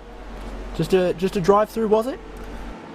Yeah, just a normal drive-through for the leader. And how much lead have they got? Right now, the lead they had was about 25 seconds, so they lost. They are 14 seconds back from Yassid right now. I think. Yeah, well. It was 20 to 24 seconds. They've served it. The 72 have served it, by the way. So they're 14 seconds off the lead. They are. How good is my mental arithmetic tonight? Fantastic. They're about 6-7 seconds behind Core Sim Racing, so they've been hoisted from the lead back into 3rd place, but they're definitely not out of this. Some pit stops still to go with 1 hour 8 seconds still to go. That racecraft car carries on. Didn't take pit lane, so the damage kind of been too horrendous. Let's go for a top 8 rundown then, as they stand at the moment. Now things have been shaken up in a couple of the classes. We're about 10 minutes away from final GTE stops, and of course GTC still have one more round of stops as well. So Yaz Heat, your winners at Sebring in the opening round, are leading at the moment. Core in 2nd, Movano Rosso and Bianco for 3rd and 4th, but the Bianco car is under pressure from Team Redline in 5th. Charging very close. Here they are. Behind them, and quite a bit further back, goes Impulse Racing, SimRC, and Team Chimera have somehow snuck their way into the top 8. So this is the best battle that's brewing in Prototype between Movano Sim Racing Bianco and Team Redline Prototype. Do you want to take a look at GT, Lorenzo? Yeah, let's take a look at GTE right now with Logitech G Altus Esports still in the lead with 19-second lead over AAA Esports Black. Very impressive outing out of AAA. So far, they have to come down into pit lane about 5 or 4 laps in average. Redline GT is in 3rd, followed by Urano Esports. Really good outing from them as well. In 4th, SimRC GTE in 5th, Arhui G Esports in 6th. Kova P7, and then running out the top 8, David, is BS Competition. Then for GTC, Dealer Racing Team leading ahead of Pure Sims Esports GT, and that's a handy little 20 seconds now. And still, we're going to keep an eye on some of the battle for 2nd and 3rd. Pure Sims Esports GT versus SimRC. That one could still go either way between two teams that are very much involved in the championship. Manidi Racing in 4th, again, very much involved in the title fight in class, so a lot at stake, a lot to play for amongst them. German Sim Racing.de in 5th, Racecraft in 6th. Pull the graphic up, and we still don't have a time for Movano Sim Racing Verde, but look, they're about to go a lap down to their class leader. That's maybe why it's having some struggles. And then Butler Pal Motorsports in 8th. So that's your top 8 in all classes right now. Back to the battles in Prototype. Redline are catching Movano Bianco, and Movano Rosso are starting to catch Core for 2nd. Yeah, marginal gains from Rosso on Core, and there is also marginal gains on Core on Yassi, just to the traffic alone, and some of the aggressiveness out of the drivers. So still not decided so far, the battle on P2. I think this penalty might have thrown cars in the mix, and you can see Redline, Patty Wolf, and the Bianco team just overlapping the GTE leader in Yannick Lepshin. I think it might have helped Redline a little bit, following perfectly in the slipstream. It's got to be the tall gear set. He only just gets into 6th gear at basically the fastest part on the track. You don't have individually adjustable gear ratios in this car. You either go for the standard stack or the tall stack of gears, I think, isn't it? I think it is the Le Mans stack or IMSA stack, if I recall correctly. I feel like they're just called standard and tall or something, but yes, you're right. Basically fixed ratios, adjustable final drive. You saw it briefly flash up on the screen, fastest lap of the race for Maxime Briant. That says two things. One, he's light on fuel. The track has cooled down a little bit. It also says he is desperate to close the gap to Core and to Yaz Heat.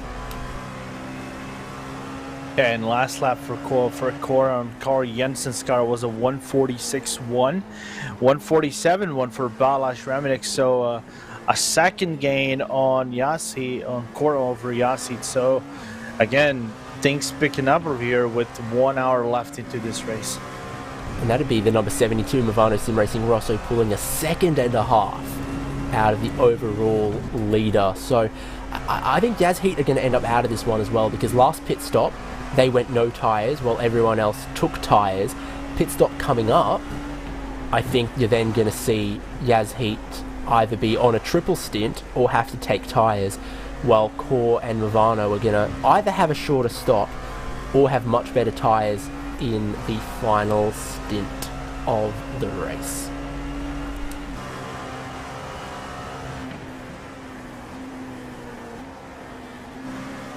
Sorry, I was just looking over here, going through my things, and apparently Kova has got a penalty over here. David, just taking a quick look, penalty to the 707, causing collision with the 277 car. That is the Maniti Red team, one of the contenders for the championship. So the Finns getting a drive-through.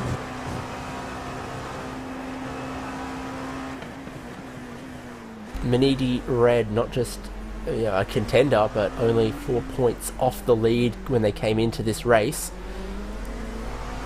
So they didn't want to get tangled in nothing, and no one wants to get penalised, so Kova probably not happy with that either. That Patrick Wolf hunting the Movano in front. He stayed close, he's close here, close there, but I haven't really seen him get a great run that would let him attack. And what about the brake lights on the car in front? I saw them come on and off about 3 times in the middle of Luffield. Just struggling to settle the car, make the car turn in the middle of the corner. Is that what's going on? Sometimes they carry speed into Luffield, try to shed it in the middle, tighten the car up, and then punch off the exit. A lot of traffic ahead that could cause some problems for the Bianco. Yeah, the Bianco just losing, is probably going to lose some time over here at Stowe. If they catch on time that German Sim Racing car, they get it all around the outside. There is some marginal time lost for the Redline team actually getting the short end of the stick over here. I can see more penalties coming down for Samuel Bryant on the 75 car on Dream Factory. To that contact we saw on Racecraft at the entry of the loop. Sorry, who got the penalty on that one? Dream Factory? That's Dream Factory, the number 75. For shame. I thought I saw them. Yeah, they've just finished serving that, I think, at the moment. Dream Factory. Drive-through penalty. You ready for final GT pit stops to start in a minute or two?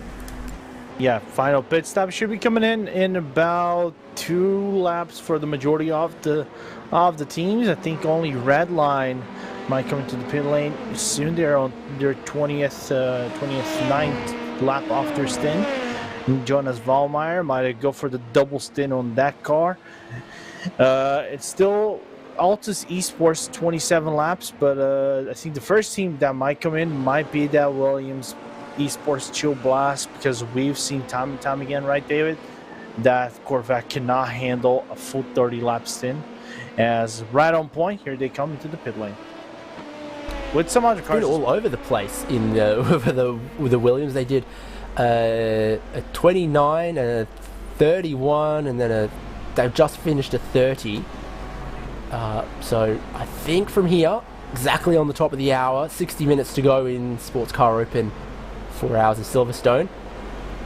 What a creative line around the other car to get into their pit stall, facing directly back out into the fast lane. That was something from Martin Christensen, and he's joined on the pit lane by BS Competition. Kova have just served their drive-through, and they'll probably next time around come into the pit lane. So Kova were in the pit lane with them, but took no service, just serving the drive-through. And no drive swaps whatsoever, as Nathan Lewis comes out with the BMW M8 of BS Competition.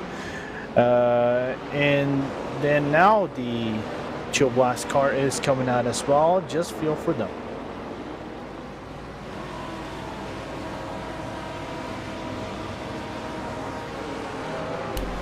On the left, the battle in prototypes. On the right, our sole lonely Corvette completing its final stop, coming back into the race for Williams.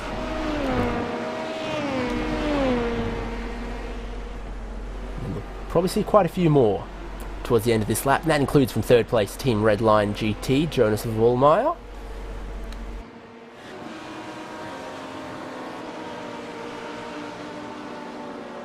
So I think we will wait on all of the GT pit stops, and when they cycle all themselves back through, we'll have a good picture of who's racing who to the end here in Sports Car Open. The top three in prototype have all been closing up in on each other. Old tyres for Yaz Heat means Core Sim Racing are catching them.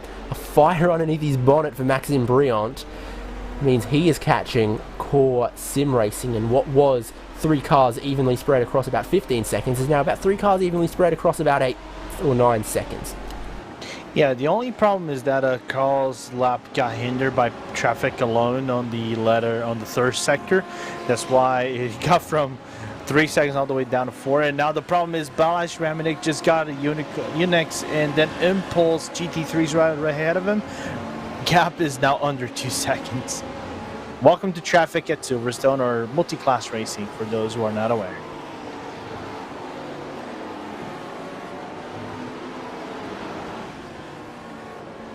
A little out of shape for Core through the traffic. Now behind Impulse, they light up the rear tyres, trying to get off the corner. Traction control is a thing in these cars, but it's a little finicky, and when it cuts in, it feels like it cuts in quite aggressively, to the point where you spend your whole stint trying to avoid ever actually getting into the traction control rather than leaning against it. That's just my personal experience. This is one of the tricky things. I think the traction control out of the P217 kind of hinders more than you can believe, because the car engine just goes. It feels like the car is losing. It's out of fuel. It goes like something out of that noise, and the car just doesn't want to get it. Doesn't want to run. Doesn't want to pick up. The Wolf pace. is on the prowl. Tommaso Carla has to defend the inside at Stowe. Redline got a much better run onto the hangar straight, and now around the outside. You can find grip out there, and then you get squeezed. How do you like it? And that is going to be Patrick Wolf with his nose ahead. He's gone and grabbed the position, but they, there might be a red little bit of paint on the Bianco and a white little bit of paint left on the red line, because they were so close. The exit of Stowe there, but fair enough. I think Patrick Wolf was owed a bit of space around the outside, because he had a lot of speed and held his car all the way around the outside of the corner to deserve a bit of space on the exit. And we're looking at Carla's car going a little bit off wide into turn number 3, losing a little bit of time in the process. But David, I think if you have things and you want to squeeze a tomato out, I think that's the best way you can do it. Yep, made some sauce out of that one. The traffic's not done.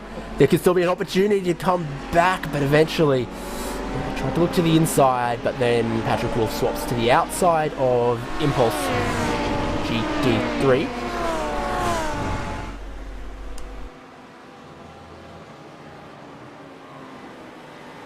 And that was clever there from Wolf as well, by the way. He just backed it up on the way in, so they didn't get caught behind the car in the middle. Still, he lost a bit of time. That ended horribly last time.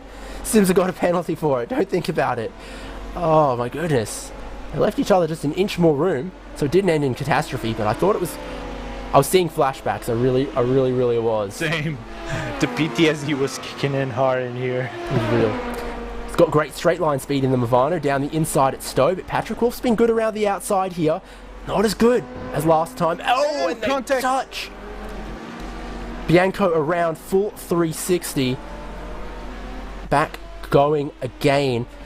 Honestly, if in the middle of the corner he was ahead, then it's very cheeky of Movano to try to come back to put their nose there. But you can, again, a lot of ways you can look at that one for sure. I mean, both cars had room on the outside running off. There wouldn't be any slowdowns. The problem is you just have more spent tires than Redline for the Movado car. Even though you're still within the same strategy, you're just driving a little bit more aggressively. Problem is that Redline car was looking more pacey on the exit. And overall lead, Yazheat leading. Core Sim Racing in second, and this gap has shrunk and shrunk and shrunk over the last couple of laps. See if we can pull up exactly how quickly Carly Jansen has been charging towards the race lead, but the answer is new tyres, despite this cooler track, are still worth a lot of performance and worth a lot of lap time.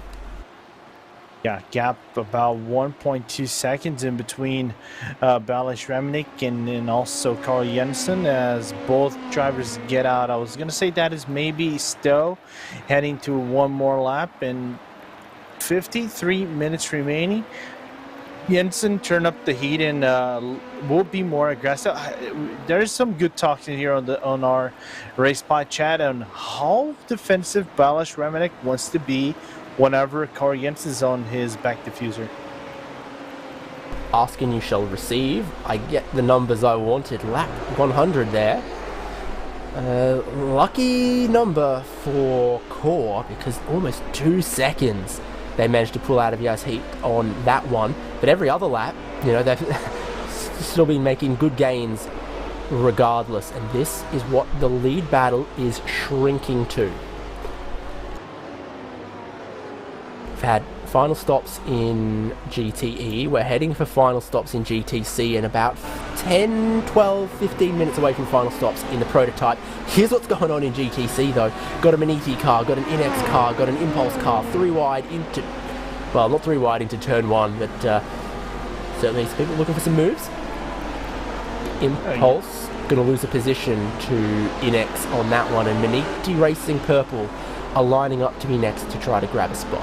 Impulse on old tyres compared to both of these cars around them, so no wonder that they're just struggling a little bit to defend and don't have quite the same lap pace. In a class that is the Audi R8 Cup, functionally everyone in identical machinery. Yeah, only difference is setups and the strategy of the drivers. And I think what might work for Marco is probably going to have to get the better car in terms of tires whenever it comes down into pit lane. He's double sitting the tires, so when it comes in about, I would say, 2 or 3 laps, maybe even less than that, he's going to have better tires and can catch up to the other guys. But this is a slightly off-cycle battle, more in between Civicube and Impulse than Impulse and Maniti. Maniti and Impulse are just 1 lap apart in fuel and tire strategy. GTC cars definitely within window to stop and get to the end if they want to, though, and it looks like that's what German sim racing .de are doing. Oh, whoa, whoa, whoa! AAA wanted to go one way. Maniti Racing Purple, how are your lane changes on the hangar straight? Because they didn't want them to go that way, because they want to get down the inside of Impulse at Stowe. That's what they're going to do. On the inside, nose in front, more That's grip. between the class. Oh, it's not job done though. AAA are getting antsy here, waiting behind, side by side. Maniti still with their nose in. Impulse are just going to hold on to that one. Almost contact here in the final section. Put the two words together, I did. Yeah, and now finally Raf Razag is going to make the move on the Maniti GT3 car. Now it's going to be on Impulse. Let's see how aggressive Raf Razag is going to be on the loop. There he goes. A little bit of a late braking for the M8, but move is done. Certainly, Rafael is not going to be happy with the driving out of the GTC, and who says thank you very much about this is Jonas Valmeyer. 3 seconds cut just because of this. He's a man-eaty, make you work hard, make you sweat, apparently. He's got the draft, he's getting covered by Impulse. Huge defensive move to the inside at Brooklands is enough for the moment to keep Maniti behind. So, Impulse. Oh, they cop a tap in the middle of Luffield as well as they park it on the apex to square it off and try to get whatever exit is possible on those worn tyres. Forgive Maniti for getting a little impatient here, but this is solid defense and so far looking pretty fair from Impulse. They're a little wide in cops. What about one more look at Stowe? Surely that is what Maniti Racing Purple are aiming for here, is another good exit. No traffic to block their path. Still just a little boxed behind in the middle. Didn't see them carry the extra speed that they ought to be able to. What's the slipstream like down the pit straight? Great view from the camera on the bridge. Side-by-side pictures though, because for the LMP2 lead, Cully Jansen has cut the gap down to, well, just about nothing. Yeah, Impulse just for the about lane, Maniti carry on. As now we are now full with this lead battle between Balázs Remenek and Carl Jensen, and now is the talking point how defensive Balázs want to be in comparison to the Swedish driver Carl Jensen. We know Carl is an aggressive guy. He's gonna go for the move if he allows him to. He doesn't go in Stowe. He's just cooking the Yas Heat car. He's looking more pacey on the exit of Stowe. All David, this can be an interesting battle, and that might bring Maxime Briand closer if they just keep going for RG barges throughout the next few sections. Yeah, I was just thinking that if you're Cully Jansen and you want the race win, you've not only got to get past, but you've got to do it soon, because Maxime Briand is coming just 4 seconds behind. Down the inside, he's got the nose, throws it in with all the speed and care in the world. That is the lead for Cully Jansen. Now he's going to get past the Williams as well. Good move, good exit off the final corner, and then Balázs Remenek must be a great chef because he knows when his goose is cooked. Yes, absolutely. Let's take a look here on the replay on how that move was set up. They just come out of Vale, nearly side by side. There's the William cars right ahead, but Balázs just saw that he wouldn't gain nothing by battle side by side into Abbey, and Core just goes clean and crisp into turn number one. Very well cooked goose, I would say. Yeah, from the overhead and with the benefit of seeing it twice, it really looked like Remenek probably rolled out of the throttle a little bit early, because they're in that kind of position in the championship where they don't want to get spun out, they don't want to get wrecked, they don't want to take too much risk, they just want to keep bagging podiums when they can, keep bringing in good points. But now it's just 2.5 seconds behind Yaz Heat to Vano Sim Racing Rosso. Anyone's game in the top three in the prototype class, and in the next, well, when we get to 40 minutes to go in the race, that's when we expect to see a lot of prototype pit stops and a rush to the end. German Sim Racing, we mentioned, came in a little early for their final stop. They are now fueled to get to the end of this race, as is every car in GT.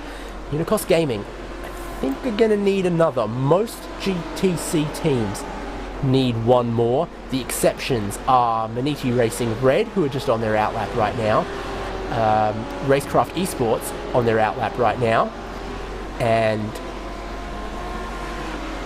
yep, German Sim Racing here. And big block from Unicos on the German Sim RC GTE car. There was a little blink of the lights from Jürgen Frank on the driver of Unicos in Iago Rosado. So, well, this is racing. You try to go side by side. You try to clear yourself away. Now that GTE car from Sim RC, now right on the back of the sister GTC car, there's a little bit of a blink. Hayden Burns just letting the sister GT, the faster car, just go through.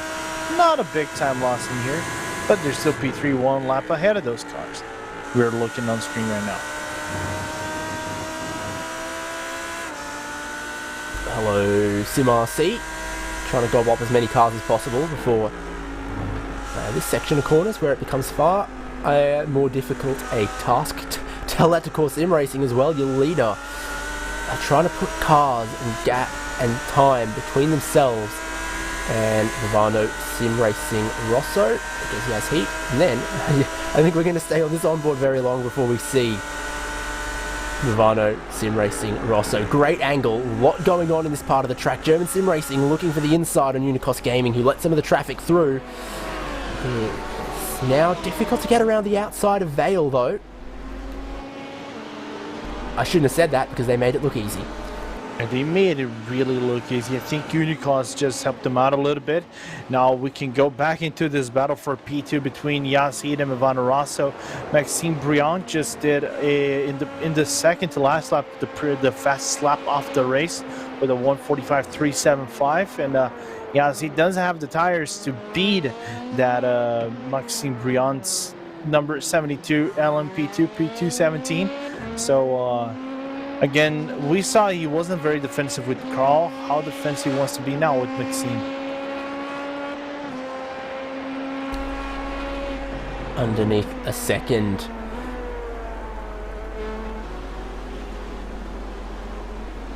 Solid recovery from what we've seen so far for Maxime Briand. Right at Sim Racing Rosso, still just 3 seconds off the overall lead as well. But just like Core needed to get past Yaz Heat and scamper away, same is very, very true for Rosso. They can't afford to be held up behind Yaz Heat. Yaz Heat get held up behind Unicos Inex. And now, side by side, into the corner. Is Remignac going to be as nice as he was to Core? He's got no choice. He's got absolutely no choice. He's out of grip, out of options, out of speed. Up into second place goes Movano Sim Racing Rosso. Backwards into third goes Yaz Heat. Yeah, and Carl Jensen, just due to this battle alone, and the next car is standing right in front of Yaz Heat, and Movano Rosso just gained about a second roughly on Maxime Briand. So Carl Jensen with a little bit of room to breathe. The problem is Core just ducked into the pit lane for their last pit stop.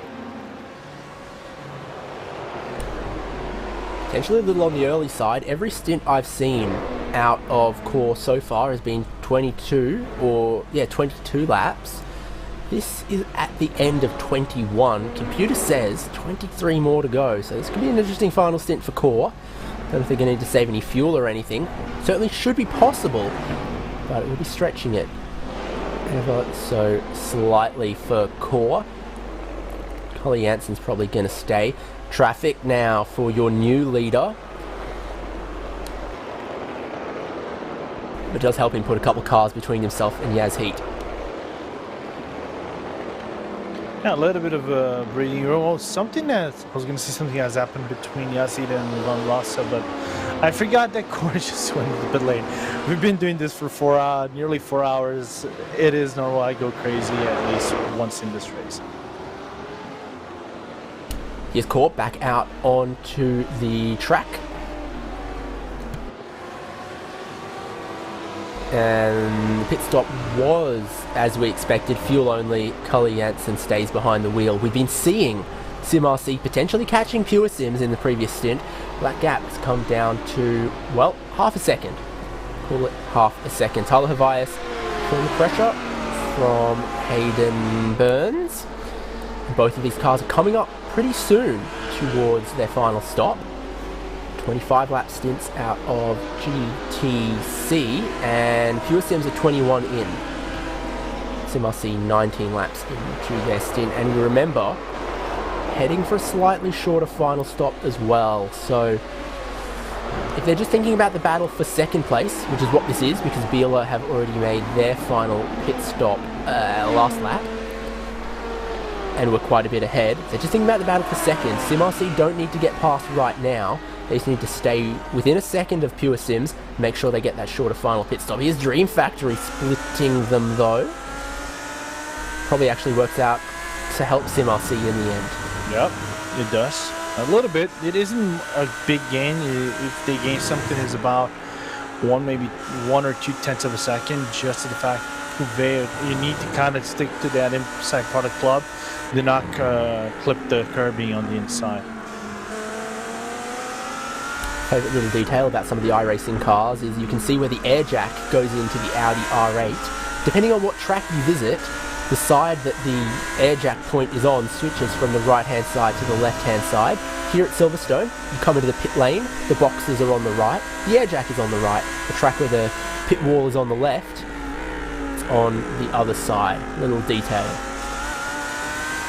iRacing Trivia, brought to you by David Haynes. Make sure to take notes, kids. There is going to be a quiz after class. There you go. And really good Australia. Really good, by the way, really good Australia versus United States battle in here. Between Hervias and Burns just getting the upper edge. As we're looking as well over here, about 2 more laps for the lead car in the P2s. Do you think there is a possibility that Brian, with the last pit stop, still might be in the lead whenever he comes into the pit lane? And meanwhile, I was going to say Heat into the pit lane for their final pit stop. Do you think pit lane then for the prototypes in a second? Maybe we can go side by side. Hugo's a clever cookie. He knows how to do some of that stuff. Yes, he can. Oh, Burns is looking for the move there down the inside of Pure Sims. Decisive. He's got a lot of speed. I think he can cut back across, close the door into Vale. That's how you decisively make that move stick. He had enough speed through Stowe that he could then close off the inside to Pure Sims up into the lead for the moment. But when these guys pit, I think this is really the battle for second. Meanwhile, pit stops for Prototype. Getting their fuel to get to the end. Heat, I think they need tyres at this stop, but if they don't, then they're making a triple stint on those tyres. And they're not game for it, are they? I was just about to say, you saw how hard they were struggling on the second stint. The third stint would have been absolutely diabolical. So as they get jumped by a couple teams, they are on the jacks getting new tyres. So Movano, Sim Racing Bianco, Team Redline, Core, all ahead of Heat now. Yeah, and the gap between Core and Movano Rosso is 56 seconds less. So, depending on how short of a field will be for Maxime Briand, as we're looking, Briand, I was going to say he's coming into the pit lane, but no, he's going to be out for one more lap like Dion Fialo predicted. We're going to have to take a really inside look on how fast Briand's lap's going to be, because if he comes out of the pit lane, that might be really close between Core and Movano Rosso in the battle for the lead of the race. Rosso must be getting ready for a pit stop there with Movano, because they've just punched in once again the fastest lap of the race, a new fastest lap for Maximum Brioche. They are trying to put the overcut on Core. That is what the real mission is right now in the 72. As we look at them here, they've been 20 and a half laps on their stint. They've started the 21st lap of their stint. We've seen they can go 22. We've seen they can go 23 if they want. So they can still stay out a little bit longer, use a couple more laps to try to overcut Carl E. Janssen. God, I'd love to see the lap gaps between Rosso and Core. have Same. the refueled core car would probably be a little bit slower than the lighter 72 at the moment. I think the overcut definitely could be on there. Battle also here, Redline and Movano Sim Racing Bianco. But when you're thinking about the lead of this category, it's all about how much faster is Briant going than Janssen right now. The last lap for Janssen, 47.9, basically a 48, 3 seconds slower than Briant. So that is looking very, very positive signs for Briant. He's going to take the pit stop now. And will he resume in the lead? It was all action at the start, plenty of action in the middle, and this last 35 minutes is looking all action across all three classes as well. Yeah, we're looking with stacked battles throughout the whole class. GTC, GTE. There isn't many battles in GTE, more of a gap battles, but this battle for the podium looking really juicy so far between Patty Wolf and Tommaso Carla. When we saw last time they traded paints, Wolf and Carla. It came close, and it was nearly bad endings for the Bianco car. So in the pit stop right now, your LMP2 prototype pole sitter was race leader. Is that still going to be the case? On your left screen, the 72 car, still stationary. On the right screen, second place, Core Sim Racing, now coming onto the pit straight. But Briant is already rolling out past the pit lane speed limit and accelerating up to race pace. Briant has overcut Core Sim Racing for the lead into the final stint. Sports Car Open, 4 hours of Silverstone. Yeah, gap relatively around 4 seconds, 4 to 3.5 seconds between Core Jensen and Maxime Briant. Briant retaining the lead. I kind of expected just to see how far of a gap would be and how aggressive Maxime Briant would come down in the pit lane. Now it's all on Core Jensen. Does he has the car and the pace to reach that 72 car? But the problem is there is traffic right ahead of Carl Jensen, but you can see he's trying to be aggressive. He's trying to cut some time, and he's pushing that car to the very limit of it. You would be a fool to give up now if you were Carl Jansen. Anything can happen. Movano have been penalised before. Traffic has gone against them or for them before. There is still 20 laps left, and if you think 4 seconds is a comfortable buffer with 20 laps to go, well, you are a little bit of a fool. You haven't been watching Sports Car Open for long enough. Yeah, you haven't been watching for long enough. In the meanwhile, I'm just looking at this gap battle between Pure Sims and SimRC right now in the GTC gap. It is 47 seconds between Hayden Burns and Tyler Hervias. We're still all of the Burns trip into the pit lane for maybe 30 minutes of fuel. So that battle in the GTC lead might be close as well, depending on how Burns drives that car. Yeah, I'm thinking that GTC battle for second is going to be interesting now that Pure Sims are on their outlap. SimRC going long yet to take their final stop. How much shorter will it be? I'm seeing 24 seconds of fuel for Pure Sims. If Simsa can go 20 seconds of fuel or something, then that would be a much superior pit stop.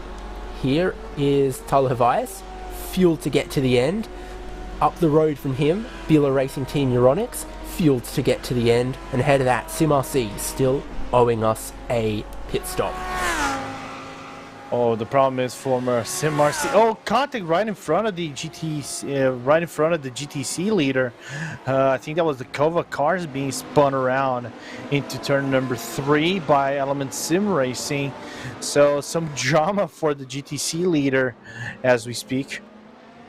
Oh, yeah, you had your eyes on this one, Lorenzo. Not a great day for Kova. Matty Sipola, 3 wide when you're in the middle. He was looking at the car on the outside that he was trying to pass, and then the prototype puts the nose in, and the way it tightens up, the way it switches back in that section, we've seen 3 wide end in tiers with some regularity as well. So that cost quite a bit of time, and I think some positions for Kova. maybe one position.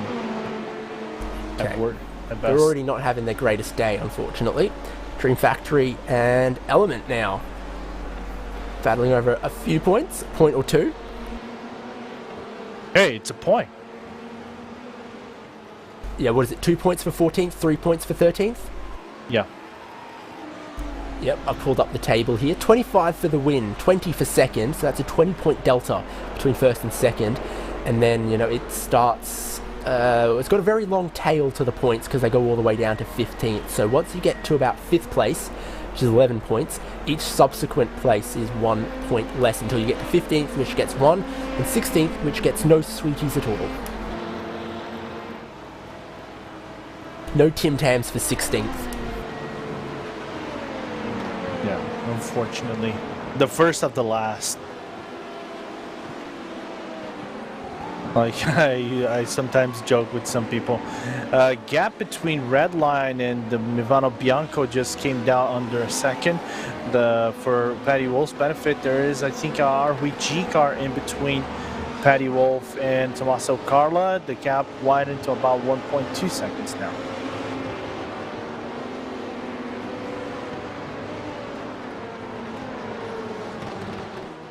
Well, we've talked about the shape of the lead battle in Prototype. There's a couple other little battles going on there. Redline still ahead of Bianco. Yes, they were ahead exiting the pit stops. I think managed to just have a slightly shorter fill. Ooh, and then don't catch the traffic where they'd like coming onto the hangar straight. That is going to help Tommaso Carla deploy tomato power. You can see that goes from half a second to 4.5 tenths to a bit closer to 4 tenths on the way into Stowe. And gap of the lead gap right around 4.5 seconds. It goes up and down just due to the traffic alone. So Carl Jensen is putting the work. There is a realm of possibility he might make this, but he needs to come with some luck off the traffic on his way. It's just under half an hour to go here at Silverstone. We've had final pit stops out of every single class. So I think a top 8 rundown on each category would give us a great idea of who stands where and who needs to make some positions in this final stint and the race to the checkered flag. So we've talked about Movano Sim Racing Rosso, Core Sim Racing. We've talked about this battle here, 3rd and 4th. Team Redline versus Movano Sim Racing Bianco, who are right at their tail. Yas Heat in 5th. Have the newest tyres of everyone in the top 8 in the prototype class. Are they going to somehow find some speed that Redline and Movano Bianco don't have to get back up to them, or is 5th the best they can do today? Impulse Racing in 6th, VRS Satellite Racing Blue currently in 7th, and Chimera being scored in 8th. I'll go through GT here then, where Logitech G Ultras Esports have made their final stop and they lead 30 seconds ahead of AAA Esports Black and Team Redline GT. Renault Esports have made big moves through this race, not their best qualifying, but they are running in 4th right now and handily ahead of SimRC in 5th, R8G Esports in 6th, BS Competition up into 7th, and it's Williams Esports Chill Blast, the Corvette, back into 8th, probably partially due to the little dramas we've seen for Kova. Lorenzo, bring us through GTC. Yeah, so GTC has Bila Racing Team Aeronix in P1. I just saw SimRC and Hayden Burns overtaking Tali Hervias on the previous lap for P2. Pure Sims right behind them. It is close battle between both cars for 10 seconds separating both Audi R8s. Manidi Racing Red is in 4th. German Sim Racing DE by ACV in 5th. HM Engineering is in 6th place. Racecraft is in P7, but he's going to get a lap from HM Engineering. They are still due to come to the pit lane. And then running out the top 8 momentarily is the Movano Sim Racing Verde car. Cracking scrap, 2nd and 3rd. SimRC ahead, but by how much? Not much. Not much at all in this one. Still Hayden Burns, still Tyler Hervias, battling over great points. Speaking of them, SimRC would really like to get as many as they can get. Pure Sims are the leaders. So the way this stands right now, this would close the gap a little bit between SimRC and Pure Sims, but not greatly. What it really would do for Pure Sims to get second place, so for SimRC to get second place, is hoist them even further clear of some of the other teams that they were battling. Simicube, Inex Racing, Vendaval Sim Racing Green, Butler Pell Motorsport Neon. 3 teams that aren't having the greatest day right now, and they are right with SimRC in the points. So today, I think, is a make hay while the sun shines kind of day for SimRC. This result wouldn't put them in contention for the lead in points in class. What it would do is it would put them head and shoulders above a lot of the other cars in class and keep them locked into the top 3. Yeah, locked absolutely. It still opens up the battle for the GTC, I think, and everything's just getting worse and worse for Tommaso Carla. I think he just got a penalty right out of club and had to give room to the Burst Esports car. The gap was around a second, then traffic on cops happened, and then Megan Zabakits. Gap right now between Patty Wolf, a little bit of a breathing room for Patty. 5 seconds between Redline and Ivana Bianco.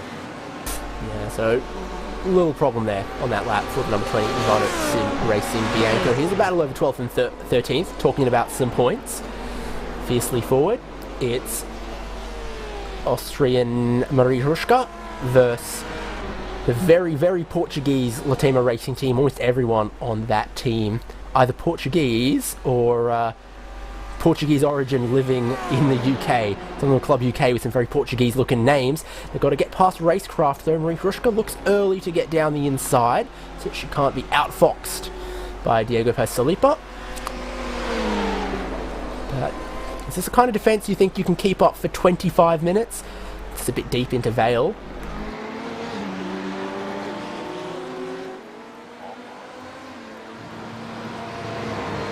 It's tough. By the way, Diogo is actually Portuguese. He just lives in England. Yeah, there's a couple of them on the team like that. Interestingly, it's actually it's a Portuguese Brazilian team, and I see Tommaso Carla heading into the pit lane. 4 laps only into his stint. Weird.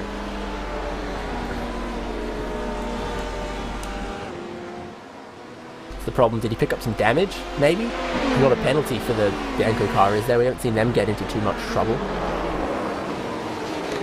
Ooh. It's unusual. Word from Fraser Williamson says he got the slowdown, didn't serve it in time. That's a stop-go penalty of some kind. That is ouchie ouchie. Yeah. Technical term in racing for a significant penalty handed for a small infraction.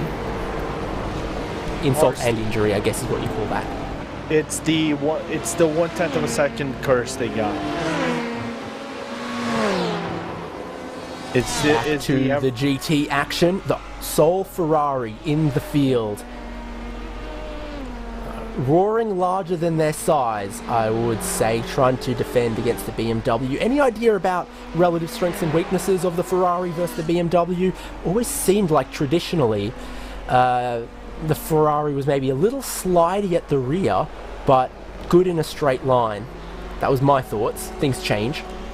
Yes, the thing is, the Ferrari might be faster in slower tracks. Because it can carry a little bit more speed under normal conditions. The problem is you don't get the top line speed I think the BMW M8 does, but you spend slightly less fuel than the BMW M8, so it can go slightly longer than everybody else's. Also, it looks like if you're driving a BMW, you're not afraid of the curbs. He's going to go wide through turn 2, look down the inside at turn 3, huge lunge for the inside. If you're clever, you can hold around the outside, run off the road, fiercely forward, had their nose in that. And I think Latema have really squeezed them. Yeah, as they're about to go lap down to their leader. That one deserves a helicopter shot, surely. Wow, aggressive stuff from Latema. They move ahead, but it wasn't the most sportsman-like maneuver we've seen today.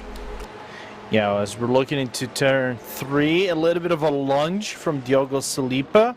Still side by side, but the runoff, why, the rudeness he had on Maria Rushka. I think Maria even tried to go for the dive on the inside part, but she saw, I think, the GTE leader, and she backed away. By the way, fiercely forward, the only female team in the entire SCO category. That is cool to see. Yeah, absolute girl driver, power by the way. from fiercely Girl forward. power. Rebecca Pauline drove the first half of the race. Marie Hrushka driving now. Well, they're on track for some points, the way it goes at the moment, but one less than they were a lap ago. Here's the battle that is immediately behind them on the road. The AAA Esports, one of them, the number 8, versus BS competition car. Yeah, and at the same time, I'm looking at, I was still looking at this battle, which is unusual to see field deans in the BS competition team so far back in the GTE field, by the way. Normally a team that we saw in the upper half of the standings, not in the bottom half of the standings. While this battle is going on, there's also a top 8 battle going on between, I think I was mentioned by Dylan Scrivens, that Alexander Mazia is actually catching Martin Christensen between the 19 and the 177 BMW and Corvette out of the Williams and the meaty blue cars, but good battle nevertheless here.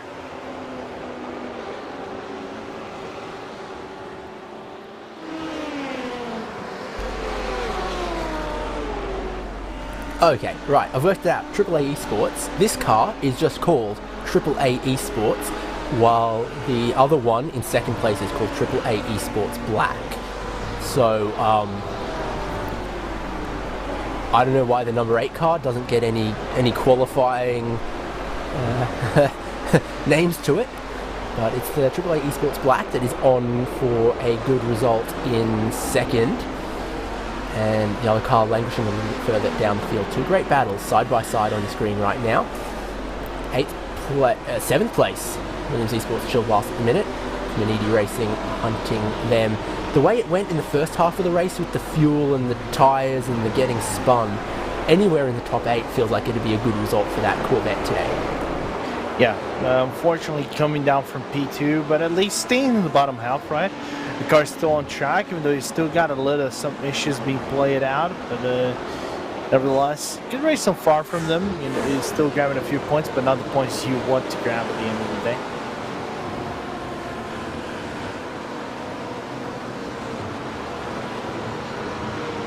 I've been ignoring it and making it your job, Lorenzo, but I just opened up the submitted protests sheet, and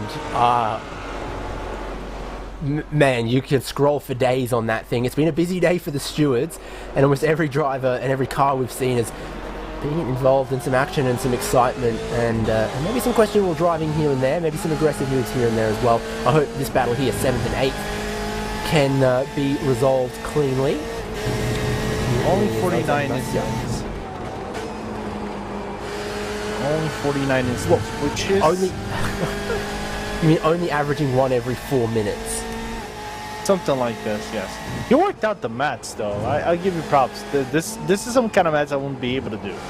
Right, that one involved division, and it came off the top of my head easily, but when I've got to subtract 4 from a number, apparently my brain doesn't work anymore. I'm going to return myself for a refund at some point. I'm not fit for purpose. Very game.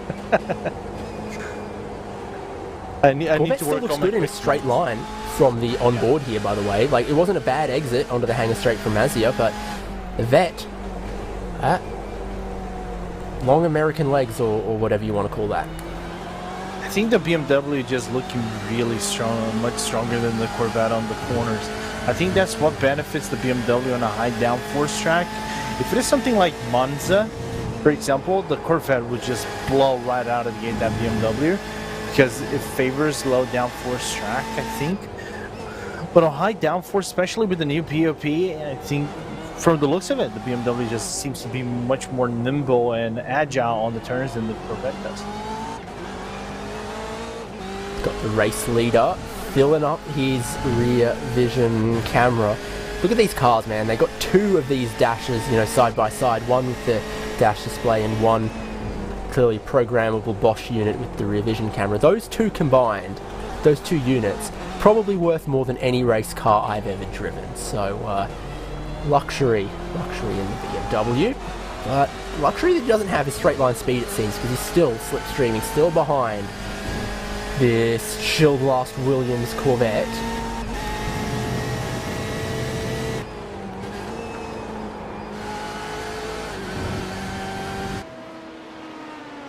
Looking at that. No, I'm not imagining things, but lapel all the way off in Cop's corner. Looking like they got a bit of suspension damage going on as well. I think that car might be crabbing a little bit, and they were a long way off track. How did they do it? The old two tyres in the grass trying to turn in. Slow-mo of the drift, please. Slow-mo of the drift, please. Luckily for them, Mario Babic kept it off the wall, but he got close. He got a long way off. It's that part there where he's got it, all of the counter steering, trying to catch it. Somewhere along it grips up and spits back the other way. That's always the concern. Yeah, I was gonna say that he was, if he didn't counter steer, I think he counter steered way too much. I was gonna say he was due to go for Rebecca Pauline just basically said for a hyper rejoin. That would have been an outstanding rejoin on track. Not a whole lot of time loss. Now looking at CMRC going a little bit. They're trying to put the lap on Inex, and Inex late move to decide to jump out of that one. Of course, CMRC, as you can tell from these shots, cannot afford to dilly-dally because half a second to get back to pure sims. They are fighting hard, fighting ferociously. BMW's close. Here comes Manidi down the inside at Brooklands, and they throw it in deep. My goodness, is that deep and wide, and still they managed to just hold on to that position because Martin Christensen wasn't game to chop across, close it off. But that was on the limit and past it for Manidi. They ended up in the runoff there. Ended up in the runoff, but that runoff area you can kind of use it and abuse it and get a good speed out of it. You don't get an off track or anything. So good runoff from Manidi so far. There's a car right in between. I think that's a Butler Pal. There's an overlapping them right on the exit of Cops. And I've been looking here, David. Might be a good, interesting story coming in these final minutes of this race. We have about 13 minutes left. Does Petty Wolf have time enough and track enough to reach Carl Jensen? Because that red line car is looking fast. Yeah, well, the core car in second, now 12 seconds off the lead. Paddy Wolf was a second and a half faster last lap. Is that a trend or is it a one-off? I mean, yeah, it's 8 laps to go as they cross the line right now, and they are crossing the line right now. So to close down 5-6 seconds in 8 laps and then get past is a big task, but if the core car is starting to fade a little bit, you wouldn't call it impossible, that's for sure. So right hand side of your screen, Core Sim Racing second in class, left hand side of your screen, the battle we were watching in GTE. Christensen and Williams back into 8th place. By the way, good information out of Dion Fialo. Thanks, Dion, about this. I just realized that right now. Corn might have to save a whole lot of fuel. If we go 8 laps, like I said it at the time, didn't I? You said it. You said it properly. You're 100% right. If we go full 8 laps, like Carl Jensen needs probably had to dial one of the engine maps. Go for some mid-speed, fuel-saving strats, and maybe turn ballistic. We saw this on Winter Greenhow in the previous round with, I think that was Glacier Racing and Academy Sim Racing Red for the win of the GTC SP9 category. So we could see something very similar being played over here.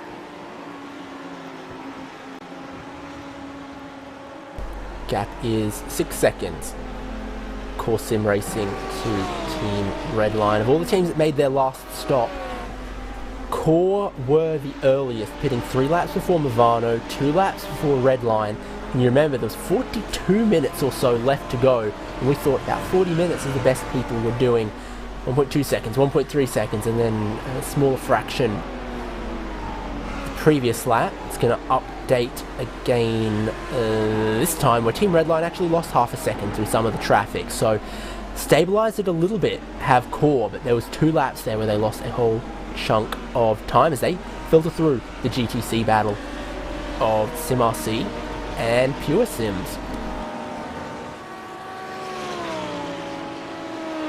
Yeah, some teams still need to save fuel, and this is something quite. We never seen this before. You know, an LMP2 being able to save 2 laps extra fuel and go for 24 laps.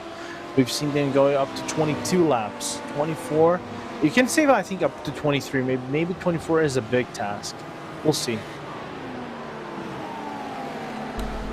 Shout outs to Joel Guez, because this more recent version of JRT does give me some historical stint lengths of different teams, and I can look in the last 2 stints, you know, a lot of 22 lap stints. Yeah, sprinkled amongst them, there was 1 or 2 23 lap stints. I have not, in this race, seen a 24 lap stint from a Dallara. And if it's 5 to go when Core get to the line, and Core have done 18, that is 23. With the management, I think they can do it. Yeah, it's kind of like take off your foot off the gas, take the foot off your gas, basically at every single big corner, or just activate the clutch and just lift and coast. Like, it has to be mega lift and coast. By the way, one penalty we were looking that might have happened is the penalty to the Latama team on the number 27. Yeah, for nudging the AAA fiercely forward out of the track on turn number 3 after that dive they made on Marie Harushka. Yeah, what's the wording from race control? It's drive through to Latema, forcing 888 off track and gaining a position after having already received a warning for a similar incident early in the race. So you can't fool race control, and they write everything down, so you can't rely on a short memory from them either. You'd be hard pressed to find too many people disagreeing with that decision that aren't on the team in question. RaceSpot chat seems to agree with this one, apparently. RaceSpot chat's kind of biased. Here's Core getting.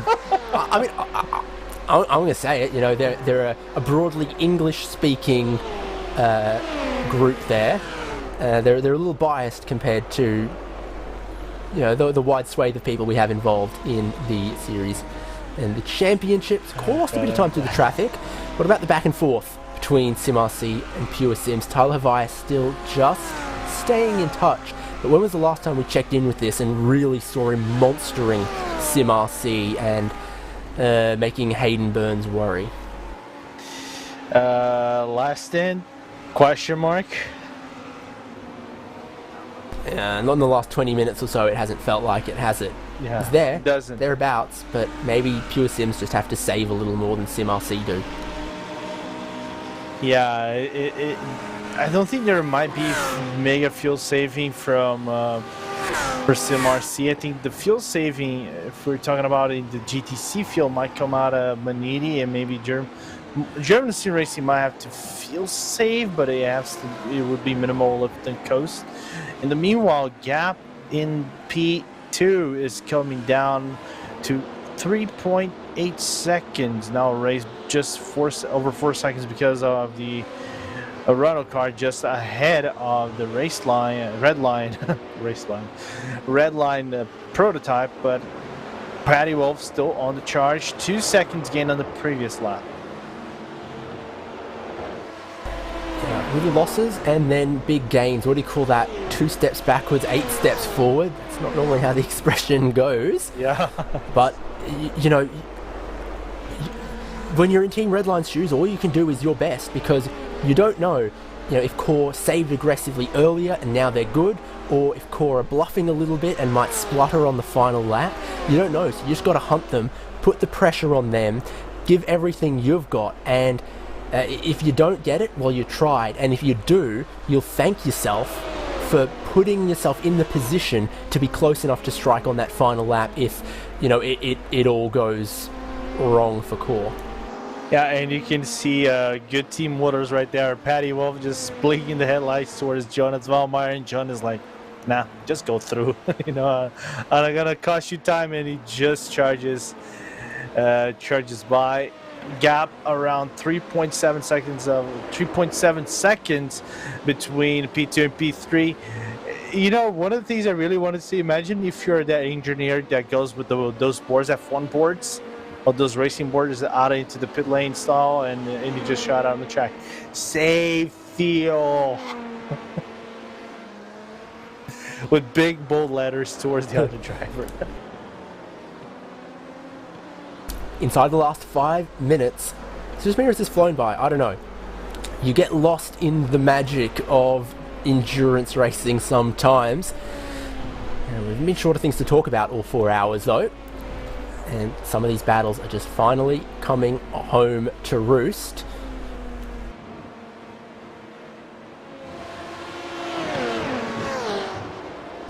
It's all battles for second place, isn't it? Yeah. We got this battle for second place in Prototype. We got a battle for second place in GTC.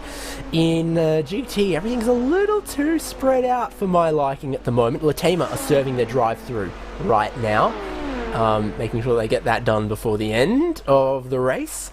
Serve it in time. That is going to let Fiercely Forward back ahead.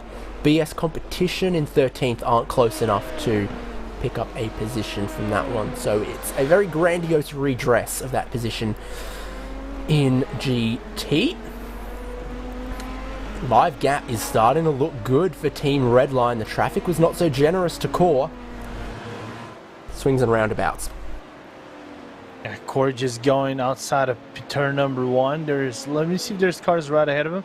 There's the Latema GTE who just done their just served their penalty, their drive-through penalty for Diogo Salipa. So they're probably going to catch them, maybe not at the if they catch, might be at the end of the Wellington straight into Brooklyn. So there might be a 1 more second gain for Patty Wolf, just the traffic alone. Again, not playing in the cards of Core Sim Racing.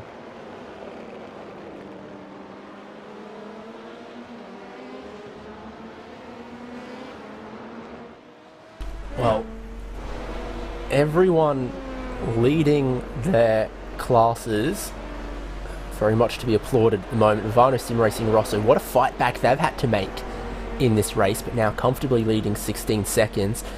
In GTE, did you ever doubt it was anything but the Altus Esports show?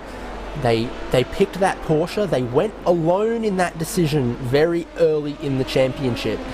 First 3 rounds, it didn't pay dividends for them. Here, round 4, well on track to do so. And in GTC, the strategy from Beeler, I think, off the very first pit stop, just gave them speed that no one else could match. So, comfortable gaps for your leaders in every class. It's behind. We keep watching. Second place in Prototype.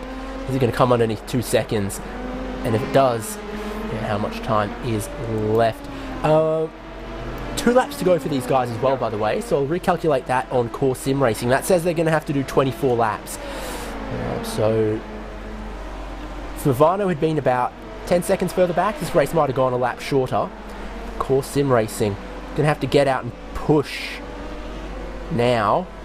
They're going to have to, if they weren't on maximum conserve in the first half of this stint, they're going to be in a world of hurt.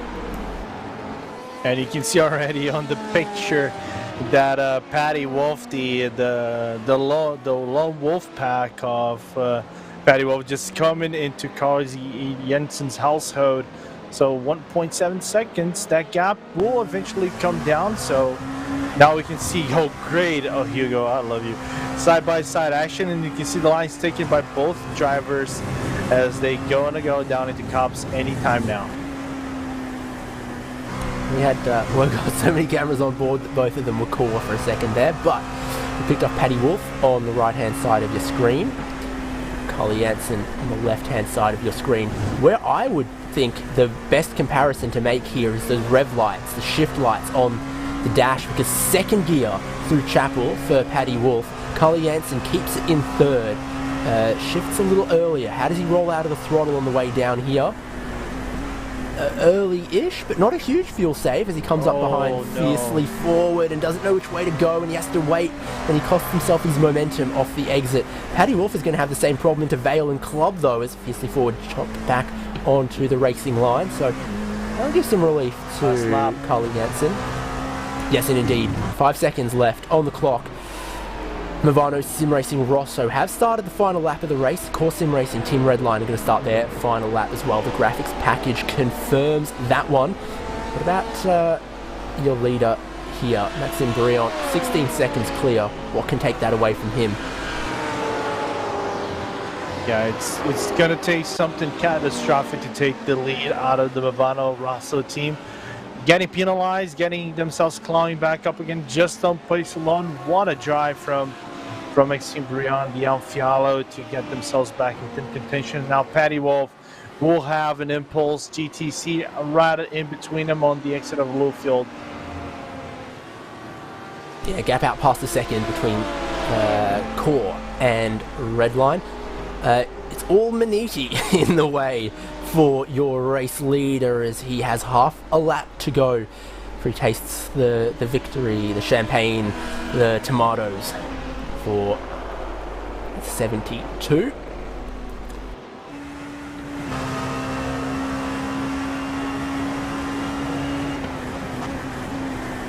Love to see the battle for second side by side with the lead potentially, but it is just one braking zone to bring it home.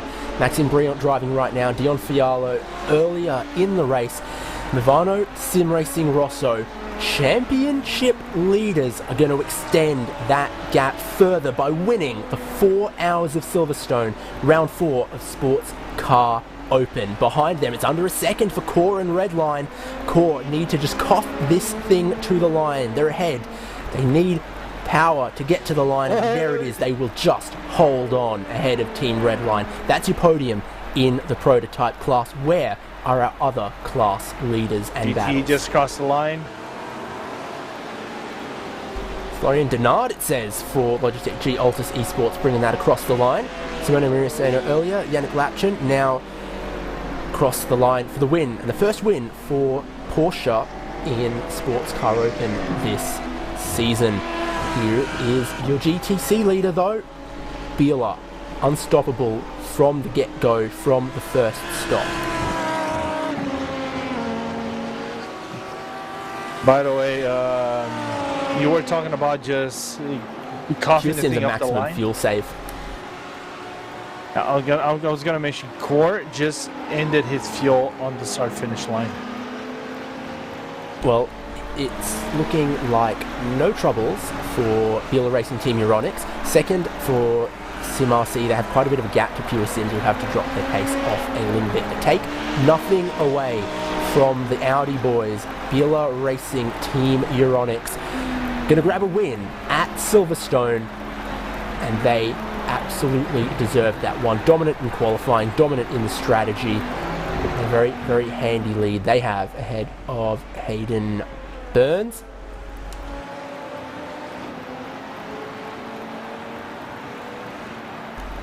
Is this a lap of honour?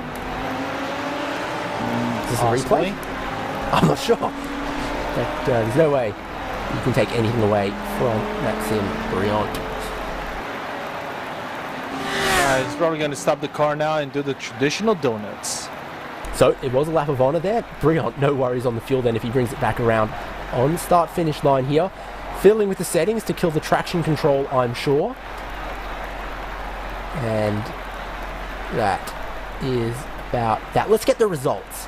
4 hours of racing, 3 classes, 49 of the best teams in sports car competition on iRacing.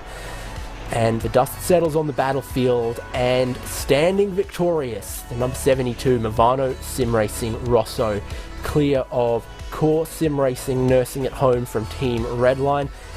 Yas Heat actually made up a bit of time in the final stints, but not enough. They get 4th, Impulse Racing for 5th, VRS Satellite Racing Blue in 6th, Movano Sim Racing Bianco for 7th, Butler Pell in 8th, Chimera in 9th, Race Clutch 16 in 10th, 11th for Simza, 12th for Dream Factory, Element Sim Racing 13th, and Orion Race Team 46 pick up the last points.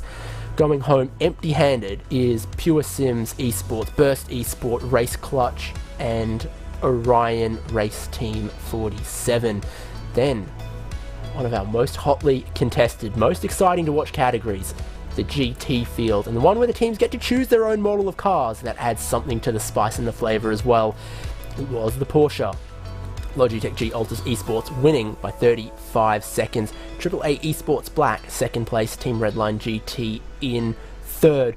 Couldn't go 3 from 3 consecutive on the wins, but they still pick up some good points, and they will be in this championship fight going forward. Urano Esports, biggest mover that I could see in GT. A lot of positions gained, so not a great qualifying, but great strategy out of those guys, and Andre Melchers took the checkered flag for them. SimRC in 5th, R8G in 6th. Then a bit more gap to Manidi Racing 7th, Williams Esports Chill Blast, Corvette gets 8th, Core Sim Racing in 9th, Kova in 10th, 11th for Fiercely Forward, Latima 12th after that late drive-through penalty, BS Competition 13th, AAA Esports 14th, Dealer Racing Team Euronics GTE. Damage early on the Hangar Straight and an early retirement. DRS Wave Italy likewise, too much damage, retirement in 16th.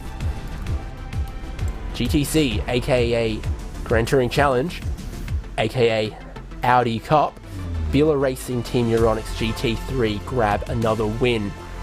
SimRC hold on for second. Pure Sims Esports GT couldn't race them all the way to the line, ended up finishing about 7 seconds back, but still stand on the podium for their championship hopes. Maniti Racing Red in 4th, keeps some of their hopes alive as well. GermanSimRacing.de, good result for 5th. Racecraft recovering from some early penalties and drive-throughs and pit stops and whatnot to get 6th. Movano Sim Racing Verde 7th. HM Engineering 59 in 8th. Simicube Inex Racing for 9th place. Unicos Gaming, who camouflage themselves with Inex in 10th, then Manidi Racing in 11th, Butler Pell in 12th, Impulse in 13th, and a retirement for HM Engineering I think means they don't actually get any points from that 14th place. I'm going to take my breath, and then we are going to get some interviews with our class winners. I think we start at the top. I think we go to Movano. Do we have anyone from them? We don't. We don't.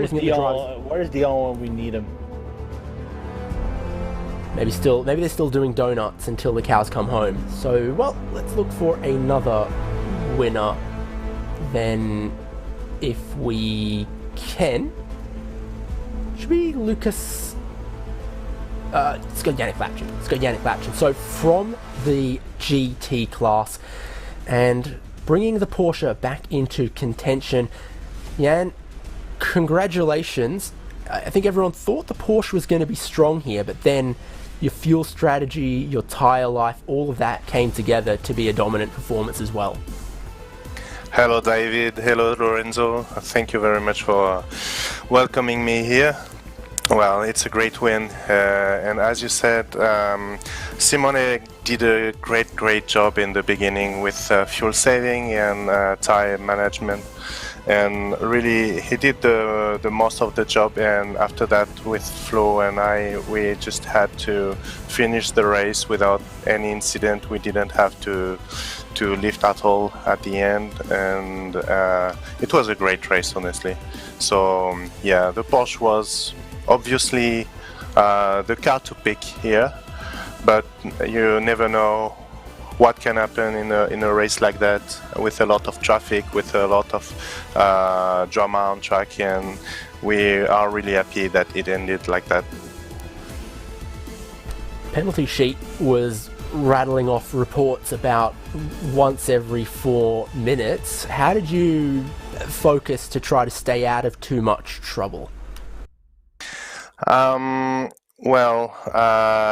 It's a really tough work to do, and it's always a management between trying to be the fastest and taking too much risk, and being safe on overtakes on GT3s, for example, on the GTC Class, and try to anticipate the most possible the overtakes from the prototypes. So we have to have a view on the front for the GTC Class and on the rear for the prototypes, and it's sometimes very difficult, but for that we have a lot of experience in this series already, and a lot of experience of multi-class, so I think this helped us a lot this time on this difficult track. If the car goes well here, is it going to go well at Interlagos next time out? Is this a track that favours the Porsche, or is the Porsche just strong overall now? The Porsche is stronger overall, but Interlagos is a very good track for the Porsche as well. If I remember well, there's Road America as well, and Road America will be a little bit tougher. I think the Corvette and the BMW could be faster, but in my opinion the Ferrari is the weakest car at the moment. But honestly, we have good chance to have a good result as well in Interlagos mostly. Well, congratulations go to you guys, because from the start of qualifying to the final lap, you were the pace setters and the ones to watch. Thanks, shout-outs, final summation of today's race from you guys. Yes, thank you very much. I would like to thank you very much, guys, also, and also our sponsors, Logitech G, Astro Gaming, Cube Controls, and Racetech Australia. So really, thank you very much, guys.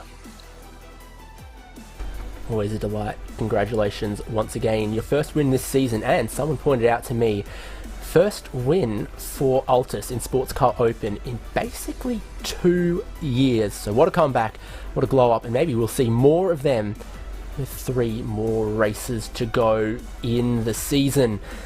Who else has stumbled in and out of our commentary booth? Lorenzo. I really want to speak to someone from this number 72, but it appears that we just can't. So we'll go, and I'll put you with Lucas Yestadt from the winning GTC. Yeah, so Lucas, really good race from Bila. First and foremost, congratulations on the win.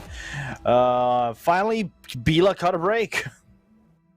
Yeah, thank you very much. It was a really nice race for us. We were quite confident during the week in preparation for this race.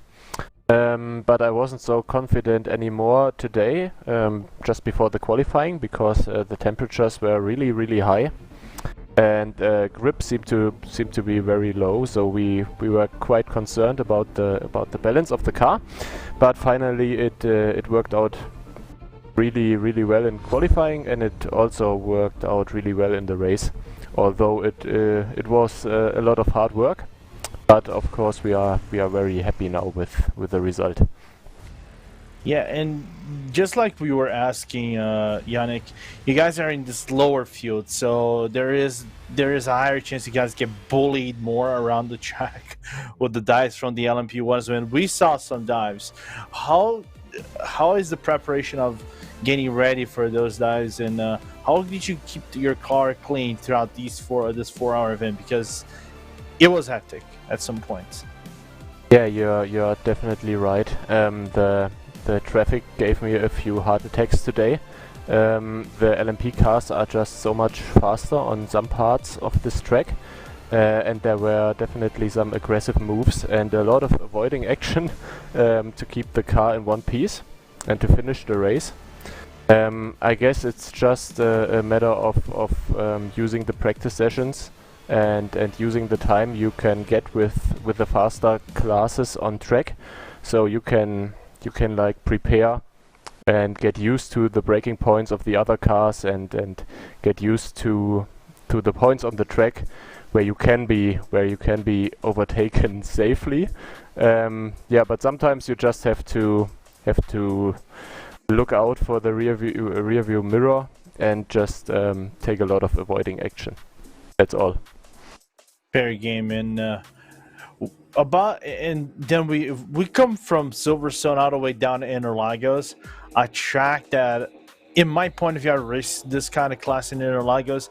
It is more, I would say, more chaotic than this in terms of navigating through traffic. What the expectation, not just setup wise, but traffic wise, for you in the BLA Racing Team Aeronix in the GT3s and the GTEs as well, if you have any ideas. Yeah, I think it's going to be very interesting. The track is a bit shorter than Silverstone, so getting all those cars from all 3 different classes together on this shorter track should be very interesting. Yeah, we just look forward to the next races now. We seem to be in good form with the Audi, and we will hope to continue with this form for the next rounds. We are kind of stuck in midfield, I think, in the overall standings. So yeah, pace is good, and we have nothing to lose now. I think we go full attack for the rest season. Yeah, because you guys have a lot of momentum right now. You can claw a few spots back up. Well, Lucas, is there anybody you want to thank from the BLA Racing Team Aeronix that you guys might have to give out any shout-outs? Well, go right ahead, man. Yeah, yeah, we want to thank our sponsors, most of all, like always, so Euronics, Fanatec and Heusingfeld. And I also want to say thanks to my teammate, Stefan, who did an amazing race today with great pace. And also, of course, thanks to you guys, amazing broadcast. Yeah, we definitely look forward to the next rounds. Absolutely. Lucas, again, thank you so much for taking part of here on this interview. Congratulations on the win for you and Stefan, and can't wait to see what you and the BLA Racing Team Aeronix will do in Interlagos in a few months, in a month time. Yeah, thank you very much. See you then, guys. All right, back to you, David. That was our GTC winner. Yeah, absolutely it was. Still elusive little slippery Mavanos they are. We're not able to grab a word with them, so we'll head one spot down the finishing order in the prototype field. Here is race spot friend Cully Jansen from Core. Pressure was absolutely on you guys in the last stint there. Yeah, for sure. Was probably a bit more pressure than it should have been. I pitted one lap too early on the fuel, so I had another lap to go. But yeah, a small mistake on my side, but yeah, we got it to the end anyways there, so I think P2 was the maximum we could get out of it either way today, so yeah, great race all in all. We got to talk changes to the Dallara P217. Not huge changes, I don't think, but it really... well, you could go and shred some of your previous setup sheets from previous rounds coming into this one and start from a clean slate, sure. Yeah, for sure. I haven't actually driven the car much since we went to Nürburgring. Actually, did some like 10 laps or something for practice. Since I did digital Nürburgring Endurance Series right before this. And yeah, the practice has kind of gone into that one. And yeah, kind of got in without any practice. Luckily though, its pace was very good on my side, and yeah, Thomas did a massive job there, and he's basically the one that set up the car. So I don't really know the ins and outs of this setup, but yeah, it was definitely a good one. Traffic will always be an issue in multi-class racing. We definitely saw a lot of penalties for the prototype class, particularly some sketchy moves in the corner complexes, like in the first sector with the loop or Magnets Beck. It's always a magnet for controversy. Were there some times you were losing a handful of time and you were just incredibly frustrated with it, that you couldn't just push on through? Oh yeah, for sure. I mean, like the SS, Magus Beckett, that's probably the worst complex to get stuck behind like a GT3 or something. And I mean, quite a lot of the time we got up on a 3-car field or something, or a 3-car train there. And you might be able to pick off 2 or something, but yeah, there's definitely a lot of places where it was a bit smarter to just sit behind and wait, and then take them down the straight instead, since we're much faster on the straight. But yeah, sometimes it's doing that, you also lose maybe a second just sitting behind a GT3 through one of the fast turns. So yeah, it's a little bit of give and take, and yeah, I mean, you can play the risky game and do all the moves, but like if you play the risky game, sometimes you lose, and yeah, then a drive-through penalty might be in for you there. So I think it's a bit of give and take all in all, and yeah, I think that's about it. If traffic was an issue here, what's it going to be like at Interlagos? Shorter track, folds back in on itself several places through the middle sector. Oh yeah, for sure. Interlagos is going to be even worse. Since you don't really have any, like, the track is quite narrow, and you don't really have any places where the LMP2 kind of can stretch its legs before you go up the hill out on start-finish line, and then after Senes. But like inside of the like on the infield, if you want to call it that, that's gonna cause a lot of problems. Can also see it cause a lot of problems out of turn 3 and stuff. But yeah, I think traffic is gonna be even more hectic at that track, since Silverstone is quite a wide track still. So yeah. Well, congratulations go to you, grabbing second place for the team. Gonna let you go, but we will see you in Interlagos, Carl. Yeah, thanks a lot. Well, it took them a while to get out of their race suit, drink all their champagne, get their trophies, whatever. We do finally have been able to wrangle the winner overall and in prototype class. Sion Fialo, congratulations. Massive fight back from your team after that drive-through penalty as well.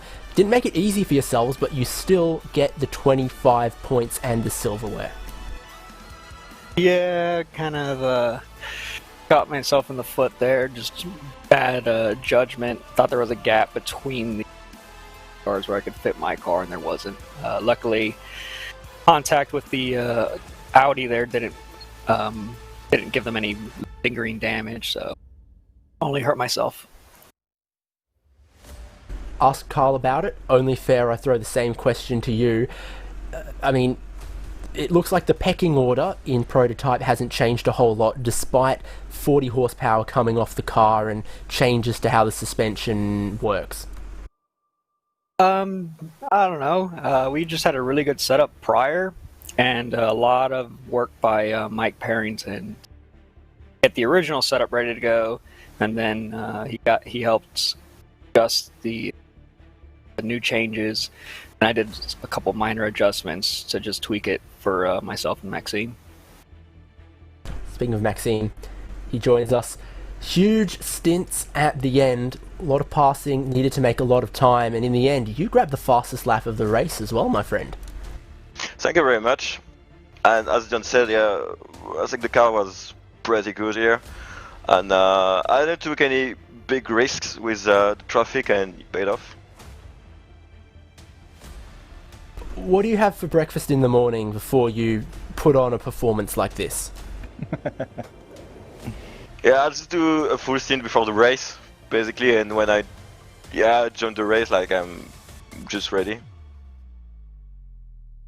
Well, fantastic, guys. You're really stretching out the championship lead here as well. Are there any rounds coming up that you are afraid about, or keeps you up at night? Well, we've done really good on the really high downforce tracks. We need to find something on the medium downforce tracks, and potentially all the tracks remaining are medium downforce tracks. So I think we're a little on the back foot there. Interesting. Well, we'll keep an eye on what happens with the 3 remaining rounds, because of course we're going to be covering all of them here from RaceSpot. Dion Fialo, Maxime Briant combining to win 4 hours of Silverstone Sports Car Open. Guys, sum up the race, final words. Well, Dion. Oh, okay, sorry. I thought it was me. No problem. Yeah, let the French guy drive because he kept it clean the whole way. Not a single incident point. I did all right. 6 incident points, but netted a drive-through. So yeah, no, we just qualified well and in the front helps a lot. Well, I would say thanks to Dion because of the fucking good setup we had today, and Yeah, okay, I'll let that one slide. Whatever, no one heard anything. Continue. and thanks to the all Mibono team for the world work we did this week, because on Monday, on Tuesday, it was not we're not that fast, to be honest. So yeah, we did a big work this week, so that's cool. There you go, our winners from the prototype class. Lorenzo, now it's your turn. What are you going to say to bring us home here at Silverstone? Well, that was a very eventful 4-hour event. Very hectic start, you know, a few argy-bargies here and there, but it's the nature of those 5 first turns, and then the Russell team had a really mega race so far. Unfortunate for Dion having that incident that brought him back a little bit, but then Maxime just go for the mega stint and also feel safe and still be very efficient. So props to the Russell team.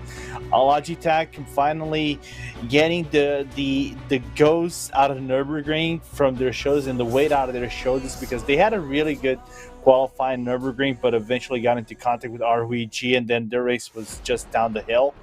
Finally grabbing the win, being rewarded with the better car and the Porsche, and Bila also the same thing, you know, just erasing the ghosts out of the previous races, finally get a good result will give them some momentum. Can't wait to see what Interlagos brings. It's a very chaotic race, navigating through traffic, especially in the faster cars. It will be very complicated, trust me. I've been there, I've seen it, so it's going to be an interesting event in the Brazilian track. This was the 4 hours of Silverstone.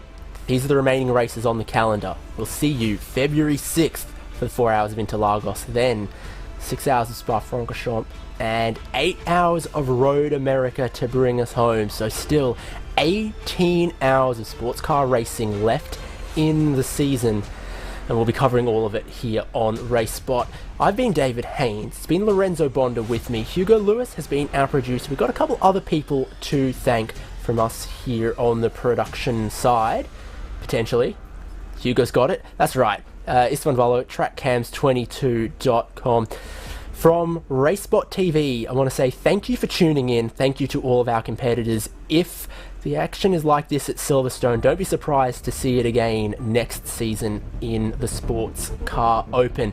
We'll see you February 6th when Sports Car Open continues. Subscribe to us here on RaceSpot, because this is where you're going to find all the action from this series and many, many other global top-level competitive iRacing series and championships. That is all from the home of British motorsports and from Sports Car Open. See you next time.